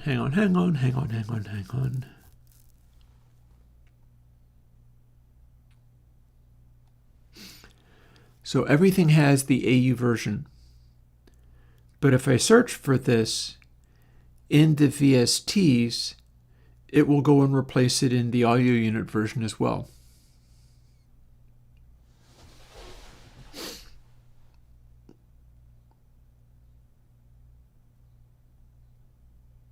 You know what?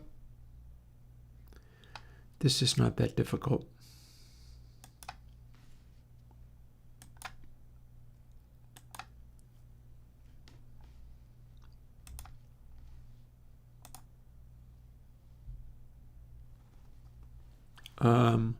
What?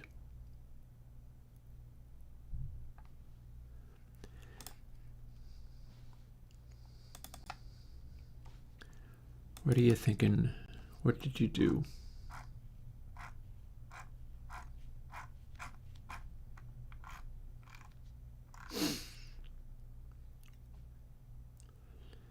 Okay, we got that at least sorted.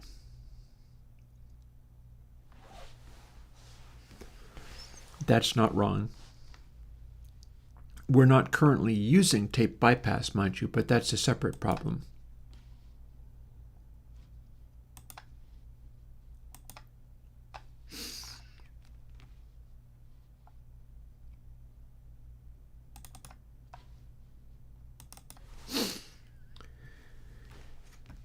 And then we'll have a little extra. I think we can probably do the final update across the board.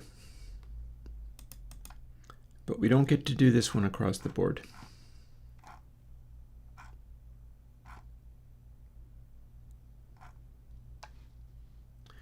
In fact, we probably should go and do this manually.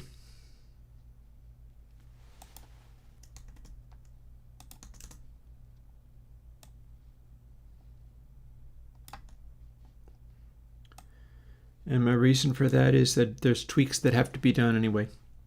See, I could subtract the get parameter part of it, but then there would still be a parenthesis left over. And that's a waste of time. So let's just go and scroll through each of these as we go. Because you can't just do a global search and replace for R space parenthesis. There could be another one in there somewhere. No. We do it by hand in the boring, simple, ordinary way. And then we get it right. That was pre.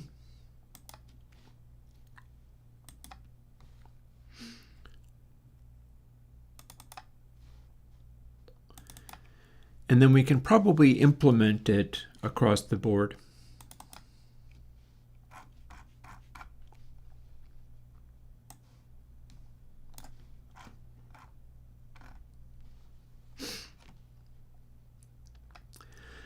When I say that, what I mean is comp bypass, I believe, is already in there, but I've got to change some code for tape bypass, but I should be able to do that for every single version of this at once. And then we build it again and see if we still have the unpleasant noise. Up. Look at me, not getting all this stuff correct. There we go.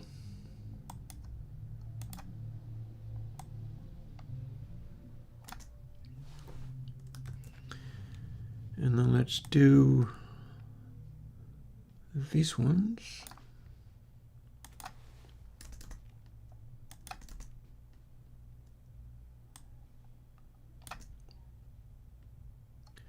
Look at me not getting all this stuff correct. That's what it was supposed to be. Then bus version.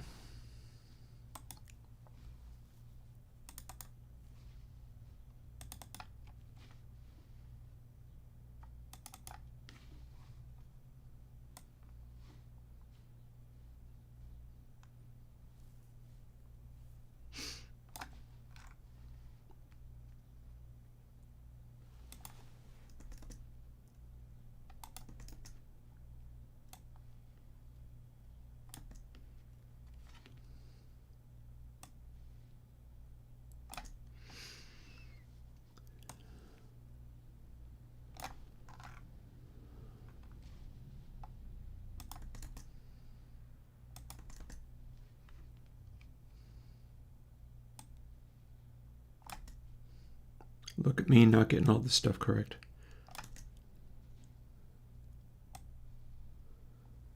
Selecting the wrong things to delete.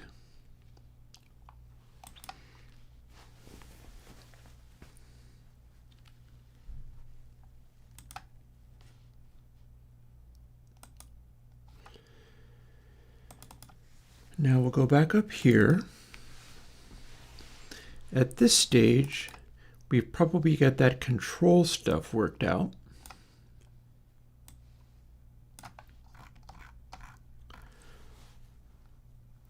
It needs to have a comp bypass and it needs to have a tape bypass, and we have changed it so that rather than the comp looking for a Bezier smooth output, it's looking for the position of that control. That control has to be pegged, otherwise it will engage the compressor. Tape bypass is the thing that was freaking out and chattering. And we're probably cool with having it do a brief pop as it turns on and off. It's not great, but it's like turning a switch. There might be a click or something. But this is the place where we need to incorporate this value.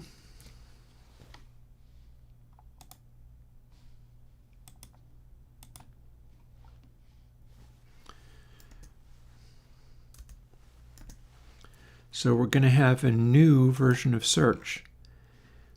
And what we're going to do is, firstly, is my orientation right? Comp bypass means that's larger than threshold all the way up. So if not tape bypass, then we run tape. And tape bypass does appear to be in the correct position.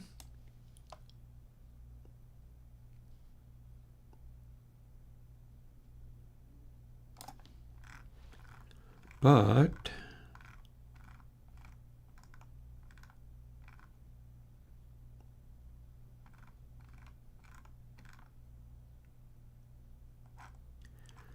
we run this.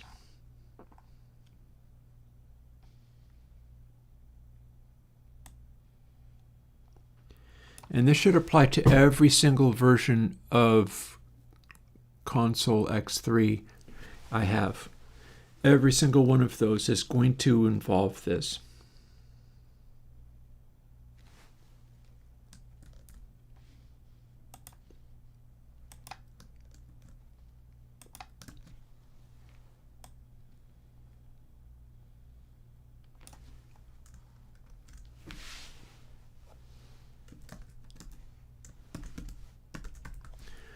Let me go and check and see if I spelled it that way.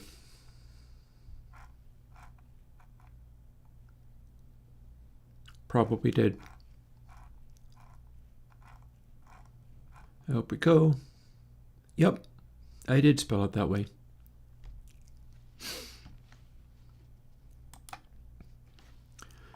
Alrighty then. So if this works, there should be, let's see, 1, 2, 3, 9 instances in 6 files. 0, 3, 9 in 6 files. Got there.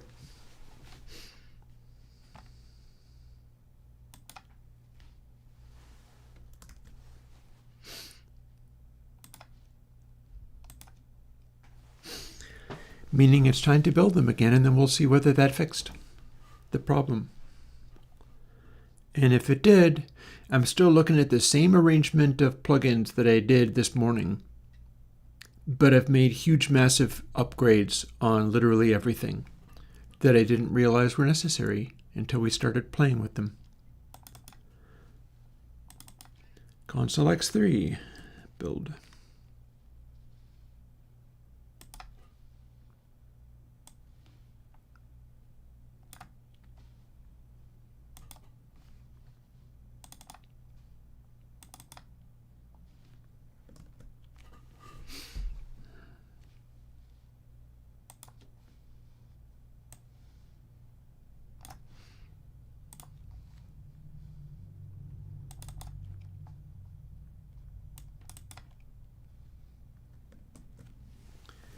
and pre-version.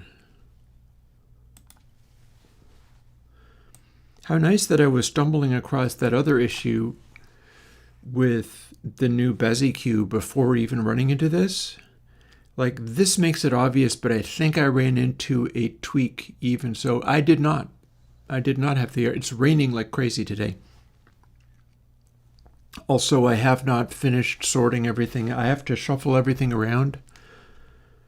Hours of work shuffling everything around before I can even be in a position of doing it. Like, I have old tax paperwork that needs to go into new boxes in order to empty out the old boxes, which can then have stuff put in it, which can then be dragged out into the boxes to be made into a yard sale or given away. So there's a whole bunch of reshuffling. I don't know, it could be weeks before I'm able to do all of that. Doesn't matter. I'll get there when I get there.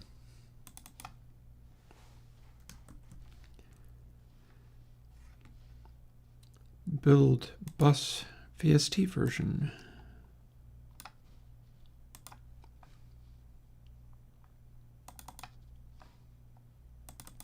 Channel VST version. Poor computer is getting rather warm, but, you know, it's been cooler lately. We got over the heat wave that was happening.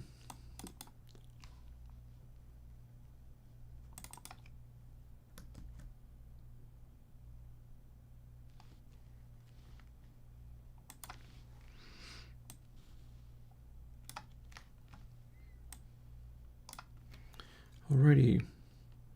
Option drag these guys to here. And these guys to here.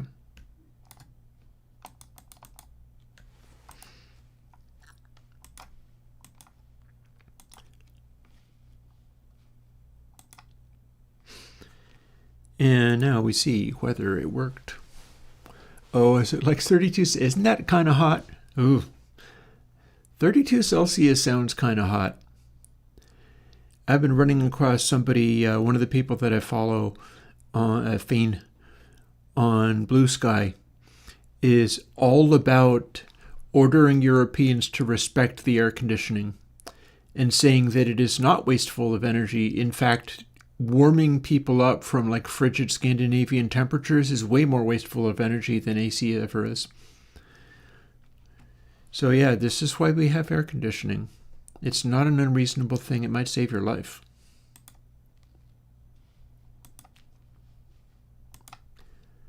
Moment of truth. And let's throw in that slew only.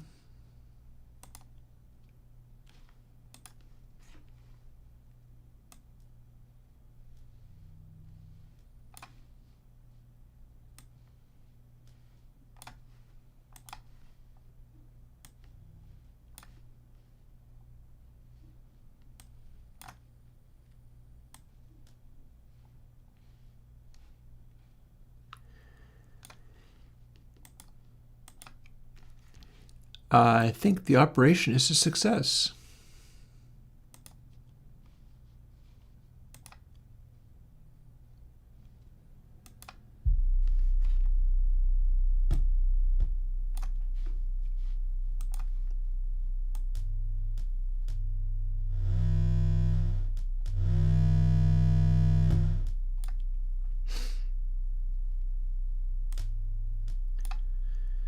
See, this is a humongous boost, but nothing I'm doing apart from we do hear the hint of a saturation on this. That's because I'm engaging literally the saturation. We can compress it away again, though.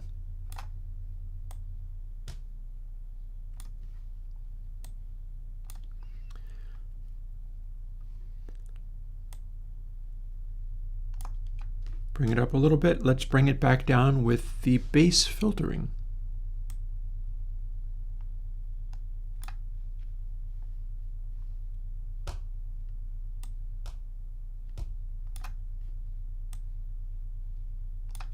Lovely.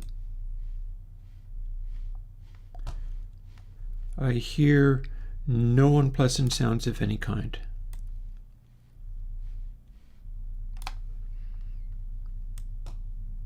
Compared to what we started out with this morning, this is most delightful.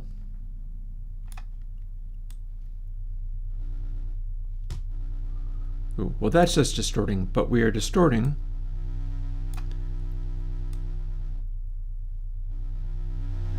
going into tapeback.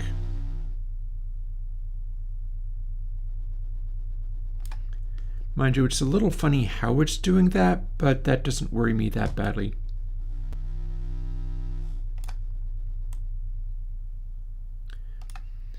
It's a subsonic bass boost going into first saturation.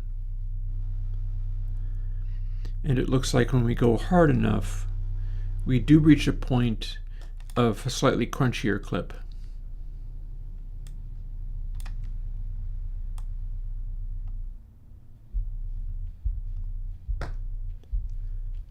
Filter is clean as a whistle, high pass.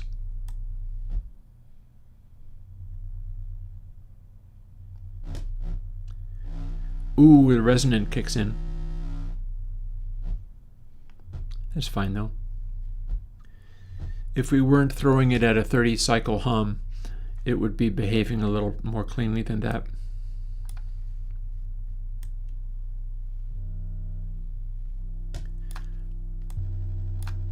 And we can in fact make the compression act funny.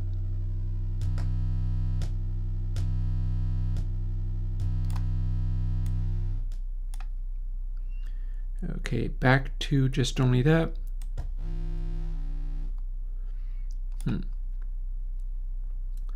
No, that's interesting. What have we got going on here? Oh, is it just because high pass wasn't at 0? Maybe.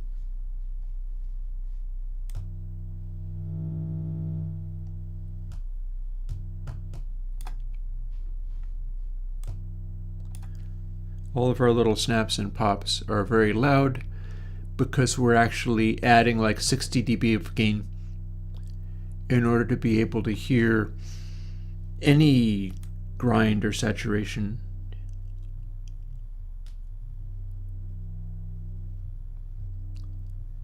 So that's interesting. Here's what the compressor does when you're driving a sine wave into it.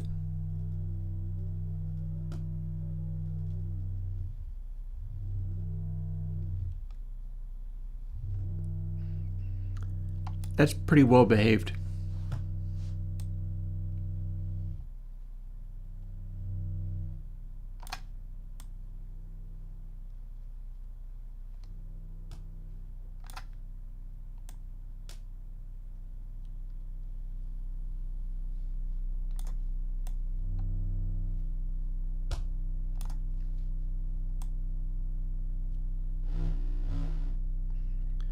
Okay, well, I know what's causing that. If we add a lot of Q, the point at which the resonant hits this exact sine wave is the point where it's freaking out. That's fine. No problem there. We already know that that high pass and low pass act that way. So, neat. At this point, I can revert to what I started out with this morning, before we got into all of that.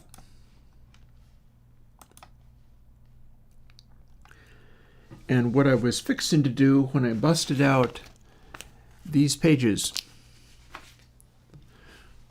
was begin the process of making all these into Windows VSTs. And I began it by firing this up in its default setting and going, I bet I can dial some cool tones into this before realizing that something was awry. And now we're back.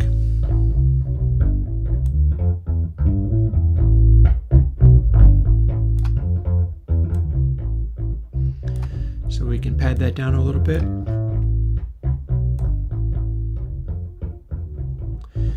We can compress our bass.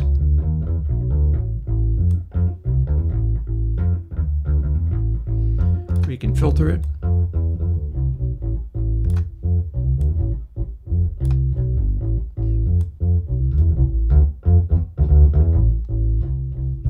We've got our gain trim.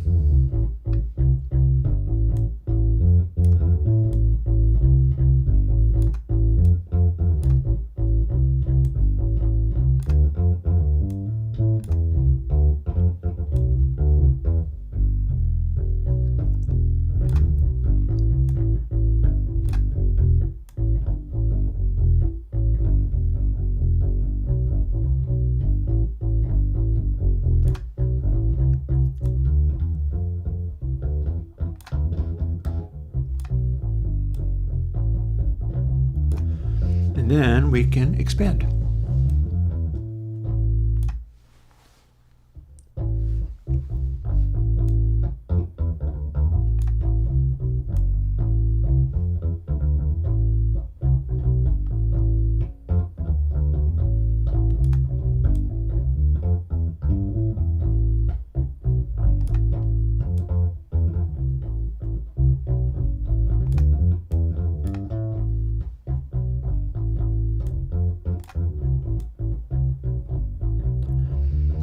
So I should be able to make this go quite loud using it this way.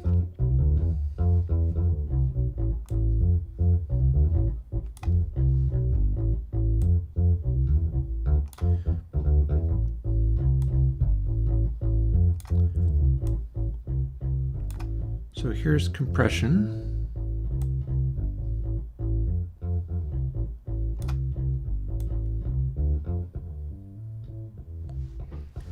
If we compress it this hard, we're getting only attacks. There's compression into saturation.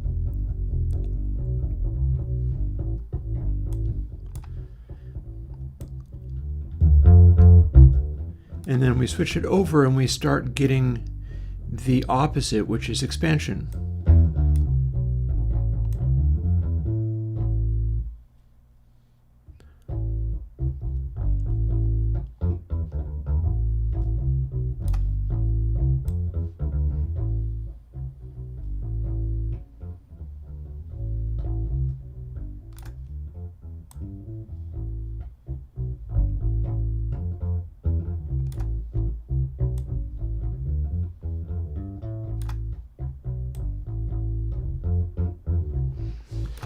And if I'm not mistaken, there's an area around here where I don't know whether I need to work on this. Maybe this is something I can look into in the last half hour of stream, because I'm not completely convinced this is how it's supposed to be. So here's what we can do. Push threshold and release farther, and you wind up with a volume jump as you just barely pass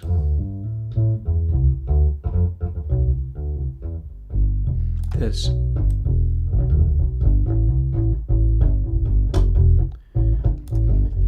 So as we do this, we start getting into a saturated place. The farther you go toward threshold, the bigger a boost we have. But the funny thing is, if I do this, I'm not sure it's doing quite the same. Let's find out.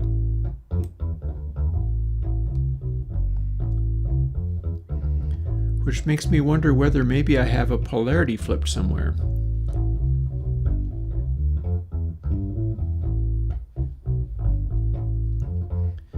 See, because this is acting like it's dry now, which it's not. And then when I pull it down to just below 0.5, here's where it acts like it's full wet.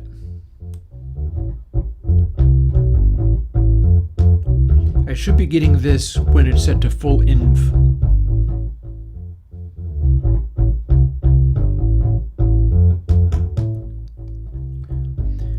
And then you use a combination of threshold and release to balance it.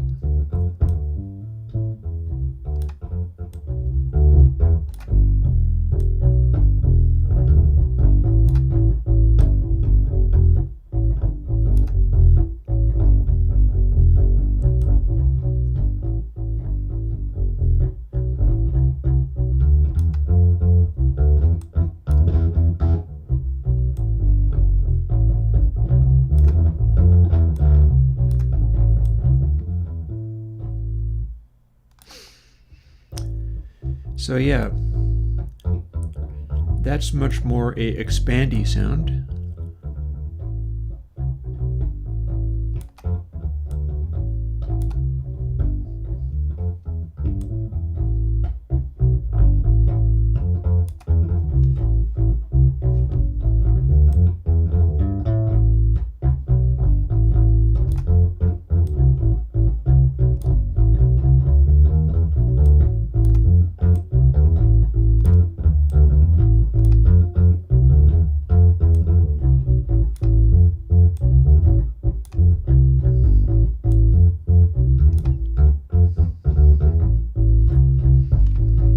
Whereas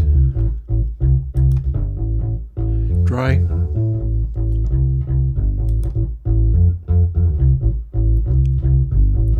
so you get a little more body out of that. And then if this is in fact working as a reversed inv wet,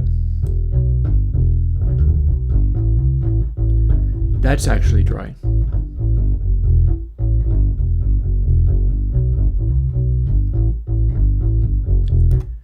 So you sort of bring that in as needed.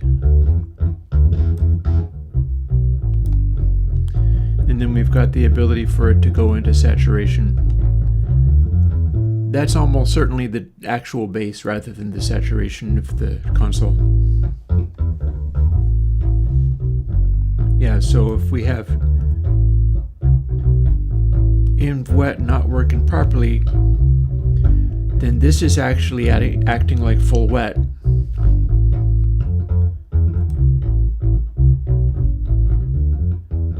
And this is full dry. So full dry, full wet, full dry again.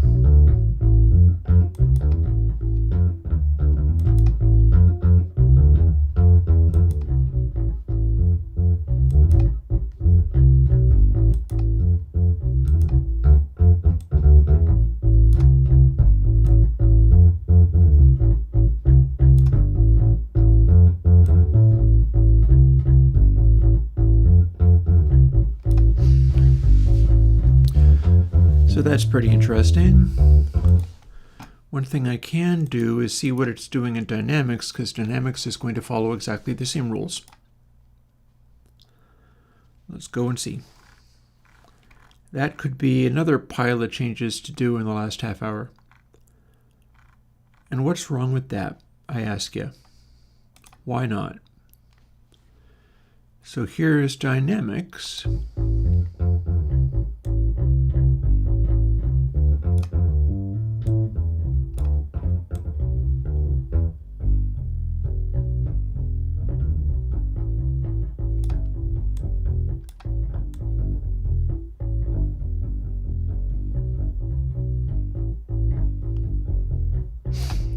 Heavy compression.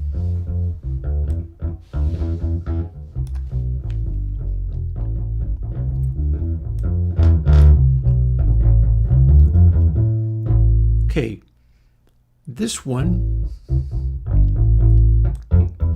is acting like it is at full expansion when set to inv wet. Or is it?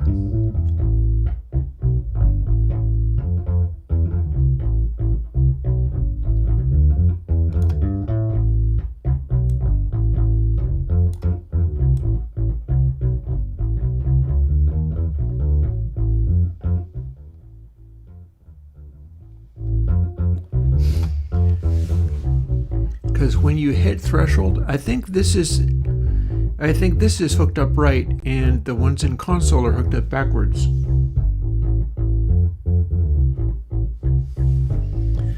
See what I mean? Like, this is acting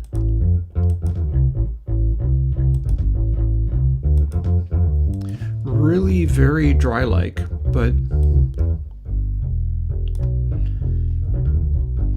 the way it works, if the expander is fully cranked but the threshold is all the way up, you have your quietest possible sound.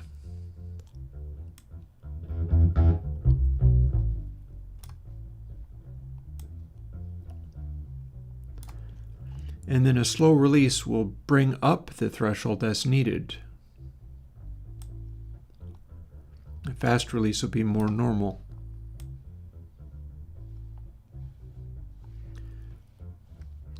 So if you have the threshold this high, everything's quiet.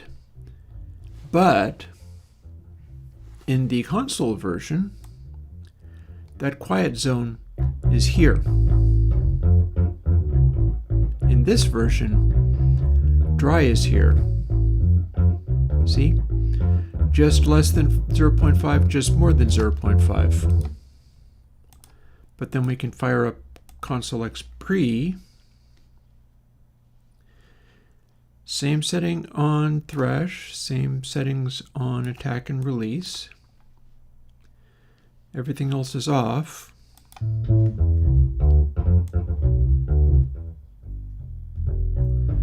Loud, quiet.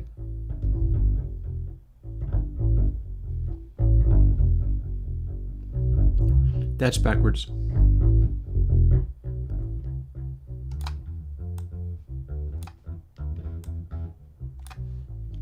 And again, that little distorty is part of the bass.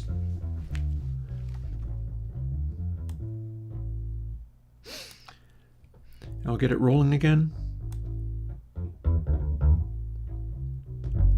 Full volume, quiet.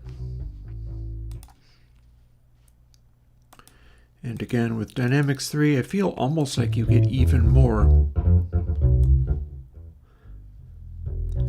But this is where the quiet lives, or the loud lives.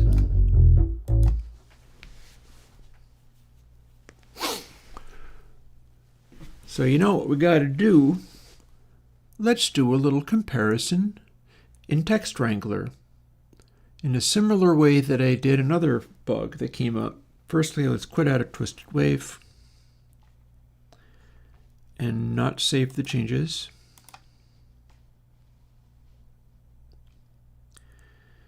And then let's open up what we were working with, which was the AU version of Dynamics. Actually, no, let's not. Simpler than that. Let's open these directly in Text Wrangler. Here's the one that's working correctly.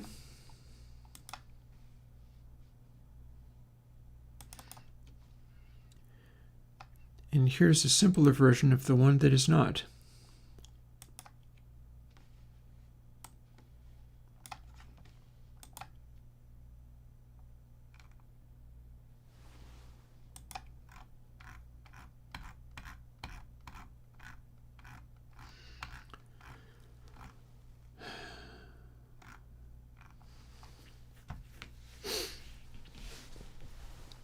Ooh, but I'd better look up the regular Console X version. This is the pre-version. It's effectively the same as it's effectively the same as mono. Do the mono and stereo versions not match? All right, see you later, Grins.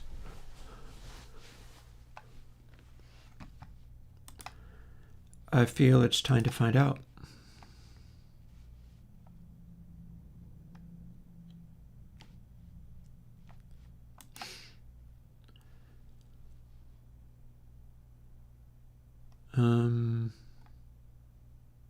Yeah, Dynamics 3.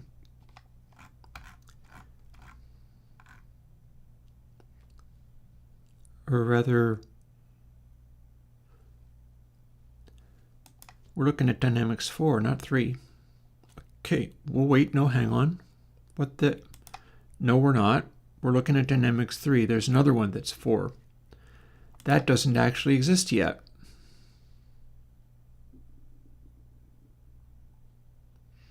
I'm getting all confused. Hang in there with me while I try to get to the end.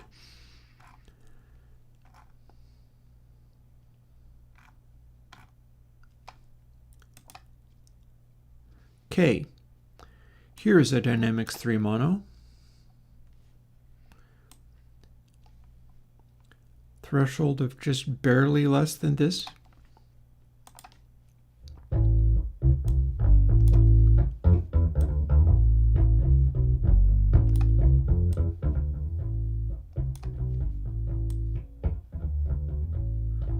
Here's heavily compressed.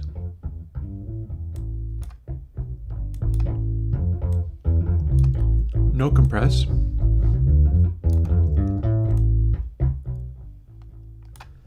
And the mono version also is going fully quiet under this circumstance.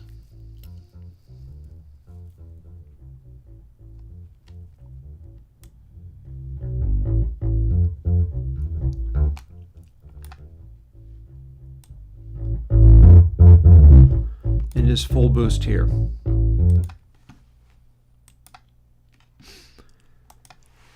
And then let's quickly have a look at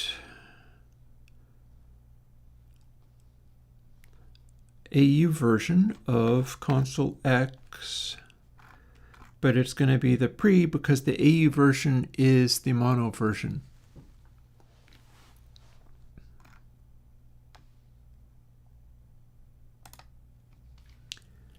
Now, whose little friend are you? Okay, so we have thresh just barely off.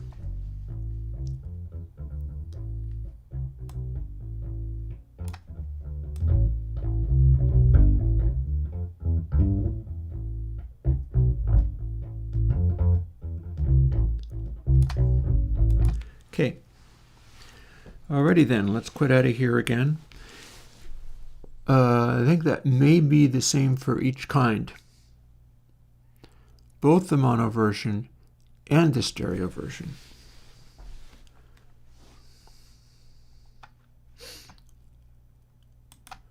So tell you what, we'll open this in Text Wrangler, and then we'll go and find Dynamics 3 mono. Dynamics 4 doesn't exist. It's not actually a thing. In fact, let's go and get rid of it. We haven't gotten to it yet.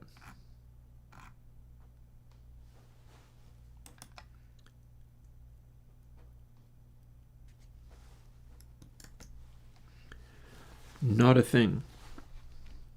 It is Dynamics 3 we're up to. God, excuse me. And then we open Dynamics 3 mono, which we just discovered doesn't misbehave.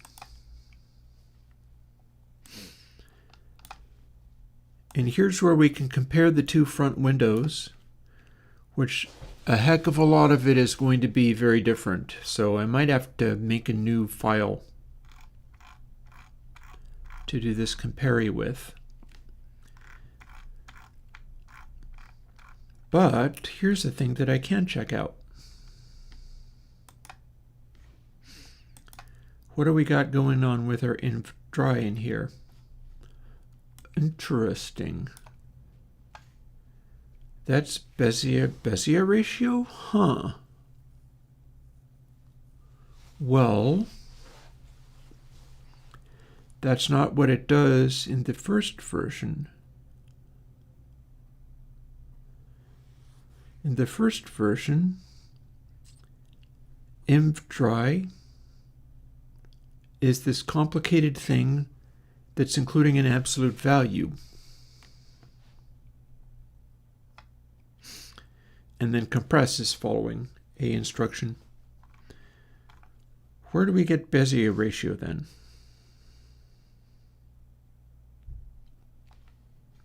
Oh, look at you. This one is pow1 minus fabs this. This one is pow minus just plain only this.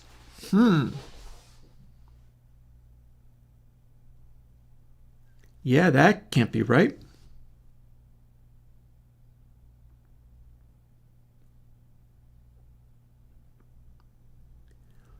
Well then,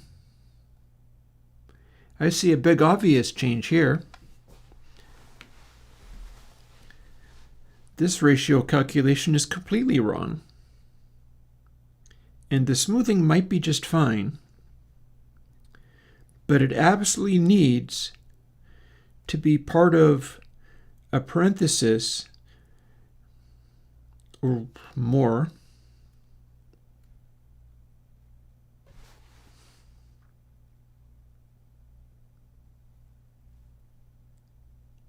Okay.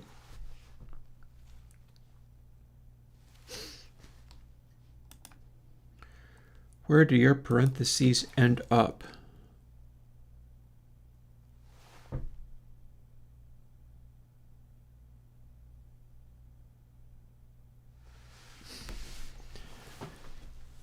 What on earth am I even doing here?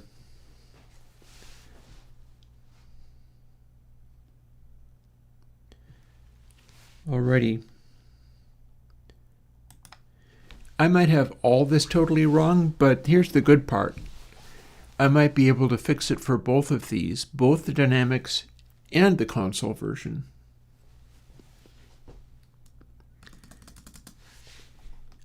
Here's the power factor.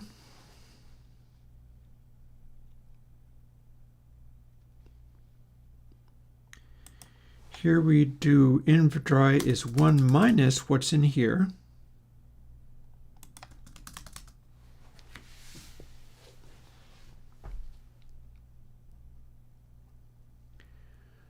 This might be right, this might be correct. Because see what I'm doing? So we've got an absolute value of param d minus 0.5. What that's going to do is it's going to be 0 at full dry in the middle. And then as we push it in either direction, it's going to go to either positive 0.5 or negative 0.5.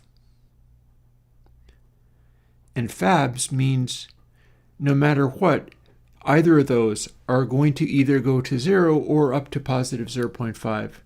Multiply that by 2, and you've got 1.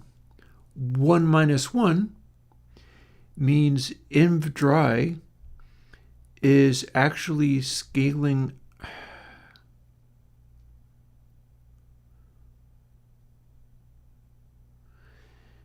Dry is 1 at full dry and 0 at full wet. Meanwhile, in the console version, it doesn't do anything like that.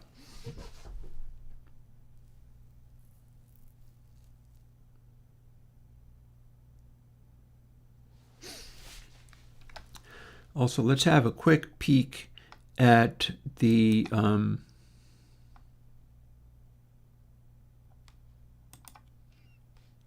other one. And I bet these are all in library, right?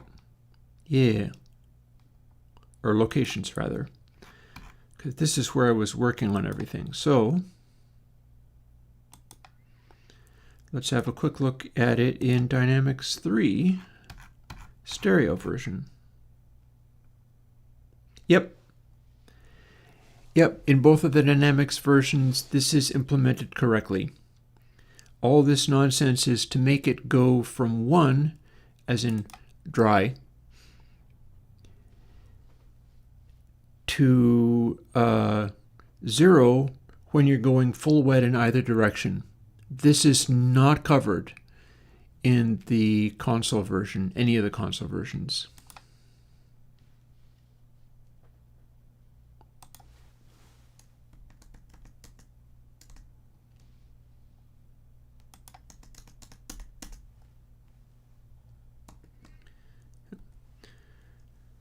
Getting a little ahead of myself there.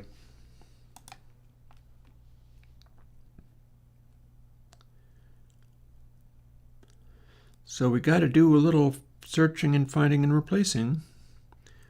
1.0, this get parameter param rat has to be changed.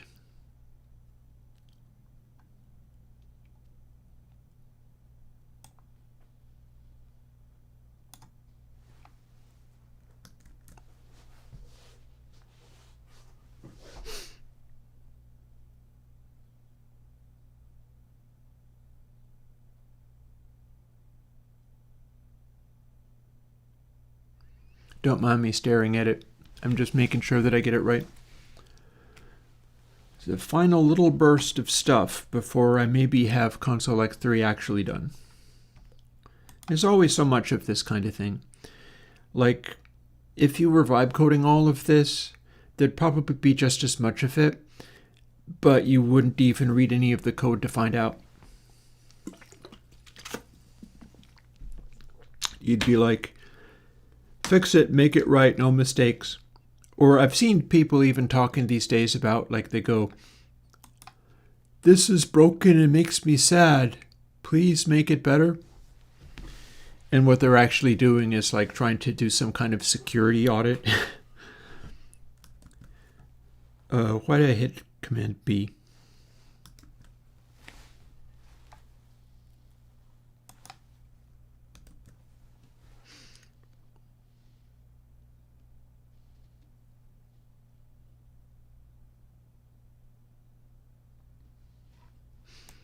What are we looking at here? 1.0 minus, and there's not a parenthesis in that, so we're going to add one.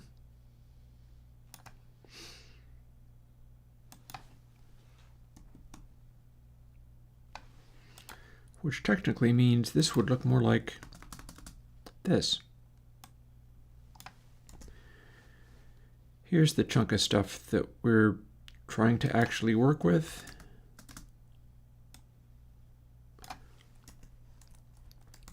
When it's done, it looks a lot more like this. It's 1, 2, 3, 1, 2, 3, counting parens. So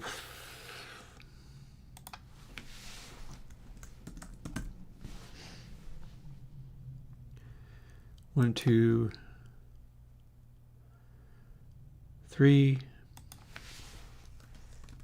minus 0.5 times 2.0. And then a closing paren. And we can do that in locations, and it should be safe and good.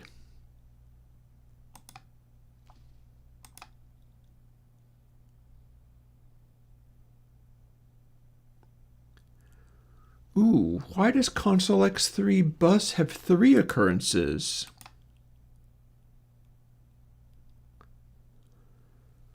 What's up with that? Why does Console X3 bus have 3 occurrences?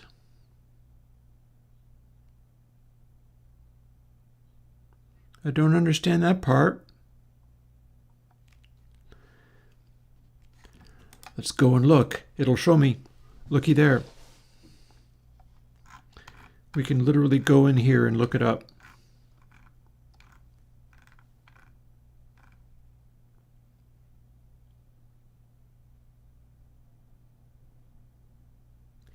Ah, that's why. So we have a compress. Well, that also makes me ask, why does this not have 3 occurrences?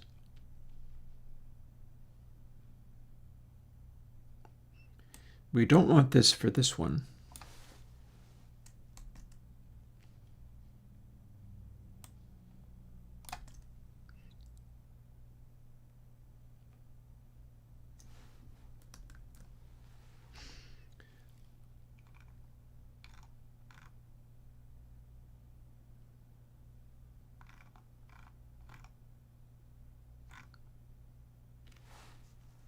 Where's the other occurrences?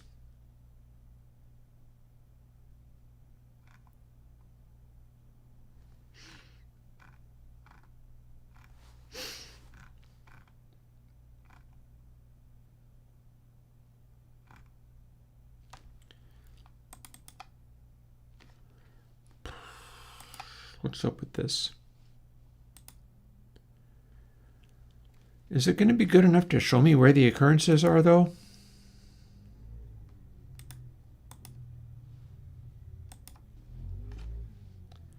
Like, I don't get it. How are we getting two Is it because we're replacing it in some really dumb place? I bet that's it. I bet we've gone and replaced it in a completely dumb place. Like, here's where it's supposed to be. And I bet I know why.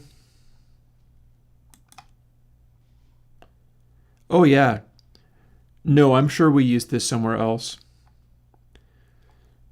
Fortunately, it's only applying in this area, so we can shut this off. We can work in the search results, and we can actually edit them literally up in here.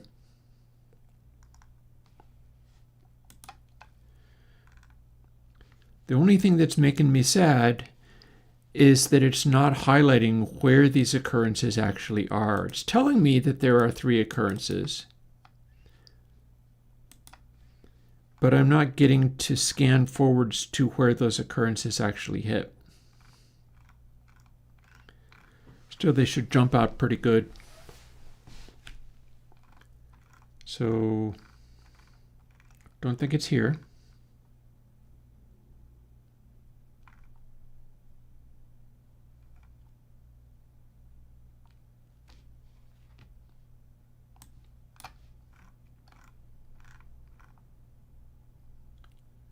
Don't think it's there.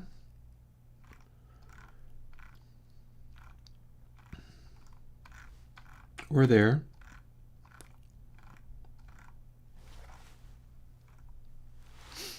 Let's give myself a little more space. Or here. I don't understand why it says there's 3 occurrences.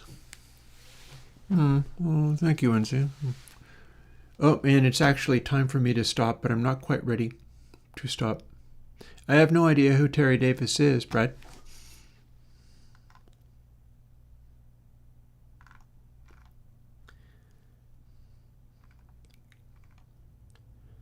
So that stuff's still cool. This one I've just fixed.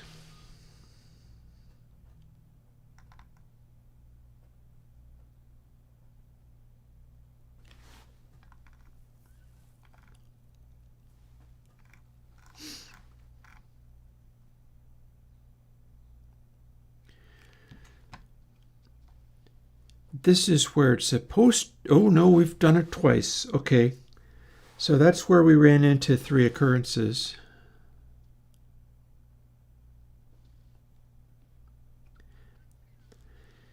I think it's because we're trying to set this twice. So that's messy.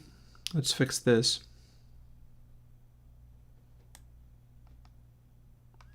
We've nested it.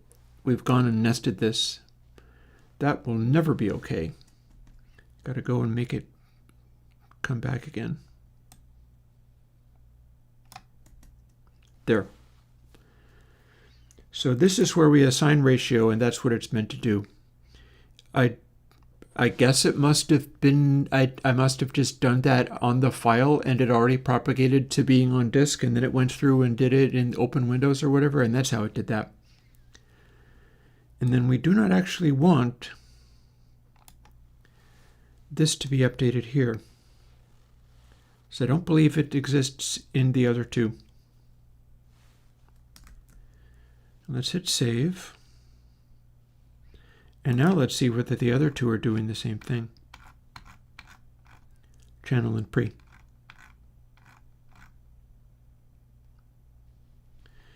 So here's where we don't want it to do that thing.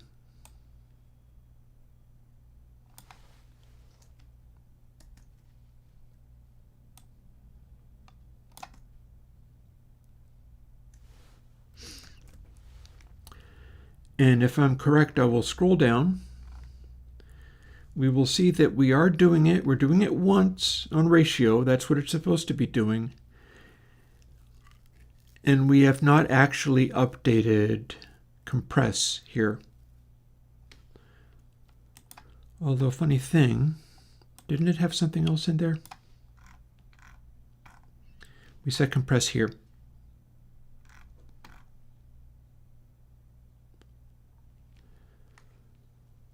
Okay, so we could fix this too. Let's.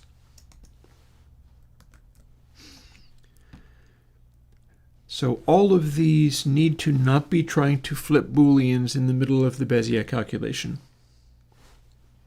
Save. Good.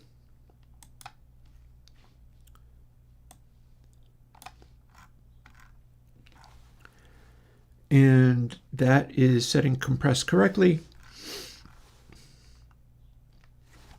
and ratio correctly and not flipping any booleans that it's not supposed to. And save to say you can edit stuff in the search results window, which I like. Then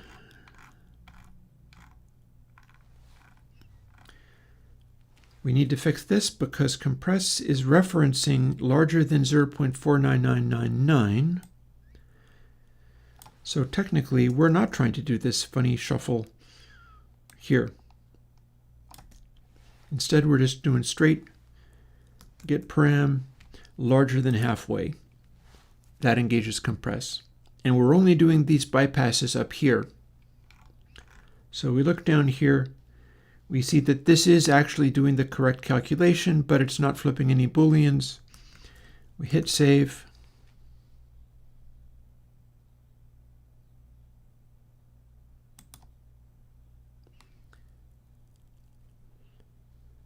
And we get to remove these spaces now because we figured out what was happening. Dynamics never needed a fixing. And we still have all the VSDs to do. Brad, the last time I was doing that, I was going and traveling up to British Columbia to visit a cute lady with whom I didn't actually get along with as well as I could have. So that was sad, but that was the last time I did that. That was like 2023. I don't know what to tell you. I'm getting old. Anywho. Let's go and find out what I would need to do to fix this stuff. Firstly, this part is fine.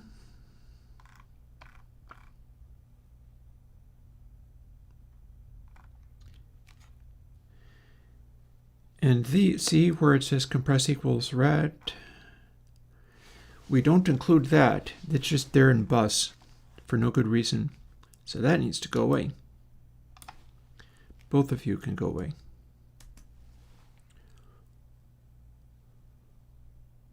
Oh, and interesting.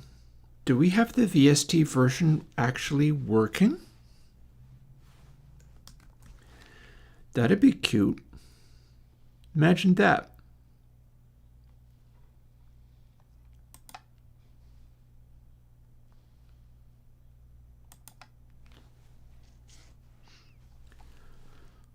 Although, that's not both of the instances. That's correct. That needs these not to be updated this often. Yeah, that's correct too. Huh.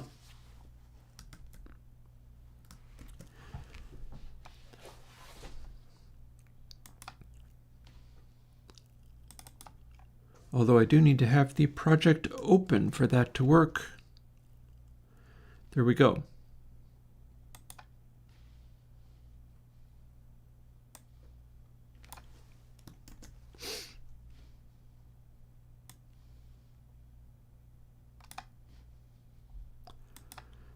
Boy, it's never ending, I tell you. X3 channel.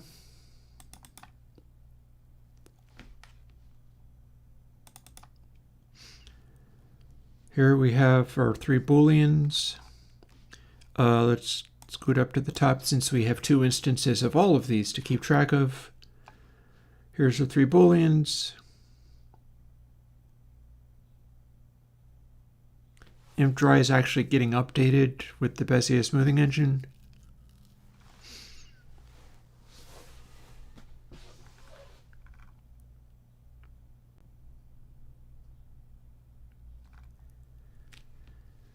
Channel, we also are updating these booleans in the Bezier smoothing engine.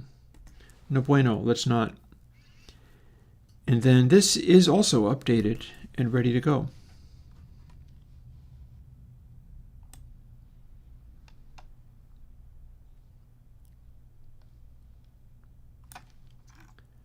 But here's our booleans. Skip down to here. Again, we keep updating the booleans in here. It's no good.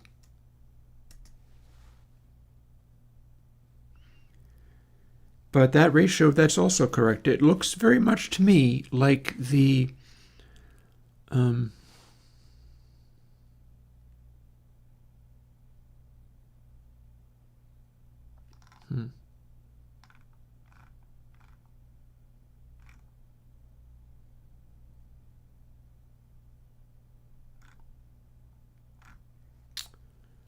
Where the hell are we updating gain trim?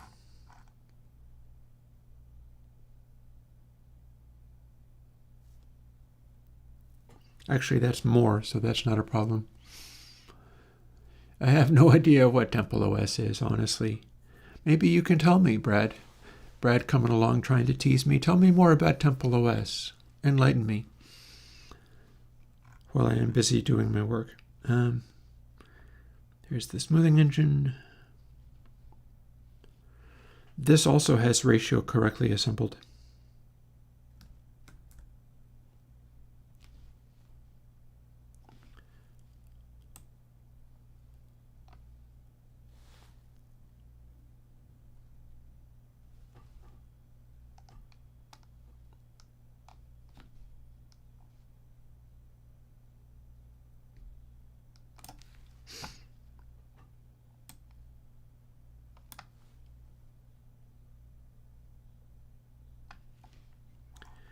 I must have gain trim covered here. Yep, I do. I do.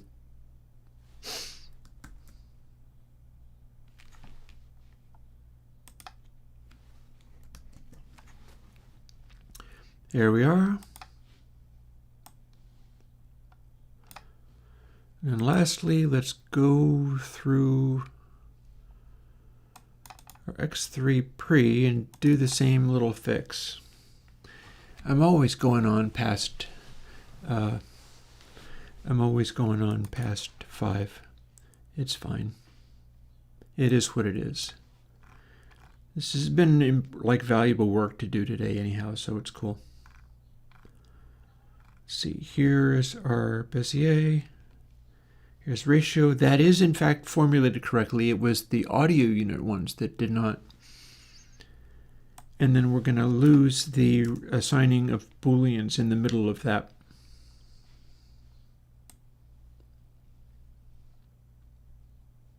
Then there's our booleans just the way we want them. There's our ratio being set correctly the way it needs to be. And then here's our booleans not being handled here.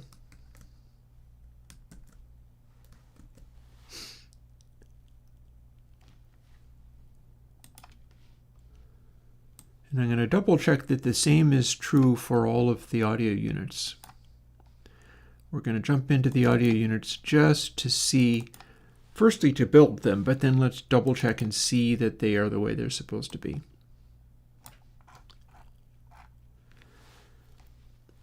So booleans here, all good. Honestly, we shouldn't be worried about that, but it should be fine, because we keep updating it anyway. Okay. Oh, we've got a Eugene showing up too. Hey there. I suppose I look like a boomer, but I'm actually Gen X. There is something of a difference. Which is not something to boast of, honestly, because Gen X have been humiliating themselves generationally in recent years. It's a pity what some of my compatriots get up to, but whatever. Okay. Ratio, yep, we've got that up to speed, and we are not updating Booleans.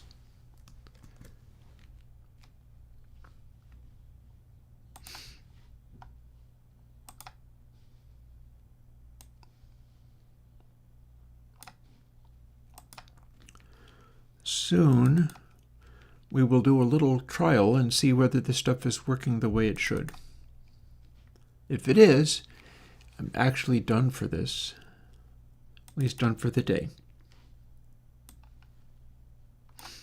Here's channel. Here's our Booleans. And here's where we actually apply the ratio.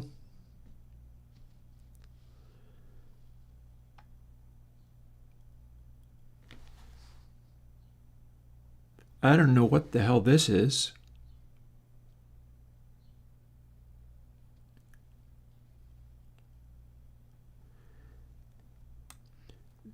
That's nonsense and has no business being there. Okay. Brain confuzzled. What the? All right, well, I'm glad to see the end of that. Let's build you.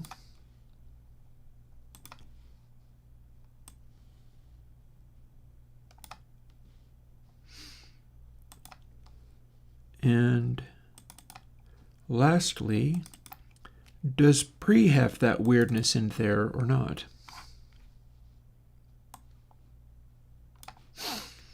One way to find out. Here's where we set our Booleans. There's the threshold, there's our ratio, and that doesn't belong. We don't do it this way anymore.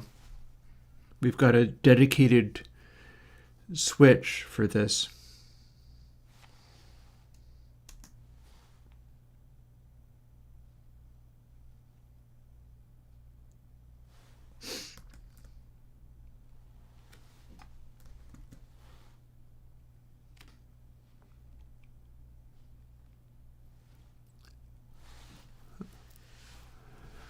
Oh, cool. Okay, I'm getting real answers. Neat.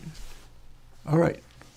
Terry Davis, an unusual fellow who is said to, okay, so he had mental issues, became homeless. I ceased being homeless. There was a time that I was, and I stopped being homeless. OS from scratch. Own programming language, own compiler. Made videos. Neat. Okay, made videos. Seems a shame that he ended that way. That sucks. That is unfortunate. Sorry to hear it.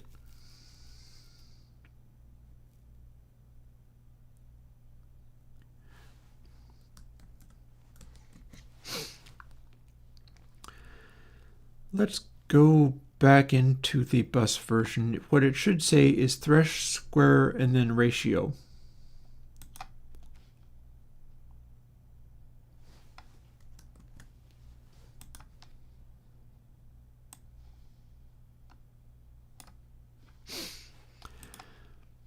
In fact, I can see that in Finder like this. About halfway down. Let's say thresh, square, and ratio, and then no weird other things overriding what ratio is. Over to channel. Honestly, I just fixed it in channel, so I know perfectly well it's not going to be a problem. Thresh, square root, and ratio. And then over to bus version as a final check.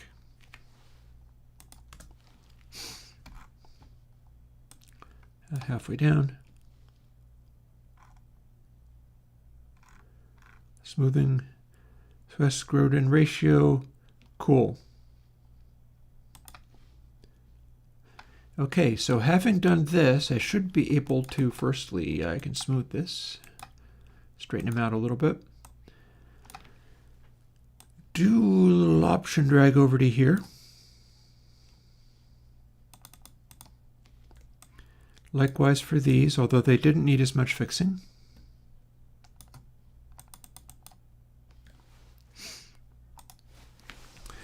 And fire up Twisted Mave for the last debugging and checking to make sure everything is working right before I get to go and have dinner. Because at this stage, if this works, I get to go and have dinner. If it doesn't work, I have to sit at the grindstone until I complete my duties. More like, if it doesn't work, I'm not going to want to go to have dinner because I won't be done. So, Console X Pre versus Dynamics 3 Mono.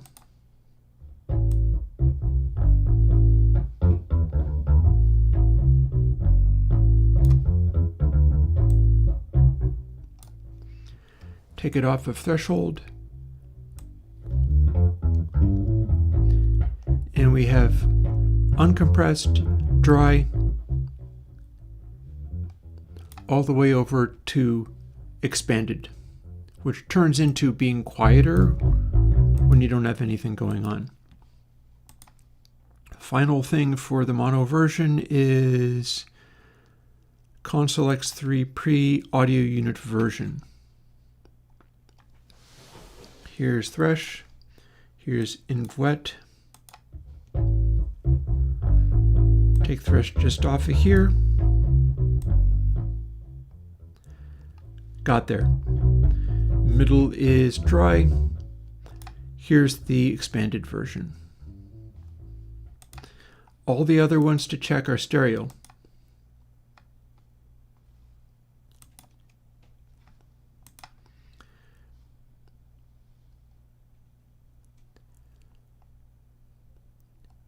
So here's Stereo Dynamics 3. Same behavior. Full volume, quietest.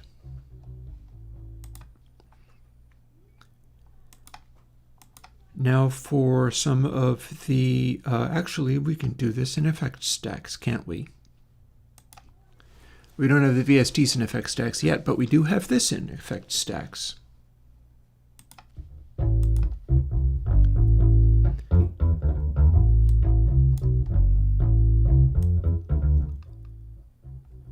Expanded, compressed.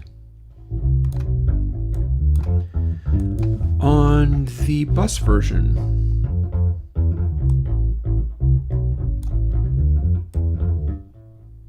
expanded, compressed.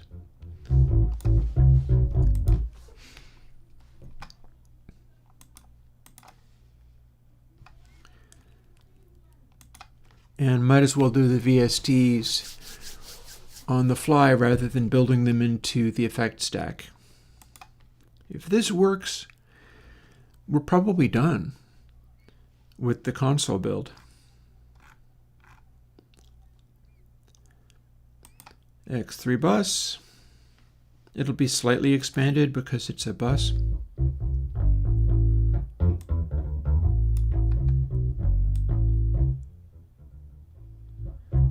Expanded, compressed, dry.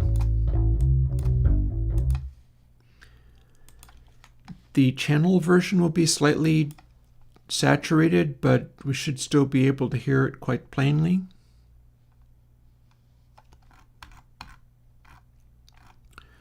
Console X3 channel. Threshold.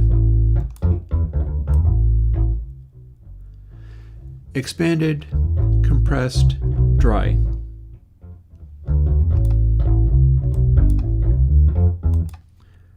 And lastly, VST pre-version. In the VST, the pre-version is dual mono to go along with the way that the audio unit works.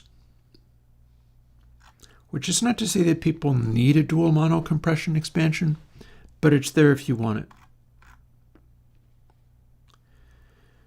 It does that in order to match what the AU does, because the AU is designed to work in multi-channel.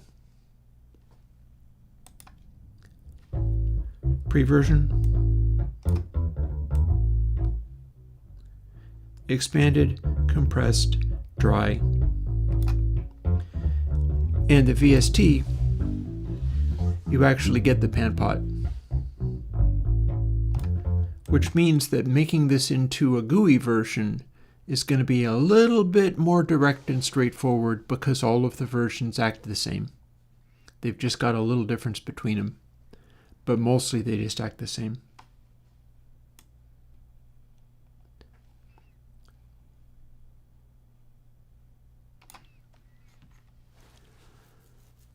Alrighty.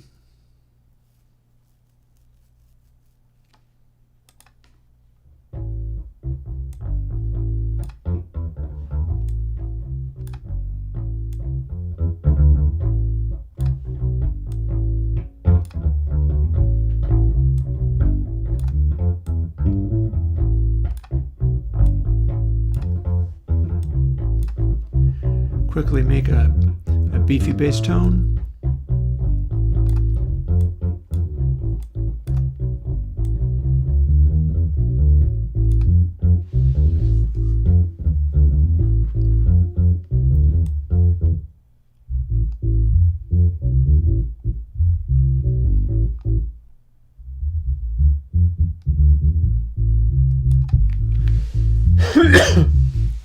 Super beefy reggae bass.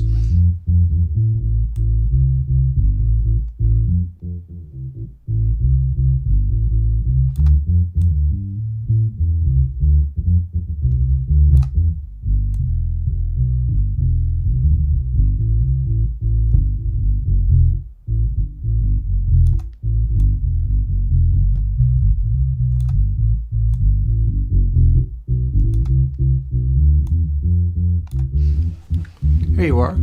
Nice little reggae bass happening.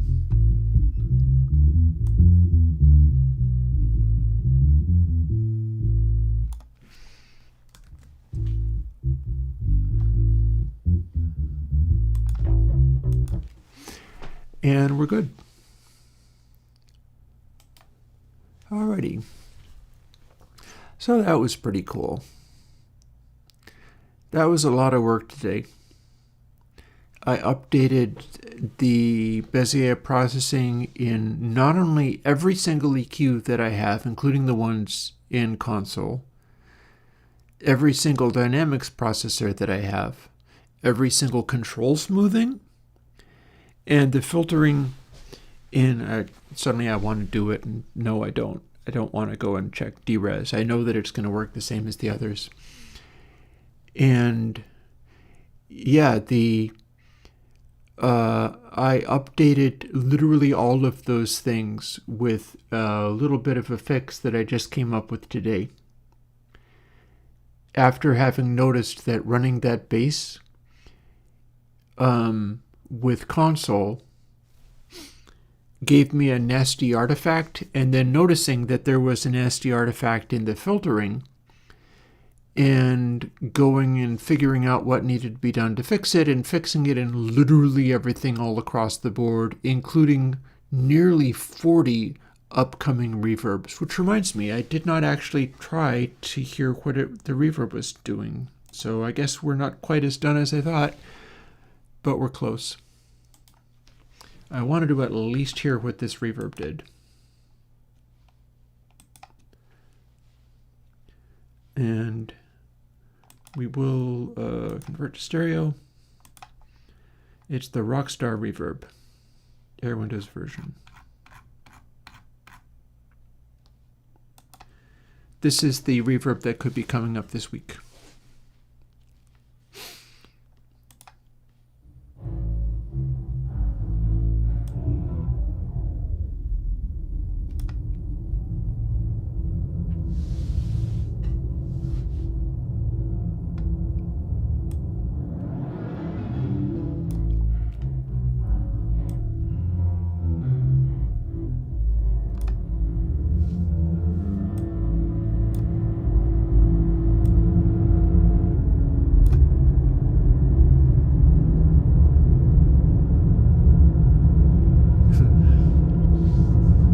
Okay, I'm willing to believe that the small improvement that I made actually did something useful here. it really feels just like darkness without much in the way of little artifacts.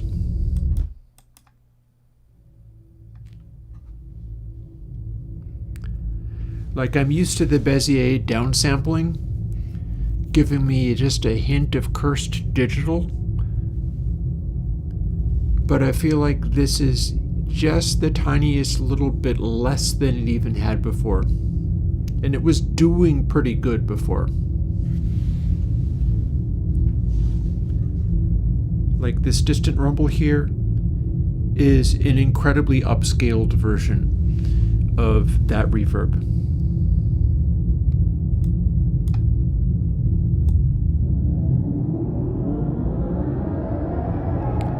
And as we make it larger and larger,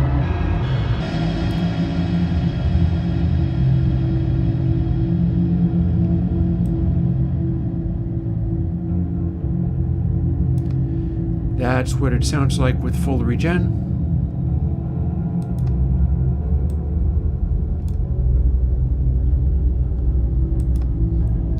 Moving around in the space.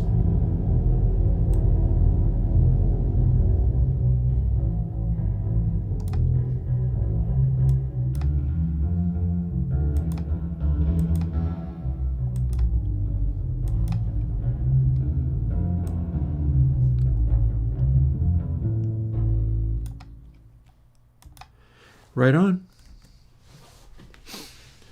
I keep forgetting to not save the thing. Okay. All of the reverb should sound that good going forwards. That's part of what we did today. We started right out by updating all of the undersampling factors in there. And I'm pretty sure I've gone through and built in that downres thing. And that's now routinely a part of everything. It's not a part of Cyber City. Cyber City is a work in progress. It is sort of the entryway to all of these new ones coming out. And I'm looking forward to seeing what I can do with them. But it looks to me like we've got a new filter and a new dynamics and a new version of console and a new DRes and, of course, Rockstar and a new version of Purist Console, all coming out before I need to worry about making more reverbs. But yeah, and having done all of this today, I'm sure I can get at least one of these things made for this weekend. So that should be pretty cool. I'll see what I can do. In any case, it is very much now time for me to go and have dinner. So I'll put something out this weekend and we'll see you again next week. Bye-bye.